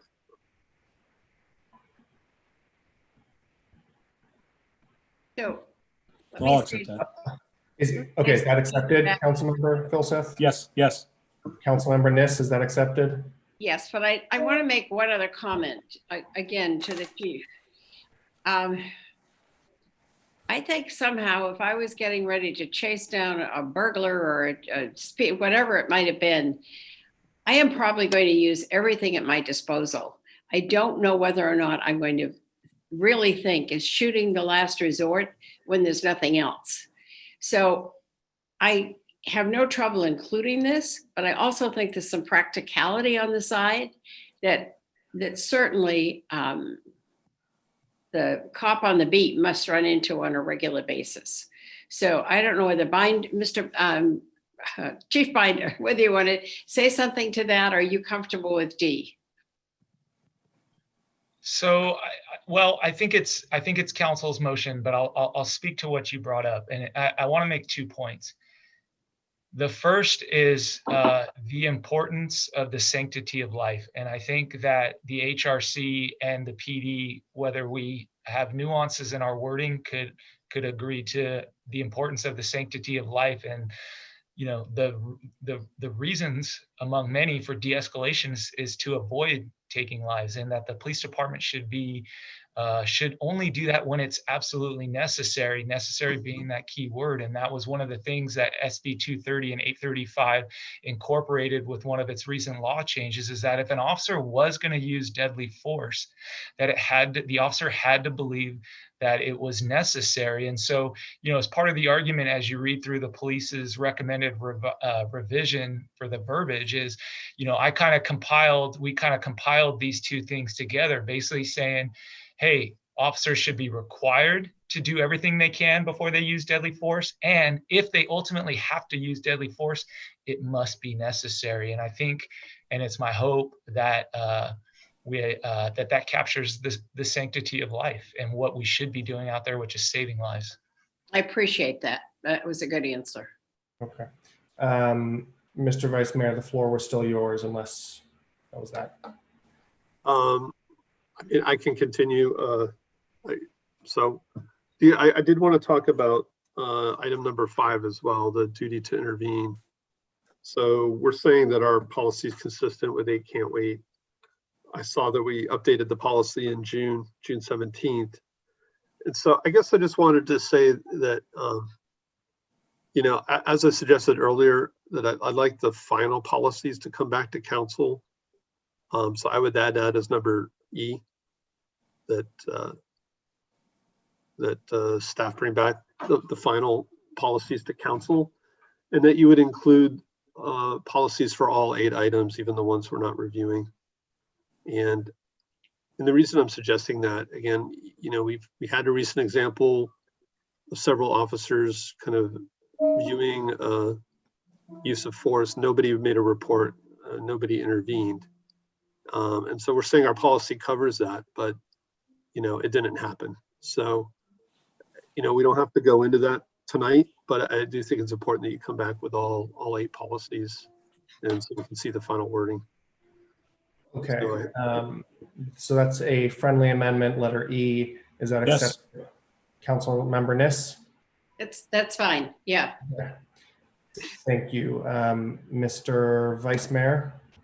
why don't you go to somebody else? Okay. Thanks. Pastor Smith, I saw you were hoping to speak.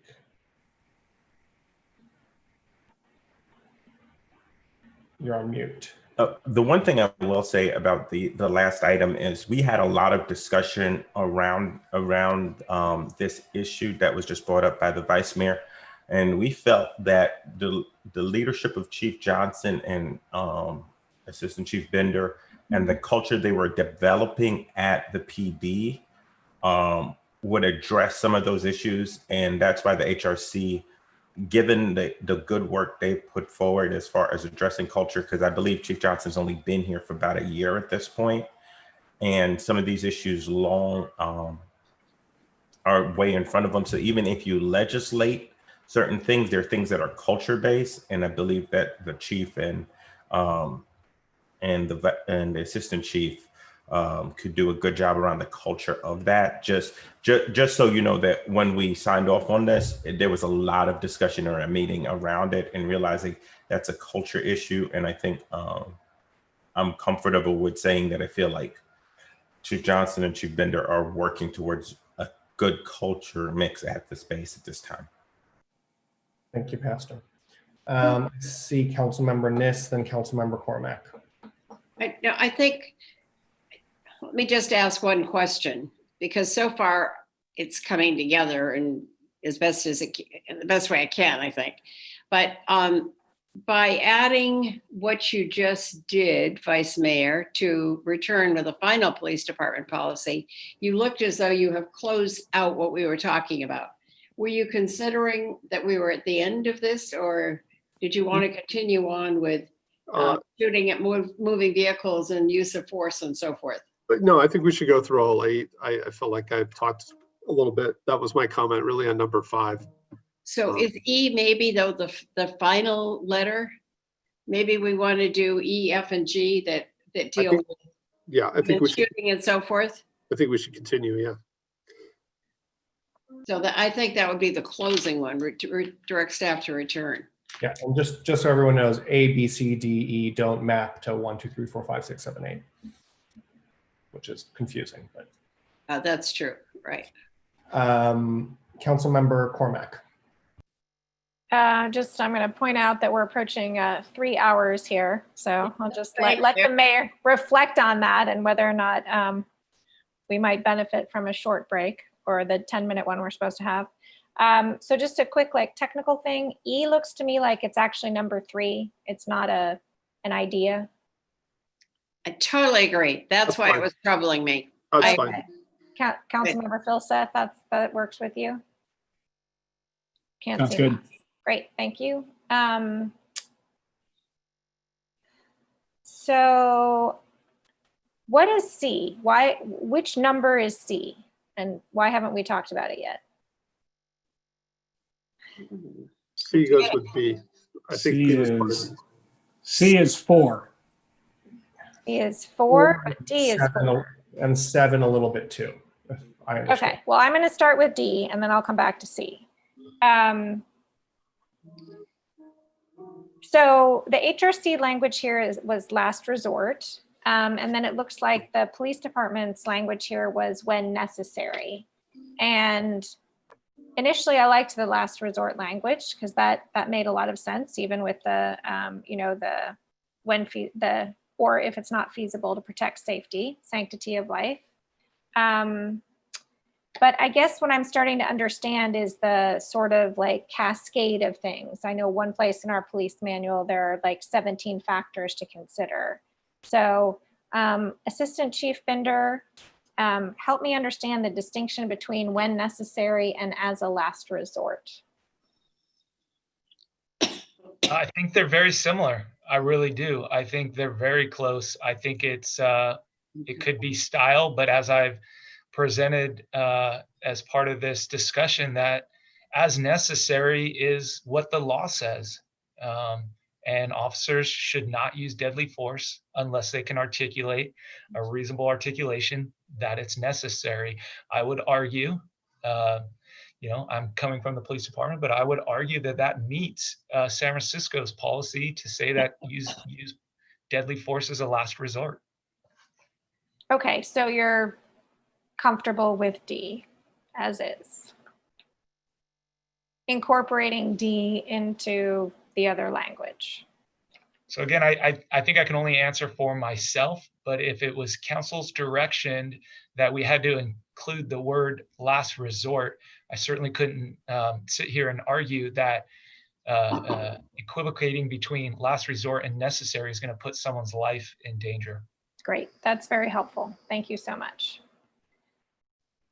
Okay, so C. And this again came from the initial staff recommendation, right? And maybe the city manager could just talk to a little bit like which numbers this go to. Actually, I am probably not the best Okay. because it wasn't I can clear to actually me. answer to that. Great. I think C and D are actually talking about the same thing, which is number 4, which is requiring exhaust all alternatives before shooting. C and D are working together. I thought C was part of number 2, de-escalation. I thought B and C were proposed at the same time. My read on it, and open to, I guess it's open to interpretation. In my mind, C and D are both covering the same thing in regards to recommendation number 4 on 8 Can't Wait and the HRC. That's sort of what I thought too. But paragraph C was the text from the staff report under de-escalation. That's where it came from. No, that is. I don't see that. I think that verbiage actually is gone. To be honest with you. Okay, so I'll stick with you, Assistant Chief Bender. So you think C and D really are working together? Do you think we still need C? I'm confused about C now. C is reference to requires use of force continuum. When the HRC looked at the policies, we basically said we agree with the police department that a force continuum is an antiquated report. We agree on that base level. Our pushback was we needed to create some common language or common culture around how the decisions are made around use of force in the Palo Alto. And I think we kicked this back. Right. Okay. Can I actually just say one thing to that? And I'm going to throw a wrench into all of this. Part of the challenge here for everyone is that 8 Can't Wait, some of the policy recommendations spill over. Right. So there is a specific recommendation on 8 Can't Wait in regards to a use of force continuum. There is also a specific recommendation from 8 Can't Wait in regards to exhausting all alternatives before shooting. That's recommendation number 4. Got it. HRC's recommendation specifically talks to using deadly force only as a last resort. The PD's response or proposed revised language is, hey, let's require officers to use all other reasonable techniques, and let's make sure it's necessary. And that's where I see C and D addressing 8 Can't Wait number 4. Great. So I have 3 answers so far. It was either 2, 4, or 7. I'll just let the maker and seconder take a moment to think about C and D perhaps being combined. I think they're very close, and I think that would capture all of the language that we see throughout 4. Also, I can't tell if the assistant city manager has shown up because of how we got here. Oh, I might have another minute. Okay. And does the mayor want us to go through all 8? I wasn't sure if the mayor If you'd wanted. like to, and I'm sorry if these didn't map to all 8, so please, the floor is yours. Yeah, no worries. There was no issue with 3. 5, I think, is not about policy, it's about reporting. 6 I'll just say I don't, I'm relatively persuaded by our police officers' response. 7, I think is complicated, and I'm pretty comfortable with the changes that we're making here, and anything else that needs to be addressed. I don't know that it needs to be referred to the ad hoc, but I think will be picked up there. And then again, reporting, I think we're covering in another place. So that concludes my comments on these. Thank you. I think we're getting close, everyone. Councilmember Cormack, I know you asked for a break, but I think maybe 2 or 3 more speakers, and then we may be able to vote. I didn't ask for a break. I reminded you that we haven't had one. Nope, and now I'm seeing more hands go up. Councilmember Filseth. Yeah, thanks. I just had a question on number 6, which we talked about a little bit before, ban shooting and moving vehicles. I got to tell you, I don't see any difference between the 2 different languages. Is there something different between those 2? I mean, they both say, don't do it unless there's a deadly threat. So do we care? I believe, I'm not sure if that was directed to me, council member, but since I've got my mute off, I'll just say that I believe that we've captured the HRC's recommendation in that sense, because the 2 caveats that our policy does allow for shooting at a moving vehicle are in defense of a person's life. HRC, I mean, you guys okay with that? Or do you agree with that, Pastor Smith?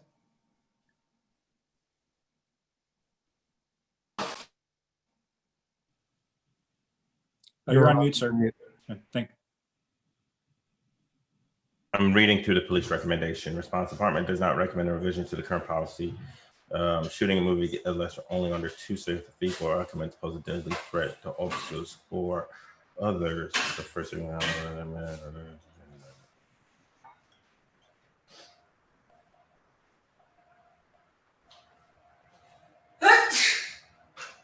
Gesundheit.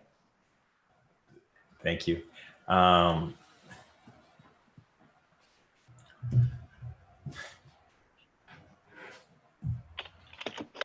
We can meet in the middle on this. I'm comfortable with the language. Okay. Do we need that as a number E, which is PAPD and HRC to work out to resolve language on shooting moving vehicles? My understanding is not. I think your inclination is pretty close. It's the difference between, let me find the language, the difference between unless the person poses a deadly threat, and right. I think the police department is saying kind of the flip of that, which is like, if there's somebody posing a deadly threat, we're going to save the people outside of the vehicle or our own life. Okay. Right. That's correct. Okay. All right. Thanks. Thanks, Councilmember. Councilmember Koo.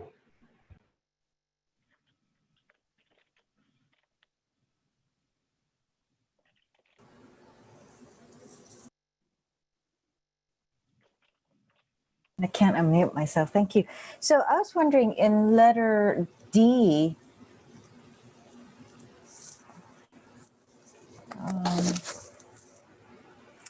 so in number 4, it says under HRC's motion, when reasonable alternatives, is it necessary to put in what the alternative, reasonable alternatives are in order to be clearer? And was that something that was in the San Francisco motion, Chair Kaloma Smith? The alternative, reasonable alternatives.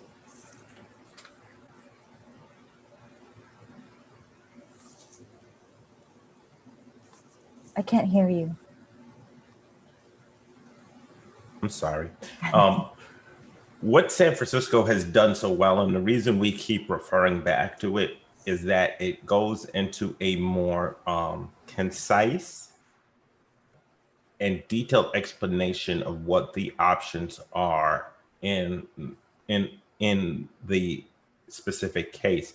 The challenge is that, and this is why we push back against PD, was like, we think they have the big concept, but then there's not the details underneath it that give us good clarity on what the expectations are. The one thing I've learned in organizations is people have different definitions of words, and you can, I think Councilmember Phil said it best. De-escalation is a great buzzword, but what does that really mean to somebody that's walking the street every day? And I think that's why we're referencing San Francisco as an example, which is giving a lot of detail and depth behind the words. Not, and I want to be clear, it's not a cage, it's a framework so that people can make the correct decisions. So I sent the clerk some language that I think might be the San Francisco policy for the other reasonable alternatives. Could we put that up for my colleagues to read and for Chair Smith to look at if that is the wording?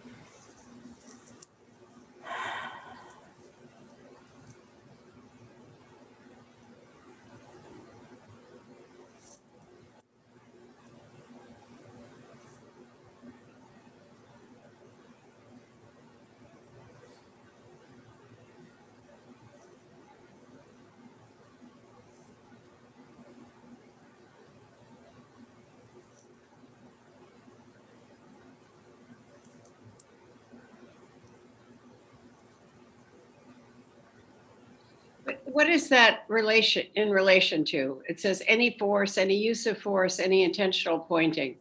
Is this, there has to be some preamble to that. Yes, it's missing the pretext that before any, so I can't it doesn't have enough. It doesn't have enough. Okay. Then I didn't copy everything down then. I'm sorry. I was just wondering if listing all the reasonable alternatives might help with D, but if I don't have all the words, then. Council Member Koo, if appropriate and you're willing, I do actually have the San Francisco policy in front of me. Thank you. I'm happy to review it.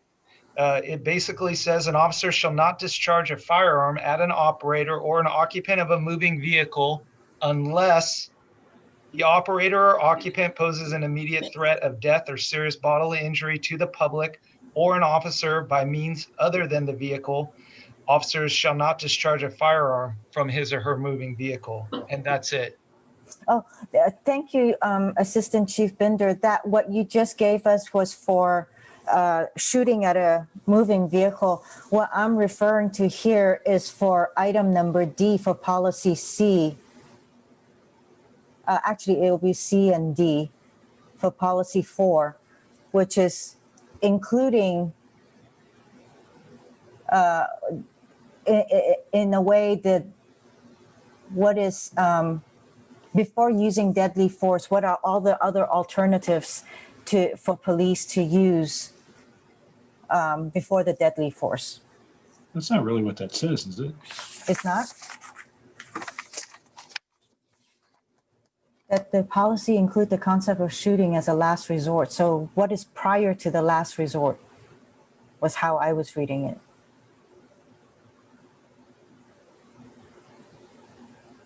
Results in death, injury, complaint of injury in the physical presence of an officer, complaint of pain that persists beyond the use of physical. That sounds like stuff that you're not supposed to do. Certainly. And Council Member Koo, if you would like, I did flip over to San Francisco's verbiage on use of deadly force. Are you interested in that? Sure.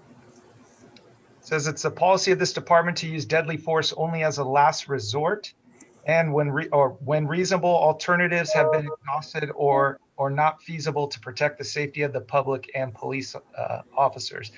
The use of firearms or other deadly force is the most serious decision officer may ever make. When safe and feasible under the totality of the circumstances, officers shall consider other objectively reasonable force options before changing a firearm or other deadly force. That sounds very nice. Now, it doesn't list all the different examples of all the different alternatives, right? No, it doesn't. And my guess, and I don't want to speak to San Francisco, but I can tell you from our own experience and policy is you can't articulate or script every alternative that could come up in a given situation. And that's probably why they didn't attempt to do that. And that's also that's also, it allows leeway for the officers to act appropriate based on, you know, the situation at hand and the specific facts that are being presented to them in that moment. Okay. Thank you. There's an interesting thing in DGO 5.0, which was Rev 122116 of the San Francisco Code. It says factors for evaluating the use of force included but are not limited to severity of crime, whether the suspect is posed an immediate threat to the safety of the officers or other, whether the suspect is actively resisting arrest, whether the use of force is proportional to threat, whether the availability of feasible less intrusive force options, the officer tactical conditions. They give from A to M on their, and this is on their current website, for force factors for evaluating the use of force, but are not limited to. And those are the listings they give on their website. I can forward the document to the clerk or to the council if they want it, but it gives A through M as forces for evaluating the use of force. So and those are things that to Council Cormac's earlier point, those are part of the 17 criteria that's already incorporated in our policy for an officer to consider when using force. So I was just asking if it was necessary, if it would be helpful to add the reasonable alternatives, but if it's not to the maker and the seconder, then I'll just withdraw that. I was wondering if it would just help make it clearer. Go ahead, Eric. You first. I think we're getting close to where we need to be to sort of move forward with this thing. I mean, to the point about wordsmithing and so forth, you know, given that we're not wordsmithing it, but we're being specifically general, right? Yes. My sense is given the staff's going to come back with this and resolve some of these things. My sense is that we're giving staff pretty much what they need to take the next step. Okay, well then I'll just withdraw that. I was trying to be helpful. It wasn't helpful. My own ability to parse this stuff is starting to decline a little bit too. Yeah, I'm actually going to listen to some of my colleagues and suggest we take a 10-minute break. Are we almost done here? I see at least 2 more hands. Okay. Can I just finish one more question on ban shooting at moving vehicles? So I noticed that I noticed that police has said there's only under 2 circumstances that you would shoot at a vehicle. So that's pretty specific too, right? That it's only 2 circumstances. That's correct. And both of those circumstances deal with protecting lives. Okay, thank you. That's it.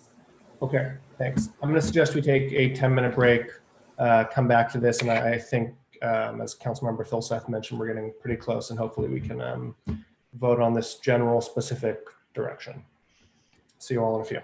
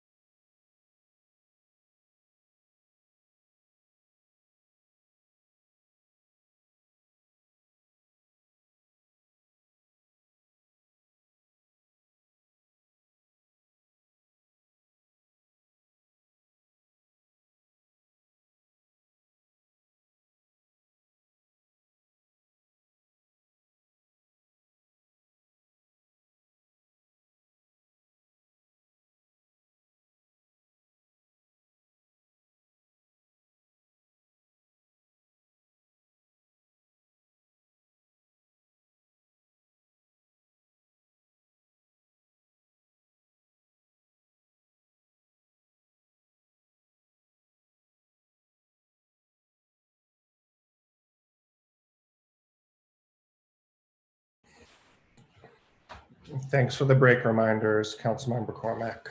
Thank you for the break, Mayor Fine. We'll take our next one at 11:55. Is that a break or a completion? That was, I guess, the joke. Hopefully an adjournment before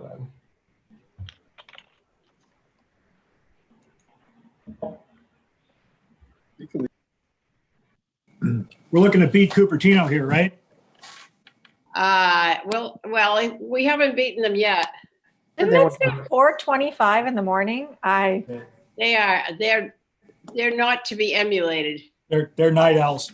I wouldn't know my own name, even though it's printed in front of me. I was actually thinking just before we went on break, maybe this is why some councils, when they deal with stuff like this, have daytime meetings, right? Like we do with our budget stuff.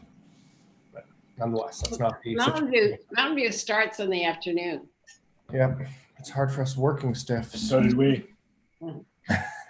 Okay, let's get back to it. Council is back from our break. I think we're just missing the vice. No, there he is. I have hands from Vice Mayor Du Bois, Councilmember Tanaka. You're up. Which one? Me? Your hand is first, yeah. So on item number 7, the use of force continuum, the report suggests it goes to the ad hoc.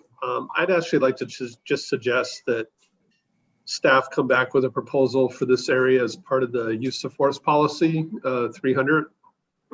And again, reading the detail from the police recommendations, it seems to be the key word is really proportional response. And that seemed to be an important word that was missing. So I guess I would propose that we try to finish all 8 of these, and that for item number 7, that staff come back with proposed language, if any, to be included in the use of force policy. Okay. So the vice mayor is making, I'm assuming, a friendly amendment that staff come back with options on the use of force continuum policy? Well, recommendation, yeah. Okay. Is that accepted? I have to look at Eric first. I'm looking at it here. Let me ask this: if it sounds sensible, let me ask, if we don't do that, what's the alternative this evening? I don't know. We're kind of silent because the staff report suggests that it goes to the ad hoc committee. Okay. Got it. So HRPC. So essentially what you're saying is we don't need the ad hoc committee to do it, that staff can do it themselves.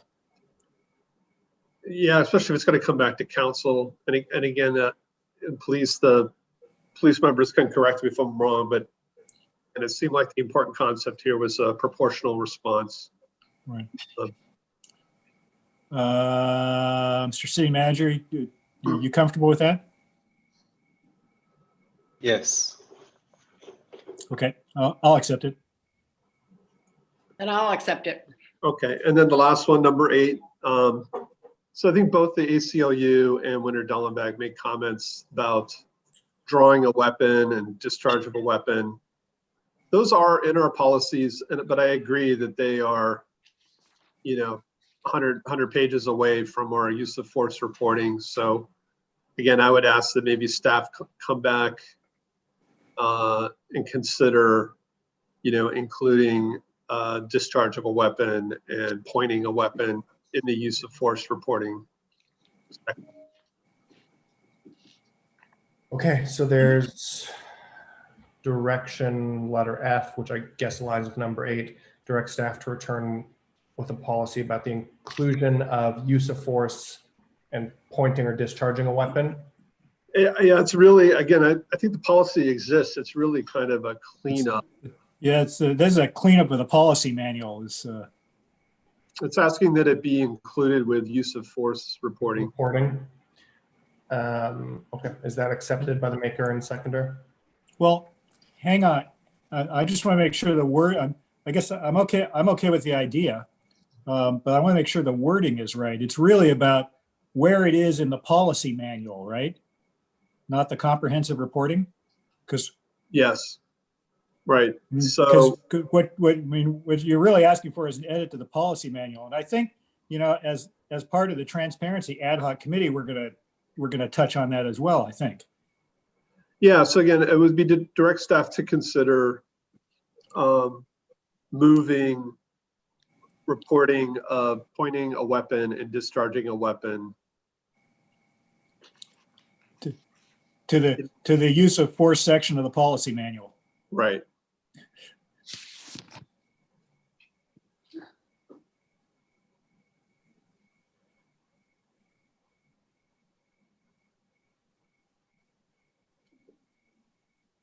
Right. So as a suggested cleanup, staff could come back and say there's some reason not to do it, but again, it made sense reading through it. Okay, I accept that.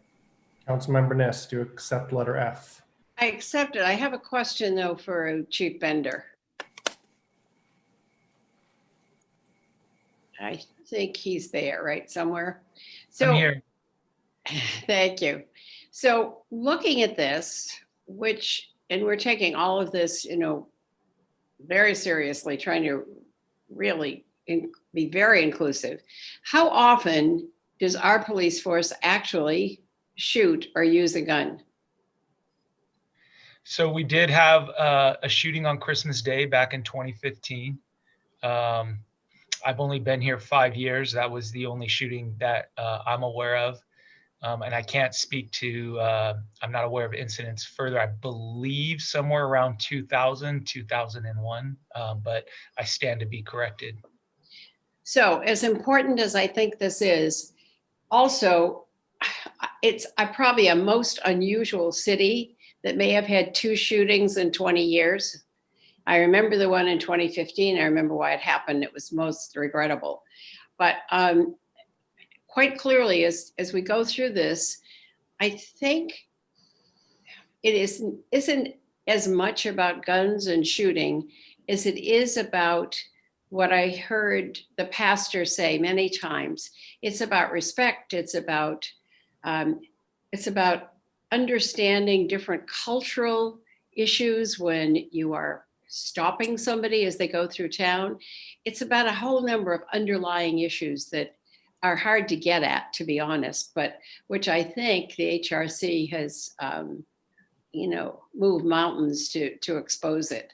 So I think it's important to include this, but I think it's also important to know that this is probably not the gist of this exercise we've been doing tonight.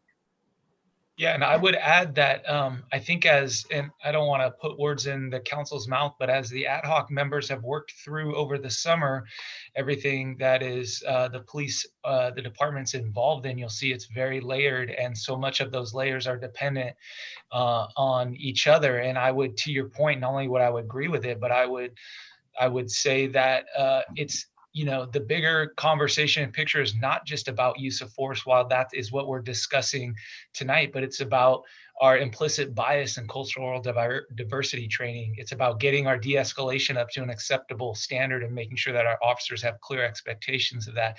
It's about our crisis intervention training and utilizing those tactics when we're responding to mental health calls for service. And they all kind of work off each other, and they're all kind of this big pot that is policing. Yeah, as I said, I don't want to get into a forest and trees sort of issue, but I really appreciate your making those comments back. And just to get my language correct, it was pointing a weapon or discharge of a weapon. Correct. Yeah. Okay, Mr. Vice Mayor, back to you. That was it. Thank you. All right, Councilmember Tanaka. Councilmember Ness, that's actually a good comment. I was thinking about the same thing, but I have 3 thoughts here. So first one is on number 3, does this mean that Chief Johnson and Assistant Chief Binder, you guys, when it comes back to us, will have, you'll be able to incorporate your department's kind of like a full assessment of what the impact of these changes will be? Because I think right now what you just said, Assistant Chief Binder, is that you still have to confer, meet and confer, you have to do all this other kind of stuff. So will this, when it comes back to us, will we actually have your estimate as to what the impact will be? So I think there's a couple ways to approach it, but I think one of the ways that we can do that is we can work collectively with our bargaining units to develop this policy that meets this criteria, number one, that council is setting forth, but that is also acceptable to them. I do have to caution, though, that there could be a scenario where Chief Johnson and I try to implement policy that they don't agree with. And then in that circumstances, and again, I'm talking worst case scenario, we could not come back to you with something that we said we can put in place tomorrow. But I think the hope and the goal is that we can present something to you as a council that we know that our Police Officers Association and Management Association are in support of. I think, having the full assessment of your organization and what is the estimated impact going to be, I think is really important, and so that we can understand what does this mean. The second thing is, so by the way, do we need to include that in number 3, or is this like maybe the city manager, is this going to be incorporated automatically, or how much specificity do we have to have in terms of return? Because I think that's actually something probably the council really wants, is to know, like, what is the impact of this going to be on the department? Yeah, that's one. I really do need to rely on the chief and assistant chief to provide a perspective on what's doable. Does the chief have a thought on this? Yeah, no, I mean, I appreciate the comment, and I will just provide, you guys have done an amazing job tonight giving us guidelines to review and look at and incorporate into our policy. I have no doubt, as Chief Binder also mentioned, that the unions will be very collaborative with us. They have this entire time. So I'm confident we'll be able to bring something back to you that'll be in the best interest of the public and the best interest of the department personnel. So okay, so should we provide that? We can provide you with, the pros and cons if there are any, but I do think what we bring back will kind of be a signal that everybody's in agreement with this.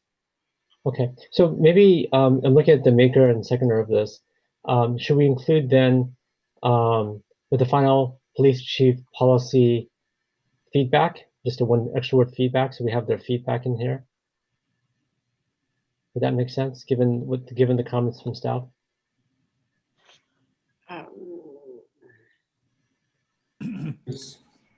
I assume we'll get it. I hope we'll get it, so it seems okay to me. Is that acceptable to you, Councilmember Ness? It's fine. Okay, thank you. Second thing is, I think the whole point of this exercise is we're trying to make a better department, right? So, but I think the one challenge here is that if we're not measuring it, it's hard to fix it, right? It's hard to know, are we making progress or not?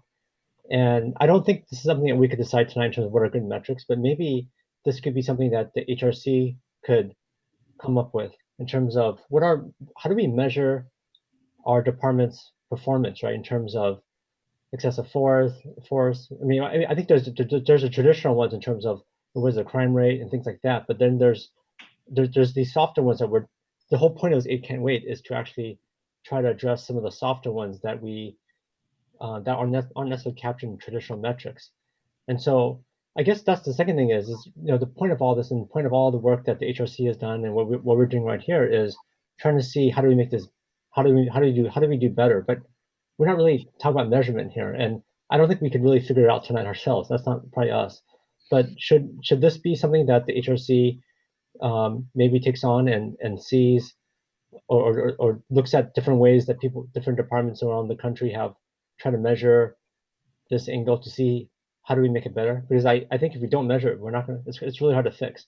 Right? Or maybe we need to go beyond 8 Can't Wait, right? Or maybe 8 Can't Wait is sufficient, or we don't even have to do that. I don't know, right? But wanted to see if that might be, and maybe Chair Smith, you could talk a little bit about that to see if that's something that you guys might be willing to take on and whether that might be worthy for us to try to do.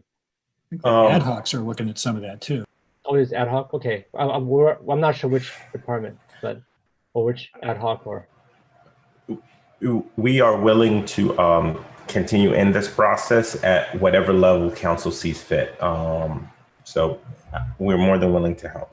Okay, so I guess I'm not particular who does it, whether it's the ad hoc or HRC or someone, but can we get something in here about metrics where we can come up with metrics to kind of see if these changes that we're trying to make here are actually going to be like, so like 2 years from now, or whatever, time, we reassess this, that we actually made progress, that we actually are fixing the problem.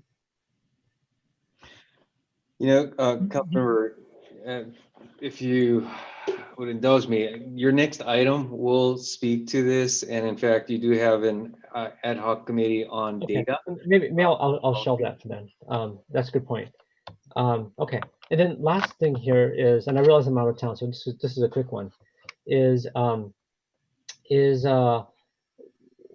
When is this going to come back? Should we have a date for this? Because the whole point of 8 can't wait is can't wait, right? So how do we come up with a date on like to actually have this thing done kind of in an expeditious fashion? I mean, should we set a date here so that it's not just 8, it's 8 can't wait? I mean, would it not make sense to have some sort of date here as for us to try to hit, so this doesn't keep dragging out? Well, again, I'll give you a staff perspective. I think we're as interested and motivated as the council in having this turned around quickly and back to you, ideally on consent. I would say we've got enough clarity here that we would be able to come back to you. I can't give you a specific date at this point other than to simply communicate that I think our interest is to get it back as quickly as possible. Well, I guess I know this is important to the community, so I think there's a wish to move quickly on it, but I would recommend a date, but I don't know if they're totally strongly on it. But maybe the May 22nd, you guys could think about it and see whether it makes sense to actually have some sort of target here. Okay. Any other comments or questions, or have we really got this one down? Let's vote. Okay. Speaking of which, your vote is first. Councilmember Niss. Yes. Councilmember Koo. Probably unmute. Yes. Thank you. Yes. Councilmember Tanaka. Yes. Councilmember Cormack. Yes. Vice Mayor Du Bois. Yes. Councilmember Filseth. Yes. And I am also a yes. Nice job, everyone. Thank you, Pastor Smith. Thank you to our chiefs, and thank you to everyone else who helped work on this, all our members of the HRC and community members. Thank you all. Okay. Let's go on to item number 5, about an hour and 45 minutes behind schedule. Update and potential direction on City of Palo Alto's race and equity work.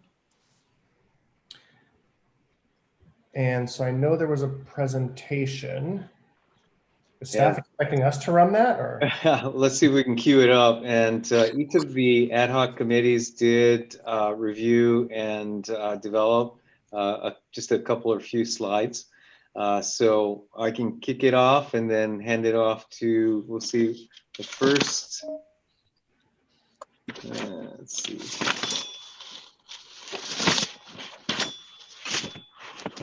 Oh, it's citywide. Is that correct? The first one will be citywide. And let's see if we've got someone to run the presentation. If not, I may have to do it myself.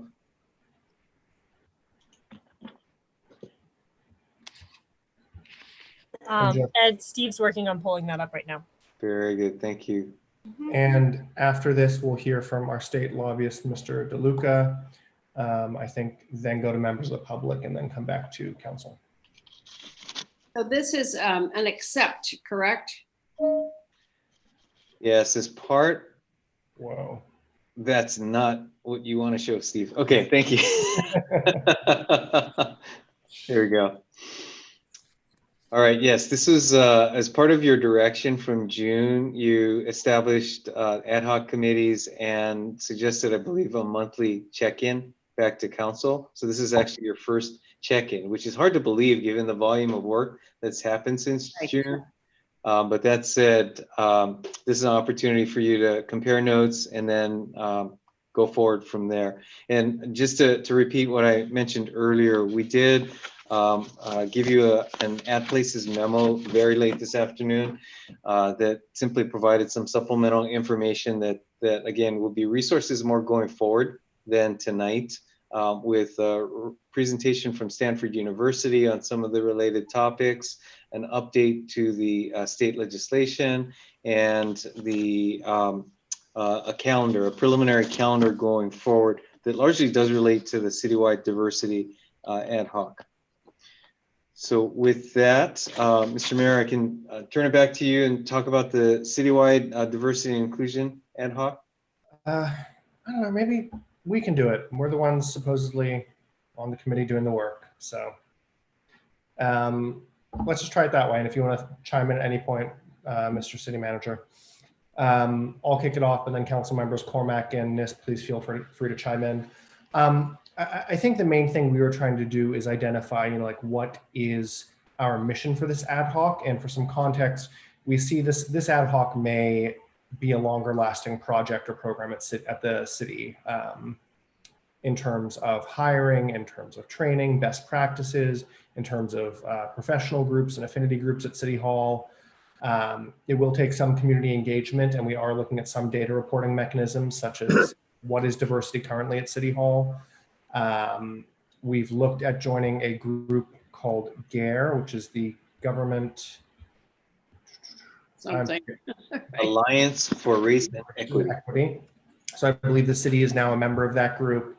And I think the most important thing, at least in my perspective, before I hand it off to my colleagues, is we've got a calendar at the back of the At Places memo. And as you look through it, you'll see it's pretty detailed about what we want to do through this year and through the first half of next year. So working across city departments, working with the city administration, looking at things like anti-bias training, our boards and commissions, a demographic analysis. And that calendar is really, I think, quite important. Council members Cormac and Nis. Go ahead, Allison, and then I'll go back one page. Okay, thank you, Mayor Fine. Yes, I want to go back one page also. If Mr. Guagliardo would move it back one slide. Perfect, thank you so much. To me, it's really important that we talk about the two dimensions I think that this work needs to be done. One is as an organization, because the city is an employer, and one is a community. And they are aligned and parallel and yet not exactly the same. So it may be that we end up with two different streams of work eventually. I used the word respectful earlier this evening in our prior item. And I think it's incredibly important that, I mean, all the research shows that what diversity provides is frankly better outcomes. So then on the next page, the working with the boards and commissions, I think, is going to be a very important part of this component. Actually, frankly, it'll be the bridge from the city as an organization to the community. I haven't had a chance to review the At Places memo. What page is it with the timeline? It is, yeah, it starts Okay. on 20. 28 and 29. Yeah, we saw a version of this earlier. And I think, yeah, we'll need to take some time to look at that. I'll just say, just in general about the ad hocs, there's a lot of work here. And we are very much at the early stages of the work that needs to be done. So I think these reports will be sort of an outline of where we're headed, certainly now, and much less so a description of what we've achieved so far. I'm going to say one other thing, sorry, on this. I'm looking at diversity in the broadest possible sense. So for me, while this has started with race, for me, it means absolutely everything in terms of the other dimensions of people. Thanks, Allison. Oh. Allison, say what you mean by that. That was an interesting comment. For me, it means that this is also how we'll look at gender, how we'll look at our LGBTQ plus community, how we'll think about people's age and how that's reflected. So for me, I'm looking at this very broadly. Good. Okay, can we flip back a page? So I think one of the most important aspects of this is actually trying to collaborate with cities that are close by. There are so many good ideas at the other cities that we could piggyback with, and they'd like to spend some time discussing that with us as well. So I hope that we can really search out what may happen there. For example, as we said this earlier, just a small thing, but Mountain View has their study sessions in the afternoon. I don't know about working, Adrian. I know many of them work, but I know that they start then and then do, well, they used to do supper and then go into their main, meaning that there are many different ways that we can do things. And so, and many different ways that we can learn. So I'm hoping that's what continues to evolve through the ad hocs, because that is, I think that's going to greatly enhance this. So next page, finishing this off, flipping it. So again, the timeline and the elements we just talked about earlier, and somebody said probably this kind of committee will go on for quite some time. And also, as you said, city boards, commission committees, and so forth. So moving forward with this, the question is going to be, does this continue on, or does it have a date? Although I think maybe Councilmember Cormack just said there was an enormous amount of work. It's sort of like starting a project and discovering that you cannot possibly believe how much there is to be done. And the question is, will we make that commitment or not? So, and I think to make that commitment, we certainly need strong support from staff at the same time. And from our council colleagues. Nicely put, Councilmember Nis. Can we go back one slide? We actually didn't read our mission statement, which may be helpful. I guess one way we kind of thought about this is, you know, as a organization, the city, you know, is an employer, it delivers services to our residents. And what should a diversity and inclusion initiative look like at City Hall, at the city? And so what we've drafted so far is the city of Palo Alto is committed to creating a respectful, fair, and professional workplace and city. We will identify inequities and prejudices, welcome diverse perspectives, and use a collaborative approach to create an environment that works for everyone. So a few key things, Councilmember Cormack mentioned respectful, and fair goes kind of hand in hand with that. Professional, and that this really should be something to be seen to uplift our great city staff and reinforce the good work they do. Actively identifying inequities and prejudices, welcoming diverse perspectives, and using a collaborative approach, making sure we listen to different parties so that we accomplish this in a good way. I think that's about it. Do you guys want to do like a quick couple questions now, or should we just go through these and then come back? We're on a roll. Keep going. Okay, let's go to the next ad hoc.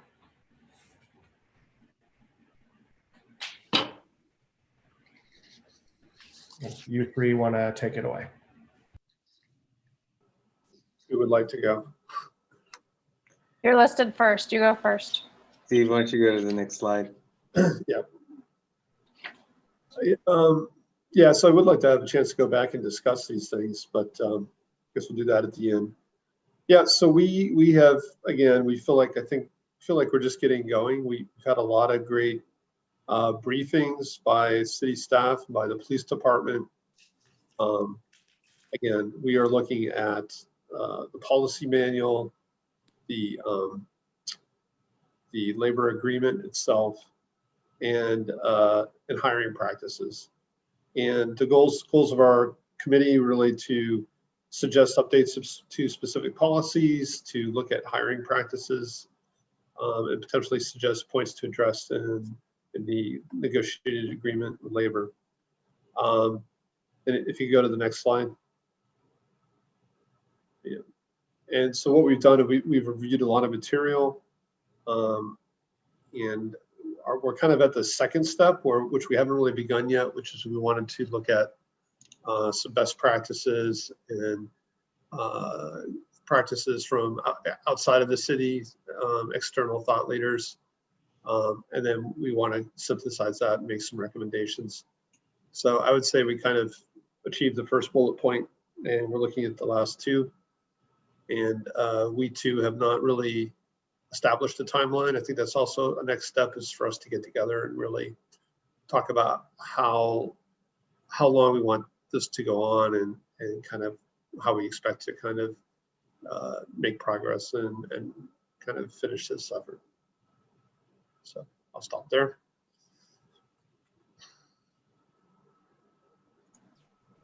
Councilmember Koo, would you like to go next? I don't really have very much to say. I think Vice Mayor DuBois have said most of it. I do agree that, we're scratching at the very surface. We've gotten a lot of necessary information from the police department. I'm still very interested in reviewing the memo of agreement and really learning, maybe, I think we just requested, but learning a little bit more from the union reps. So there's a lot more to do. Thank you. So things that my colleagues haven't touched on in these slides, I just want to mention the Racial and Identity Profiling Act. So the department has shared with us the work that they're doing to be prepared to implement that, which, as I recall, is slated for January 2022. Is that correct? Okay, see if somebody's nodding somewhere. That's correct. yeah. Is our target for implementation. The statutory deadline is a year later. Right, but we need a year of data. Is that right, to provide that? Or we want to have that? Okay. So some discussion amongst the ad hoc and the police department about, I think again it was 17, maybe it's 19 pieces of information that will be required by state law, and how that's going to be collected in the different formats. So for members of the public who aren't familiar with that, that's something to watch, and we can think about any possibilities there might be about accelerating that. This is one of those places where I think there's some overlap with the ad hocs, and I don't know how we collectively want to sort that out. As we talk about collecting data, it seems to be also in the transparency part. So I just throw that out. I don't have any ideas about how to solve that going forward, but we just want to be sure we're not stepping on each other's toes or doing extra work. Chair Smith, Pastor Smith mentioned earlier this evening Jennifer Eberhard, and that's one of the thought leaders that we've reached out to. I will look forward to reviewing, I'm sure we will, all the information that the city manager provided this evening. It looks like someone's already doing some work on collecting information amongst our local jurisdictions and colleagues. So I think that's it. I just do want to, assure my colleagues and the public that we spent a lot of quality time in July with the policy manual, and we are delighted with how professionally the police department has worked with us to help us understand more about the work that they do. Thank you all. All right, Steve, let's advance.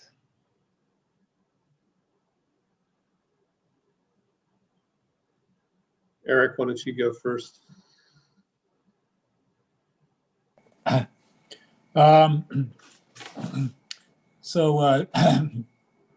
Yeah, so we're looking at primarily transparency and also to some extent accountability. And we're looking at a number of things, but particularly really sort of information. And there's multiple kinds of information that people are interested in. There's information about specific incidents. So there was a specific engagement with the public, and people are interested in sort of all the information around that on that one item. There's another kind of information, which is kind of statistical information, which is, what does our pattern of stops looks like? What do our pattern of calls look like, and so forth. And I think, so we're looking at both of those things. I think a couple of the key foci are we using force appropriately? And are the steps that are the stops that we make really of they benefit the community? And so there's sort of a mouthful in there, but we're looking at policies, we're looking at data flow, when information becomes available. We're looking at a number of axes, the independent police auditors, so what information becomes available when, public records, internal reports, video data. We're looking at the policy manual. The policy manual actually has a fair amount of stuff that's redacted in it. It's not clear that it all needs to be that way. So we're sort of trying to figure out how it all works right now. And as we come up to speed on it. I think, yeah, let me focus on that. The one thing I would observe is that there's a lot of focus on sort of, when is this going to be released? When is that going to be released? How do you get it from a Public Records Act? I think some of what we're looking at is, the police departments were really not architected to be public information agencies. I mean, they're architected to be, to catch burglars and rescue cats out of trees. And so some of these things, you got to look at the systems to say, okay, well, what do we have to do systemically if we want to make, more of this kind of information or that kind of information available in a more timely fashion. So that's kind of what we're trying to do at the moment, is scope it all out. And it's about as far as we can. The police department's been very helpful. They put together some flow charts that were really useful. So that's been helpful. Yeah, and if you could go ahead to the next slide. So, oops, do we have another slide? Maybe not. I thought we had next steps. Oh, there we go. There we go. So, Eric gave a great summary. And I think, one thing I mentioned, I think hours ago now, was that we used to collect a lot of detailed demographics, and then we stopped. Right. Ago. Statistical. And Councilmember Cormack mentioned RIPA, which is a state law that's going to require all police agencies to do that. And I think the difference is, where it used to be a highly manual process, is we're looking at software and systems that will help automate a lot of that. I think most cities are under this new state law. So that will give us the kind of statistical data. Again, kind of our next steps are really to dig more into the public records process, which we haven't really gone into yet.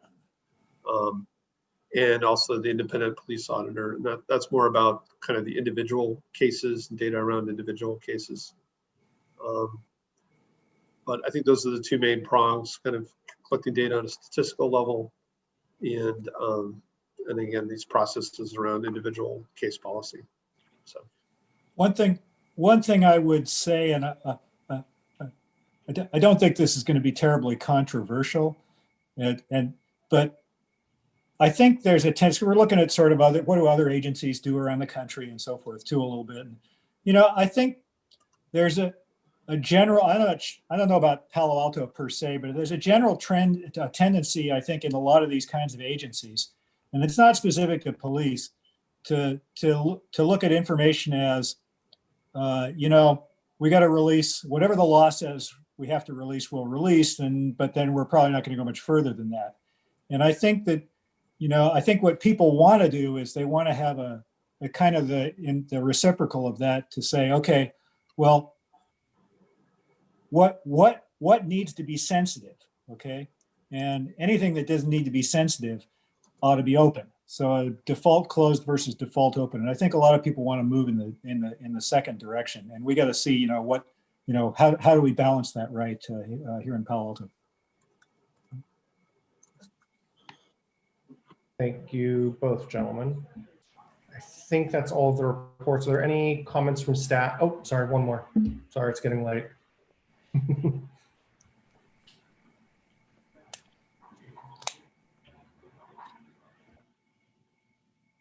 Yeah, so Councilmember Niss and I worked on this for a bit.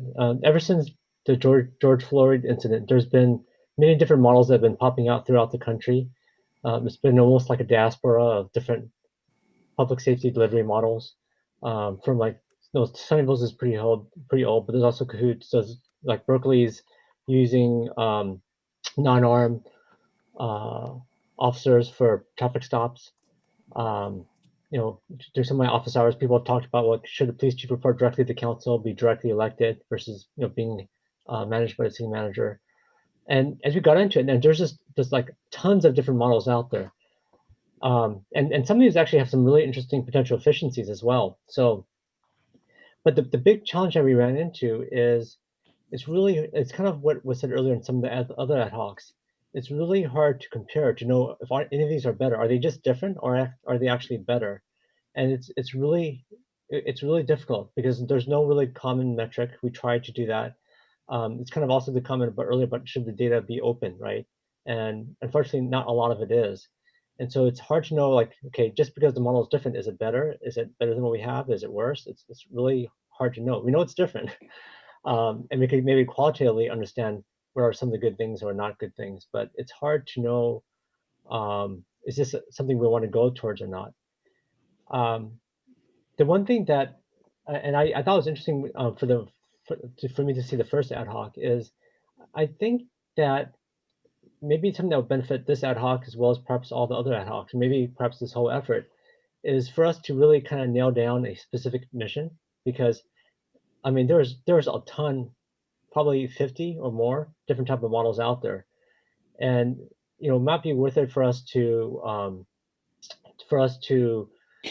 up with like the overall mission for what this ad hoc needs to be, and perhaps for the other ad hocs, as well as really specific goals and timelines, because this, I mean, it could be a never-ending process, and it's actually kind of interesting going last year because I see from the other ad hocs there's probably a lot of overlap between what this ad hoc is looking at and some of the other ad hocs. So I think maybe some coordination is needed there.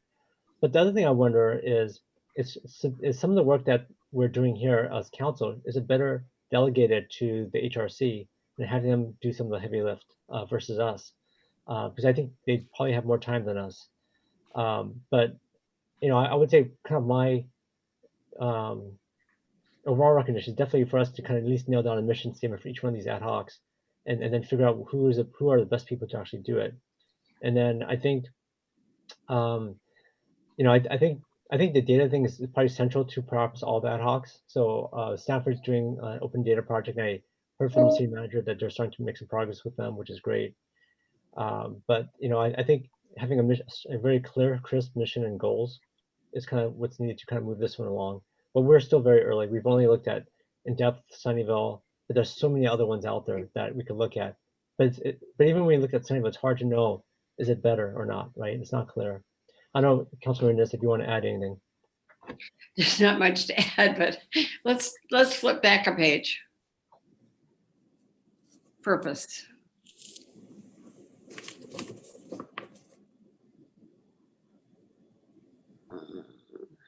It's coming up. That doesn't look good. Okay. So precisely as Councilmember Tanaka just said, this did look at alternative service delivery options. And we did just what it says here. And we spent a long time talking with Larry Klein, who's the mayor in Sunnyvale. He's been very involved with this. And as Greg said, there was also a 2-hour learning session for many staff at the same time.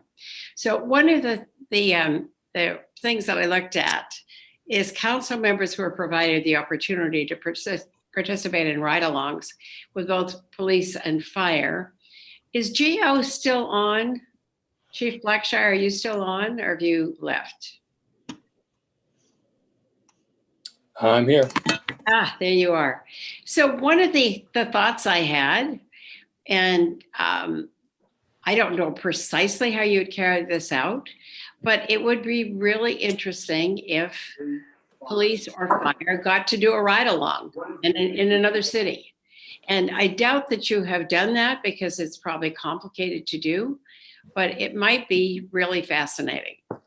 So, and I think most of you have heard me say before, what I find so interesting in Sunnyvale is that sometimes you're a police officer and sometimes you're a firefighter. And people regard you differently depending on which job you're in. And people tend to be more positive in their response to firefighters than they are to police, which is very interesting if you happen to be able to go in either direction. So, Chief, have we ever tried that or not?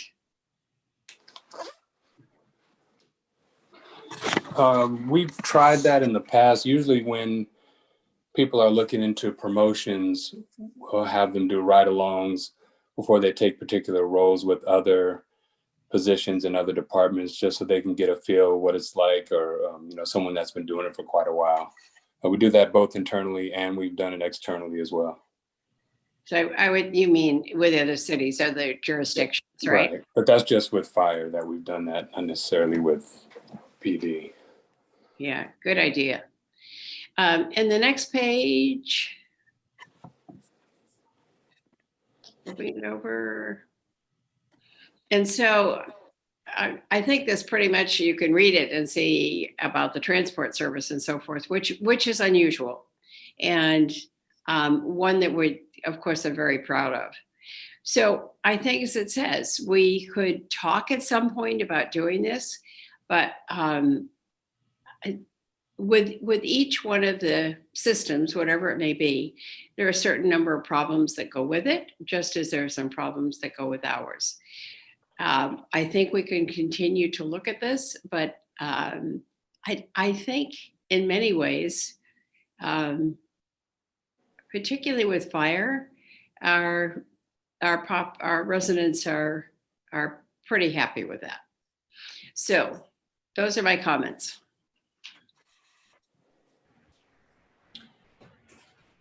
Okay, here are a couple of slides or links members of the public and interested parties can go to stay up to date on these ad hocs. Mr. City Manager, any comments, or do you want to go to Mr. DeLuca? Yeah, so I was just going to suggest that, since much of this is relating to the parallel efforts on multiple fronts, the last front we haven't spoken to is the state legislature, which does have a significant role in much of what's going on. So if we could have a report from Mr. DeLuca and then open it up for your discussion and perhaps hear from the public. Thank you. Absolutely. So, excuse me, Mayor and members of the council, Nicolo DeLuca from Townsend Public Affairs. Really appreciate being invited to participate this evening, so thank you. I will be as brief as I possibly can. I know you all have had a long evening. So here's where things stand in Sacramento.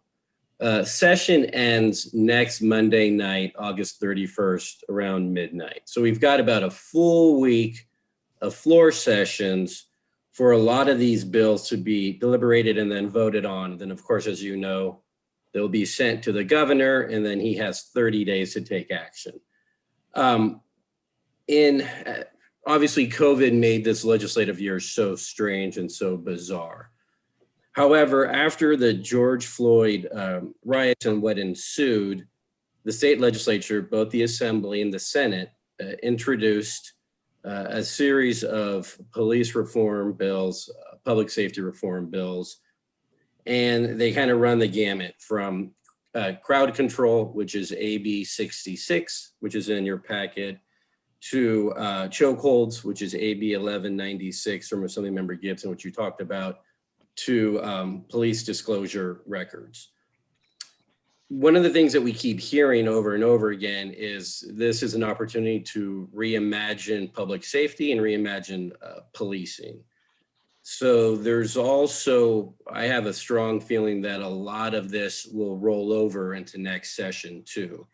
This year is really focusing on police reform, use of force, crowd control measures, but a lot of this, the reimagining how public safety is and could be, will spill over into next year. So there's about 10 bills that are really active that we've been working with your city the city manager and his team to closely track and provide updates. They are all on the second House floor. So obviously all the assembly bills are on the Senate floor. The handful of Senate bills are over on the assembly side. Today's floor session was relatively mundane, and I say that almost as a small joke. A bill that the city closely supported, the banning of flavored tobacco from Senator Hill, got off the assembly floor, which was a huge victory. But I think around Wednesday or Thursday, we're really going to dive into these police reform bills, and I will be sharing up-to-date information with the city. So happy to discuss any of these bills in greater detail and greater length. But in a nutshell, we've got a week left before session is over. And then all the bills that go to the governor, he's got 30 days to make a determination. We've got about 10 solid police reform bills that are active, that are current, that will be going through the final discourse on the alternate floor. And happy to answer any questions or provide any additional information that you see fit. Thank you. Thank you, sir. I'm going to suggest we go to members of the public who have comments or questions on this, and then we'll come back to council for our discussion. So if you'd like to speak on this item, please raise your hand, and if the city clerk would please help us have these folks give their comments. Any member of the public that wishes to speak on this item, please raise your hand or dial *9 on your phone. Our first speaker is Cheryl Spencer.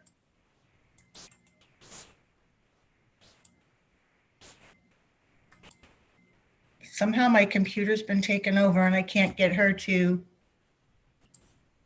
allow her to speak. Do we have another co-host on this? Jessica, can you? Cheryl? You need to unmute her. Cheryl, you're able to unmute your mic. If you unmute your mic, you should be able to speak for 2 minutes.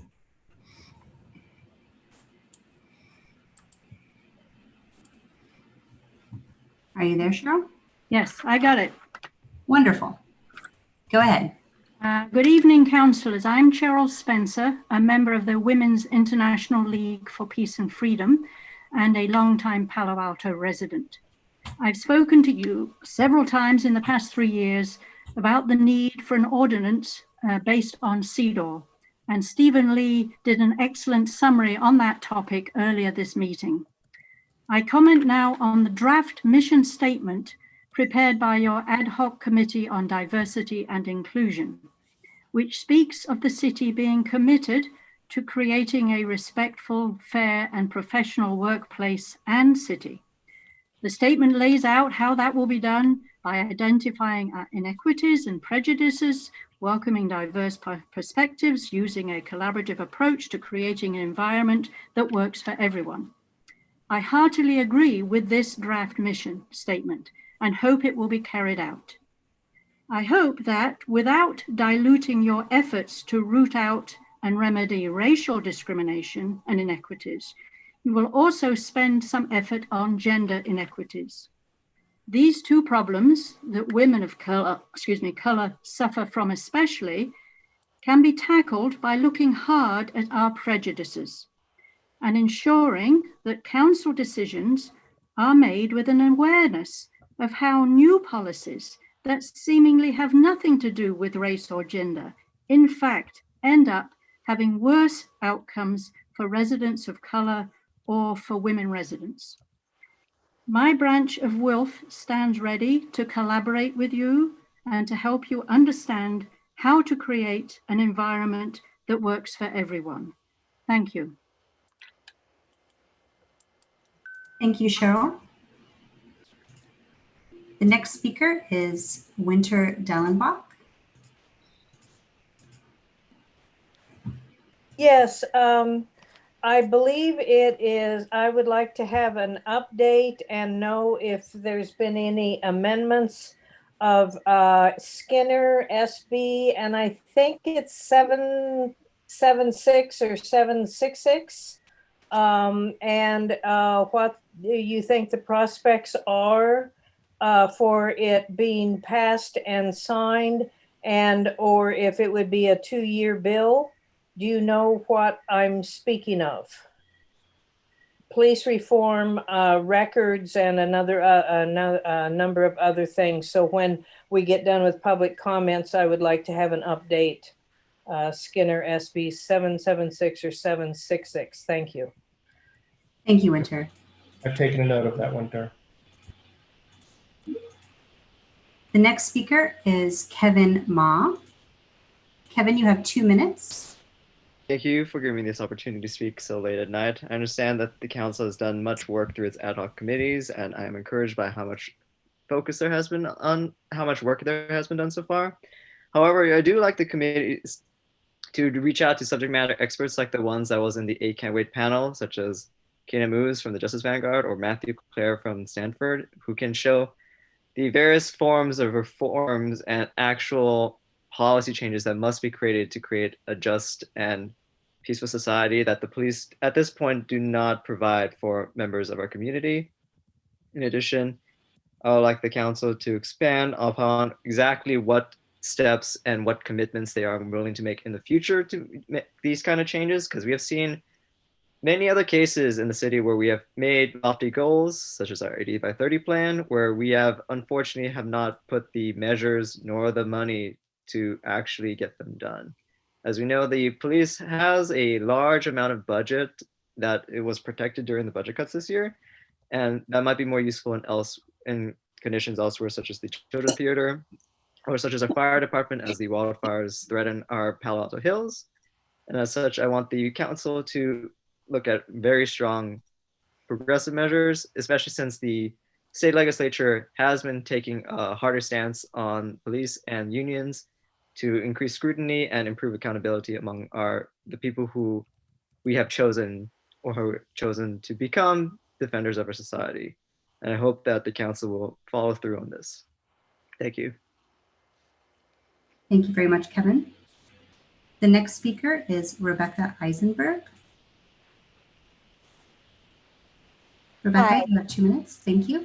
Thank you so much. And thank you so much for the City Council and the respective commissions and departments for your hard work. First, I want to say I was deeply, deeply disappointed by the nature of the conversation that we just saw. It's extremely disconcerting to hear police officers protect a quote, right, unquote, to shoot at cars especially in the middle of places that have many human beings there, as well as hear them defend a quote, right, unquote, to use chokeholds, which for the life of me, I can't understand why they would need, and that they're still allowed to have guns. I again repeat that we need to demilitarize the police. We need to take away a considerable amount of their funding and invest it in the community. And on that note, I think that the proposals that you have I really hope they're not controversial, proposals that you have attached as agendas to this meeting agenda item also need to come with actual monetary fiscal policy that will actually truly help people who are marginalized in our community, especially people of color. We need to really focus about our immediate urgent problem of homelessness, which can be solved, by the way, by investing in and providing housing. It's not complicated. Additionally, we need to consider and really invest in healthcare, childcare, and transit for our community members. The lack of providing these basic needs, these human rights, is perpetuating our status quo of the largest divide between rich and poor. The largest number of billionaires of any city is right here in Palo Alto, yet we somehow refuse to invest our wealth in people's basic needs. Please, we must change. Thank you. Thank you, Rebecca. The next speaker is Kelsey Baines.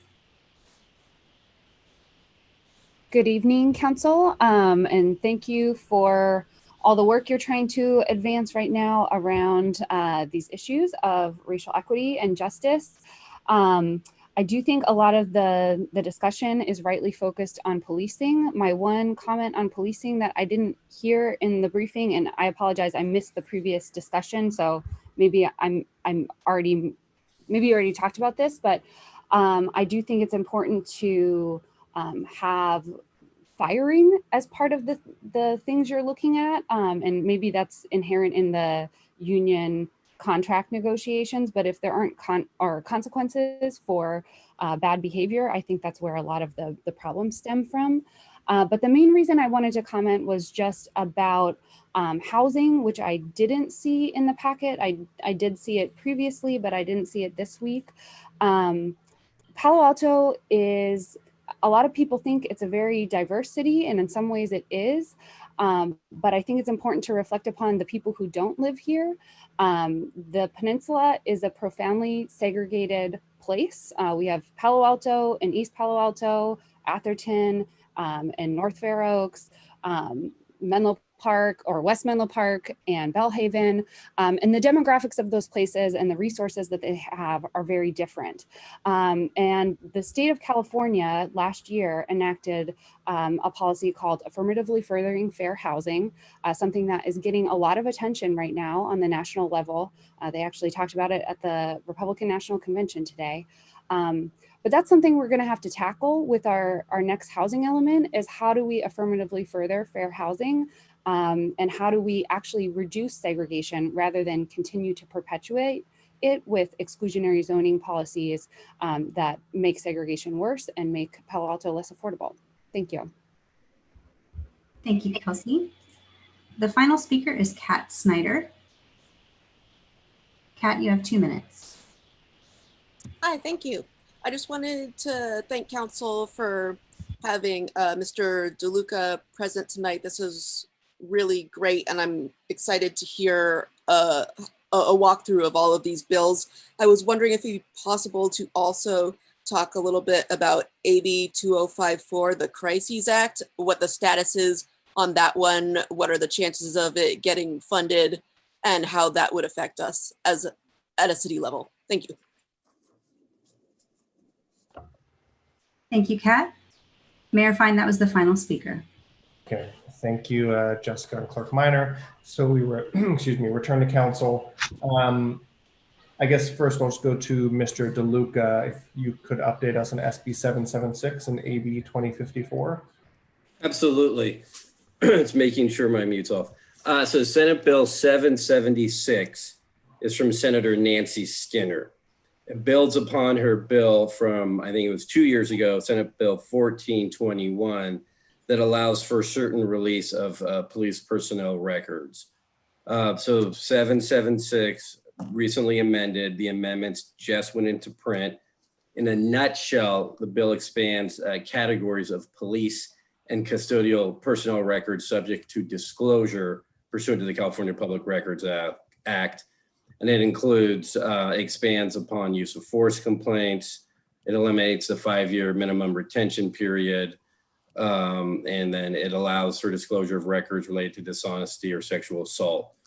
Not being a betting person, I feel the odds are good that this bill makes it out of the assembly, gets to the governor. And my feeling is if it hits the governor's desk, he's so again, Senate Bill 776 from Senator Skinner was recently amended. It's over on the assembly. I think it's got a high likelihood of getting out of the assembly and getting to the governor for a signature.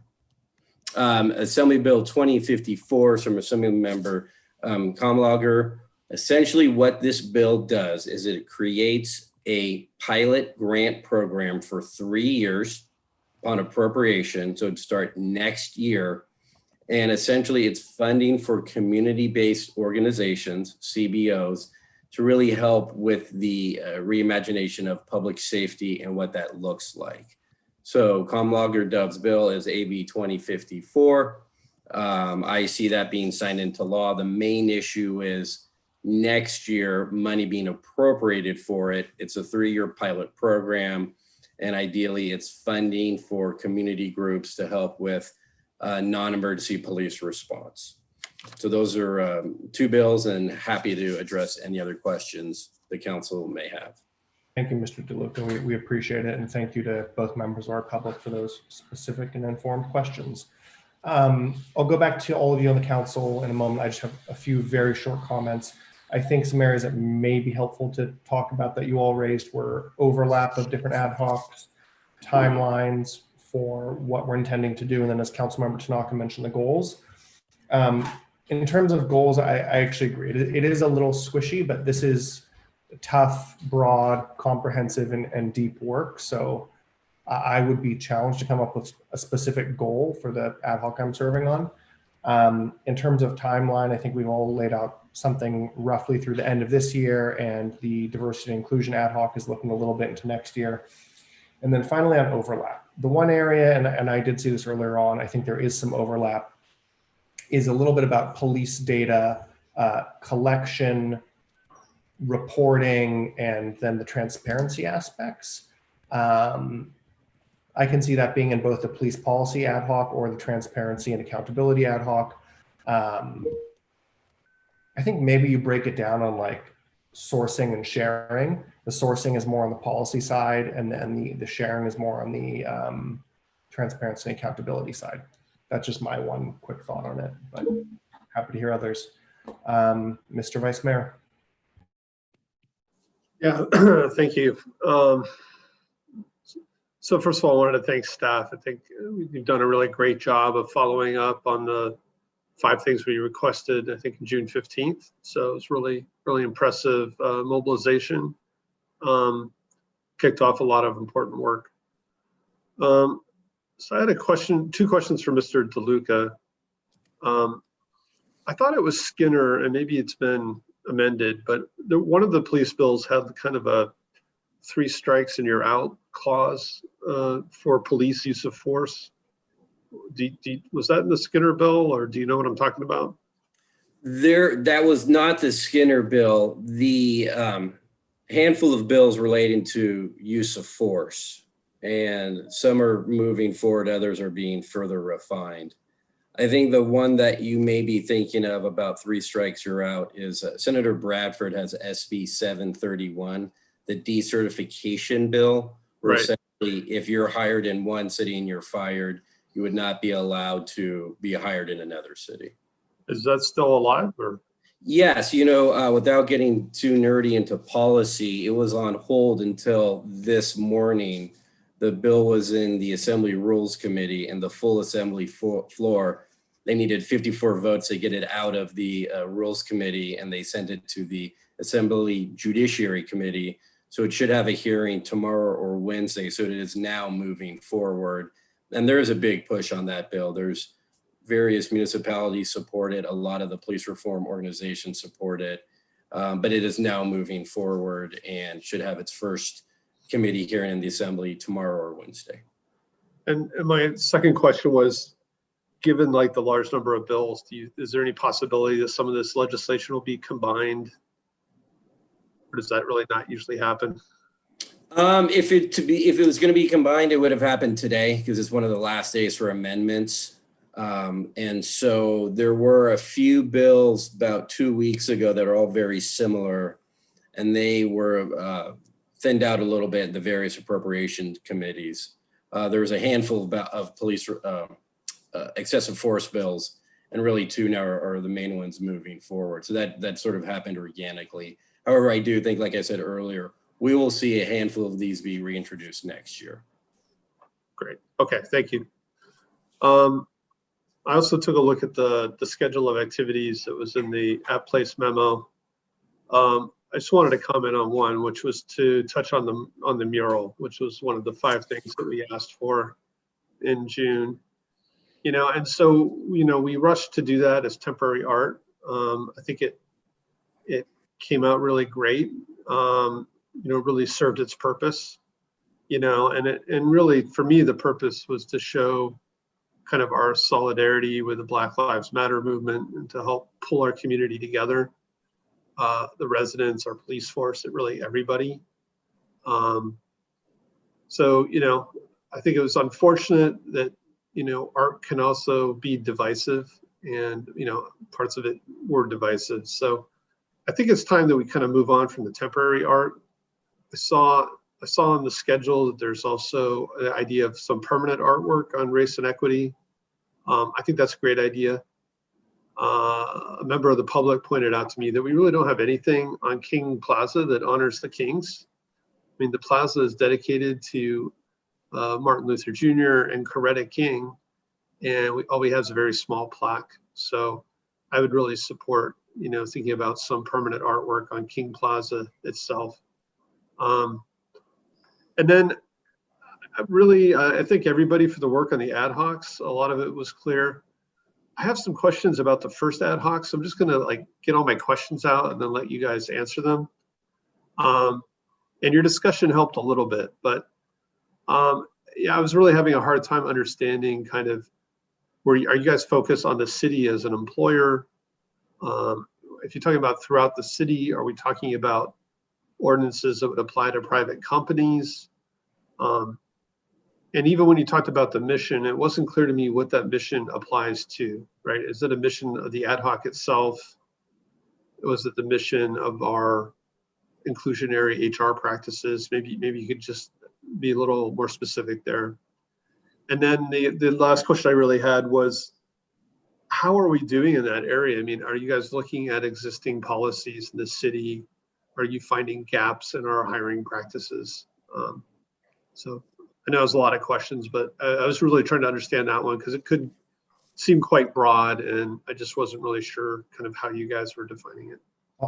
I'll take a crack at the first piece, which I think we're looking at the city as an organization. Councilmember Cormack, I think, framed it as two sides. Like one, there's the city organization, which employs hundreds of people, provides services to the residents, but then it's also, we're a public government and we, are here for the people. So we must honor and acknowledge that too. I think if you read the mission again, though, it is somewhat focused on, and this may be a mission right now for the ad hoc, but it's a mission I think we maybe thought would be adopted by the city in some kind of ongoing diversity and inclusion capacity. And so focused on the city as an employer, a provider of services to the public, right? We certainly want a professional and prejudice-free workplace. We also want to provide services to our residents and visitors in a prejudice-free way.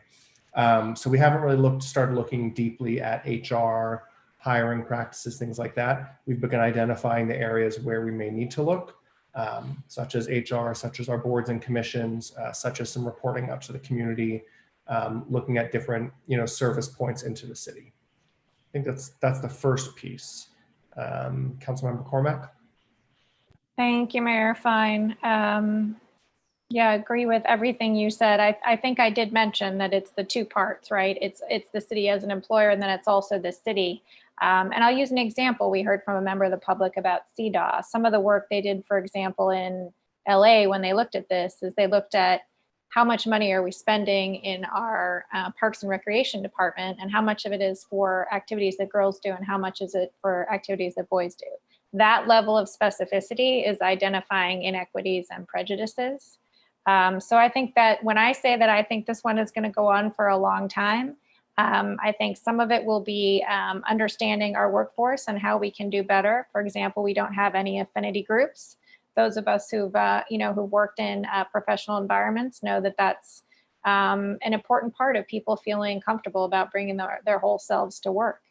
The GARE project that Mayor Fine mentioned earlier is right in line with what Chair Smith said earlier about how we are not first out of the gate on this. Multiple cities, including in this area, are ahead of us in terms of gathering the data and working with our workforce to make sure that they feel comfortable and make sure that we are doing a good job in terms of hiring without prejudice and bias. So super early on, but it did seem important for us to outline what the objective was. And for me, the objective is that, we have a fair workplace and that we provide things in the city from a fair perspective. Thank you. That was very useful. Helps. Thanks. Thank you, Mr. Vice Mayor. Councilmember Cormack, I see your hand, or was that? That was it. I just wanted to jump in after you. If anybody else has any comments or questions or kind of, cross-pollinations between the various ad hocs. Okay, wait, I'll come back in. Now that I've answered his question, can I ask a question? The transitory project, property, one of those words. My question really was for the people, what's the last one called? Public Safety Alternative Models Ad Hoc. I don't know if it's a question or so much as a comment or a statement. I think that opportunities to partner with the county in this or nearby jurisdictions, I think that would be worth contemplating as well. And I don't know if you had more to say about that. We've certainly heard from members of the public about some of the approaches the county is using with mental health, people who present with mental health issues. So I just think in addition to the county, we should be talking with our nearby neighbors on any partnerships we could do.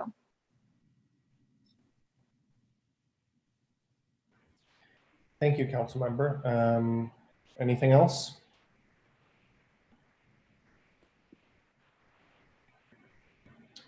I guess I'll just say, while I have the floor quickly, with regards to alternative service models, Councilmember Tanaka, I think you raise a good point. Like, if you're just looking at a bucket of 50 programs and, they seem different, but we're not sure if they're good. I guess a way of thinking of that is like, how easy would they be? Would some of them be? How easily could we implement some of those programs in a pilot fashion in Palo Alto, and what's the potential impact? If it's really easy to implement and potentially there's a big impact, maybe that's where we start. If it's really hard to implement and we're not sure of the impact, maybe that's when we leave off for now, just as a way of prioritizing. But that's just my only thought. I understand it's difficult to go look at, Cahoots in Eugene, the shared police fire model in Sunnyvale, and any other number of programs nationally.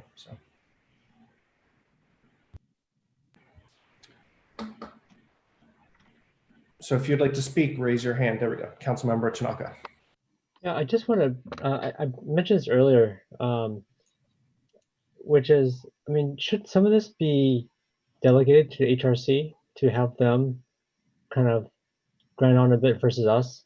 Because I wonder if I think they seem very eager. Like, for instance, could they come up with maybe a metric for us or metrics for us to be able to measure success, right? So, like, for instance, like the last discussion we had, it can't wait. Is there metrics to measure is it better or not, right?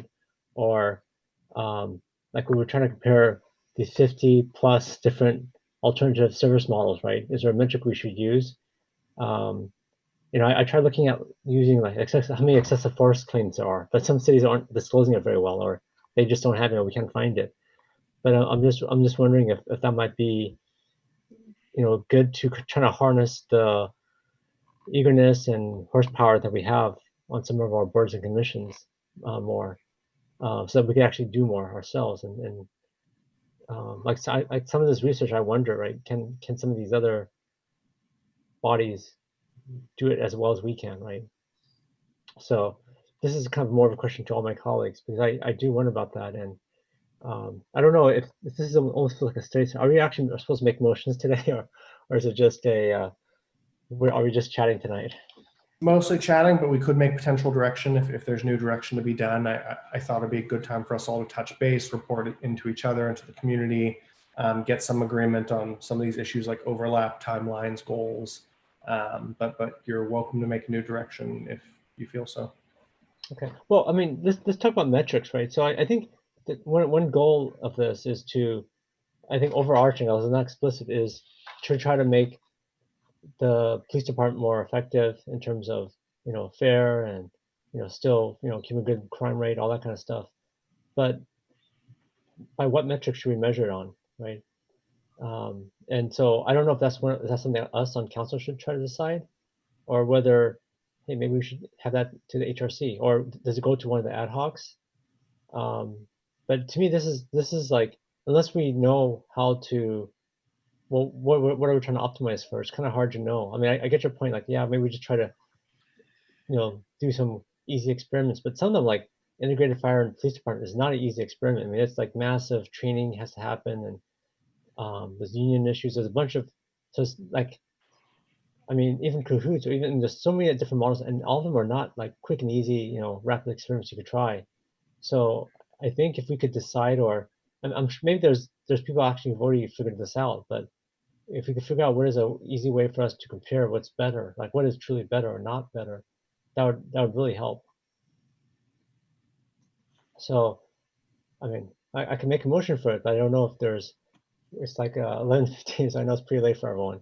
And but I just feel like this is so important, but we want to make progress somehow, right? So we need to have something tangible. Otherwise, we're just going to be having a bunch of committee meetings without any tangible outputs. Yeah.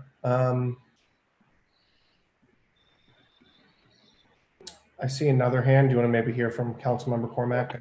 Okay. Thank you, Mayor Fine. I think we don't have enough information yet on some of these things, and I think we're going to need our objectives before we get to the metric. And let me be really specific. We can't know how to evaluate until we understand what the problem is we're trying to solve. One of the pieces of data we're waiting for, or what is the breakdown of the stops, of the detentions? How much are in each of these categories? So we talked a lot about use of force earlier tonight, but Councilmember Niss alluded to the fact that that's potentially not the biggest issue we have heard from members of the Black and Brown community who have talked about traffic stops, so right, being stopped for things where there isn't a use of force, but there are stopped for reasons that they feel is racial profiling. Like, we just don't know yet enough. I know I don't know enough yet until I get that information from the police department to figure out what's the biggest problem and what do we want to work on there. So for me, it's a bit of a leap to talk about the Sunnyvale model, for example, because I don't know exactly how that solves the problem of the people who spoke at the protest and how they feel as a member of a Black or Brown community in this city. I'm not sure if that solves that problem. So I hear what you're saying about metrics. I'm not sure metric is the right, I think for me, it's more like, what is the definition of success? I'm not ready to give any of this work back to various commissions yet, because I think we need more information and we need to keep going on it. That's where I am on it. Okay. Councilmember Tanaka, your hand is up again. Oh no, he just didn't take it down. Okay. No, I understand what Councilmember Cormack is saying. I actually agree with you on the Sunnyvale model. I don't think we should do it. Doing it is actually a big undertaking, and there's a lot of risk involved on that. So I'm not advocating for that. I don't think Councilmember Niss is, although it's an intriguing model, but I think definitely we have to make sure it's a clear win before we do something dramatic like that. And it's not clear right now if that is a clear win. But I do agree with what you said about the objectives, right? And maybe that's something Councilman Niss and we could try to pound on this ad hoc, but just trying to come down, because I liked how you guys did it for the first ad hoc, try to come down with a mission statement, and maybe from there we could come up with some goals. But then I think you as mayor would need to have to kind of like tie it all together. Otherwise, we have 4 different mission statements all going different directions. So there has to be some sort of coordination here. Otherwise, I feel like we're a little bit rudderless. I'll chat with the city manager about this. I mean, I think we are trying to, it's artificially, chopping apart different city functions, right? And we're just trying to do it in a way that ad hoc committees can digest and work through. And these were ones that, kind of rose to the top in terms of public concern, but also just, functionally, right? So there's the police use of force, what they're actually doing. There's the accountability and data side of things. There's the rest of City Hall or the rest of the city organization. And then, yourself and Councilmember Niss are looking at what else could we be doing that we're not doing today. I think that's how we kind of envisioned it. I mean, do they all tie together perfectly? No, they don't. But yeah, no, I think it's fine. I just think we need some coordination though. Otherwise, we're not as effective as we could be. Okay. I mean, one of the reasons I did leave 2 of the ad hocs at 2 members is so I can pop in if needed. So maybe I will try to join your next ad hoc and see if I can be of help. Councilmember Niss. So I think we need to be aware also of taking on too much. It's so tempting to just grab a hold of everything. But just a reminder that we're in the middle of COVID. We're in the middle of a fire season that we just can't believe.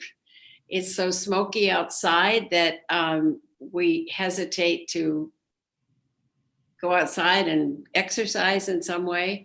So there are a number of other external kinds of issues, I think, that are pulling and pushing on us at the same time. So, you know, take steps, but let's not take huge steps that indicate that we can't get where we're going or where we might want to go.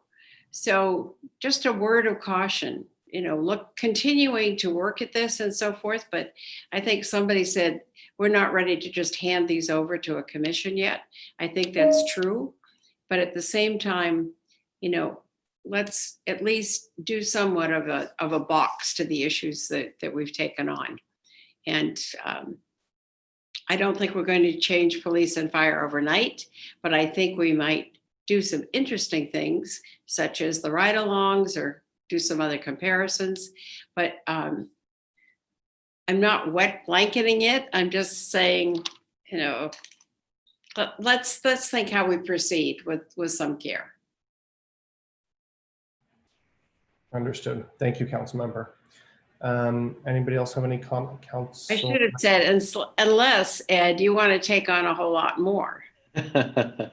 Well, we've got quite a bit of information pending in responses to the inquiries that have come from the ad hocs. And so actually we'll be sharing that this week. And so help you take your next steps as well. I don't see any other hands. Does that mean we're there? Councilmember Koo. Thank you. So I also agree that it's too early to just hand off to any of the commission or boards. But we did receive a note from Winter Dallenbach, and I think actually it's a really good suggestion that we might want to do what Santa Clara County had done in inviting our independent auditor to come and give us an overview, or to maybe provide him the information on what we're doing with the 8-count weight and some of our policies, and perhaps have him give us some oversight in terms of our of what we're considering here. You know, I mean, he is an independent auditor, so I think it would be good to have a study session with him. So that might be something that I'd like to put on the table for consideration. That's it. Thanks, Councilmember. Does staff have any response on that, potentially bringing the IPA in for discussion and a session with council and the community? No particular either concern or expectation as to what would come from that. Let's see, perhaps either Chief Johnson or City Attorney may want to weigh in just in terms of how that might be scoped.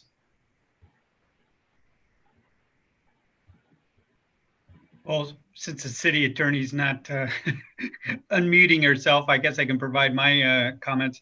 I would welcome that opportunity. I think, you know, we have a great relationship with the IPA. You know, we on an ongoing basis provide them the complaints and the uses of force that meet the criteria. So that's an area I also agree that we've talked about internally that I think there's room for expansion. So very open to that opportunity. Okay. Yeah, I don't know whether he would agree to provide that as ancillary services, or we might have to do a small amendment to his contract, but it's very doable. Mr. Vice Mayor. Yeah, I just want to say Eric and I have been talking about at least having a phone call with him as part of the transparency group. But I think a study session would make sense, and maybe some of the ad hocs would also have kind of individual discussions around certain topics. Okay, that might make sense. It's a good idea. Yeah, seems like there's some agreement there. Thanks for the suggestion, Councilmember Koo. Anything else? All right, well, let's wrap this one up. Again, thank you to all of staff for helping us do this, and thanks to all my colleagues. I know, as you've all mentioned, this is a lot to chew on, but I think it's important work for our city and for our community. So thank you all, really appreciate it. With that, we move on to council member questions, comments, and announcements. Anything there? Councilmember Koo. Thank you. I think it was last week, the days are kind of like all combining, but I think Councilmember Cormack had asked about a update from the airplane noise roundtables. And although the meeting that she had referred to on the 17th, it was actually a legislative committee for Santa Clara, Santa Cruz roundtable. So I wasn't on that, but as soon as they convene and then and it's reported out, I will bring it back. But I did want, since she brought it up, I thought maybe it's good to provide an update on the Santa Clara, Santa Cruz roundtable. Just a short update. We're doing a lot of things. So it's been quiet lately with the airplane noise. However, we've been very active in participation and requests. So we've sent letters to the San Francisco in reference to the San Francisco oceanic arrivals, in particular Pirate, which comes through on the Pacific, through the Pacific Ocean from Asia and crosses over Portola Valley and Woodside and comes into Palo Alto before it turns and goes down the bay to the airport. So we are documenting several incorrect assumptions that's made by the FAA in their environmental review. For instance, the FAA expected no operational increase when in fact usage increased by 35% after the Pirate started, while airport arrivals grew by less than 2%. Of course, this is pre-COVID, right? But just by that practice, we can see that it had increased. The FAA responses show that the categorical exclusion process is flawed and biased to reach a foregone conclusion that they say is of no impact, when in fact there is impact. And Oceanic usually flies at night, which means that it interrupts sleep. Another letter was sent on the proposed Big Sur overlay procedure to replace the Surfer, which comes down from Santa Cruz over the mountains and into Palo Alto again before it goes to the bay. The key questions included: how does the design compare to what was recommended by the select committee? And when can the round table and the public provide input? Because we haven't been able to. And what is the overall schedule? Number 3, another formal comment letter on the FAA's proposed rulemaking for supersonic aircrafts. And that's being considered, and they're on their way to building those as well.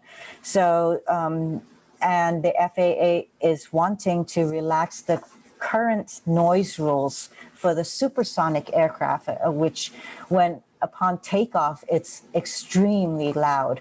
So it's going to cause for some communities to have huge impacts. Lastly, a letter to the San Francisco airport in support of Palo Alto getting a permanent noise monitor.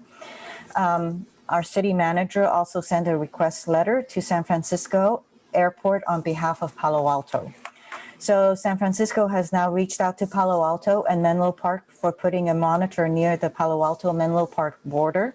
So I'd love to find out from the city manager if we can get an update on this sometime. And yeah, so it'd be great to get an update on this sometime. That's it. Thanks. Thank you for that comprehensive report out, Councilmember. Councilmember Niss. So last week, the Cities Association met. And if you recall, it's the group that pushed hard on the county in order to get testing done in the various cities. Took a long time, took a lot of persistence. The county now, though, has realized the great value of testing, and also has realized that both Kaiser, which is a huge healthcare provider, and PAMF, which is Sutter, are both very reluctant to do any testing on someone who doesn't have symptoms. I think most of you have tried that. Some of you have managed to get an appointment. I think, Adrian, you did get one, am I correct? Without symptoms? Correct. So, which is unusual. So the county has started meeting with a group from the hospitals and now have said that they will consider levying fines on those hospitals, on those healthcare providers, if they continue to do as they have done, which is to turn people away. Kaiser in particular, and anyone here have Kaiser? Kaiser in particular apparently is very hesitant. And so that, and yet they have enormous coverage in the Bay Area. So the county is going to hopefully go at this with some real energy, vigor, and so forth in order to provide those additional tests. We have done pretty well up here. I don't know when we're due again, Ed, is it next week? I don't know. It's a long time between testings. I do know that. This week, this Friday. 28, right? Yes. Just one day? This Friday, yes. One day only. Every 2 weeks, yes. Oh, goodness. Anyway, so I wanted to let you know, and if you hear something about that, that will be the background. I continue to meet on Saturday mornings with the Joe and Josemani and Cindy Chavez group. And sometimes Ed joins that so that we hear what's going on. And you might want to embellish what I just said a little further, Ed, since I know you were on the line last Saturday. I know, I think you hit all the highlights. So more to come. Testing. Lots of focus on it. Not enough testing. That's Sure. the problem. Thank you, Mayor Fine. All right, thank you, Councilmember Niss. With that, we are concluding our meeting. And so as I mentioned earlier, we're going to adjourn this meeting, holding everyone affected by the wildfires across our state in our thoughts and our prayers, and also in deep gratitude of all the first responders. We hope they can accomplish their missions quickly and return home safely. So we're now adjourned at 11:50. Thank you. Thank you, everyone. Good night, everybody. Good night.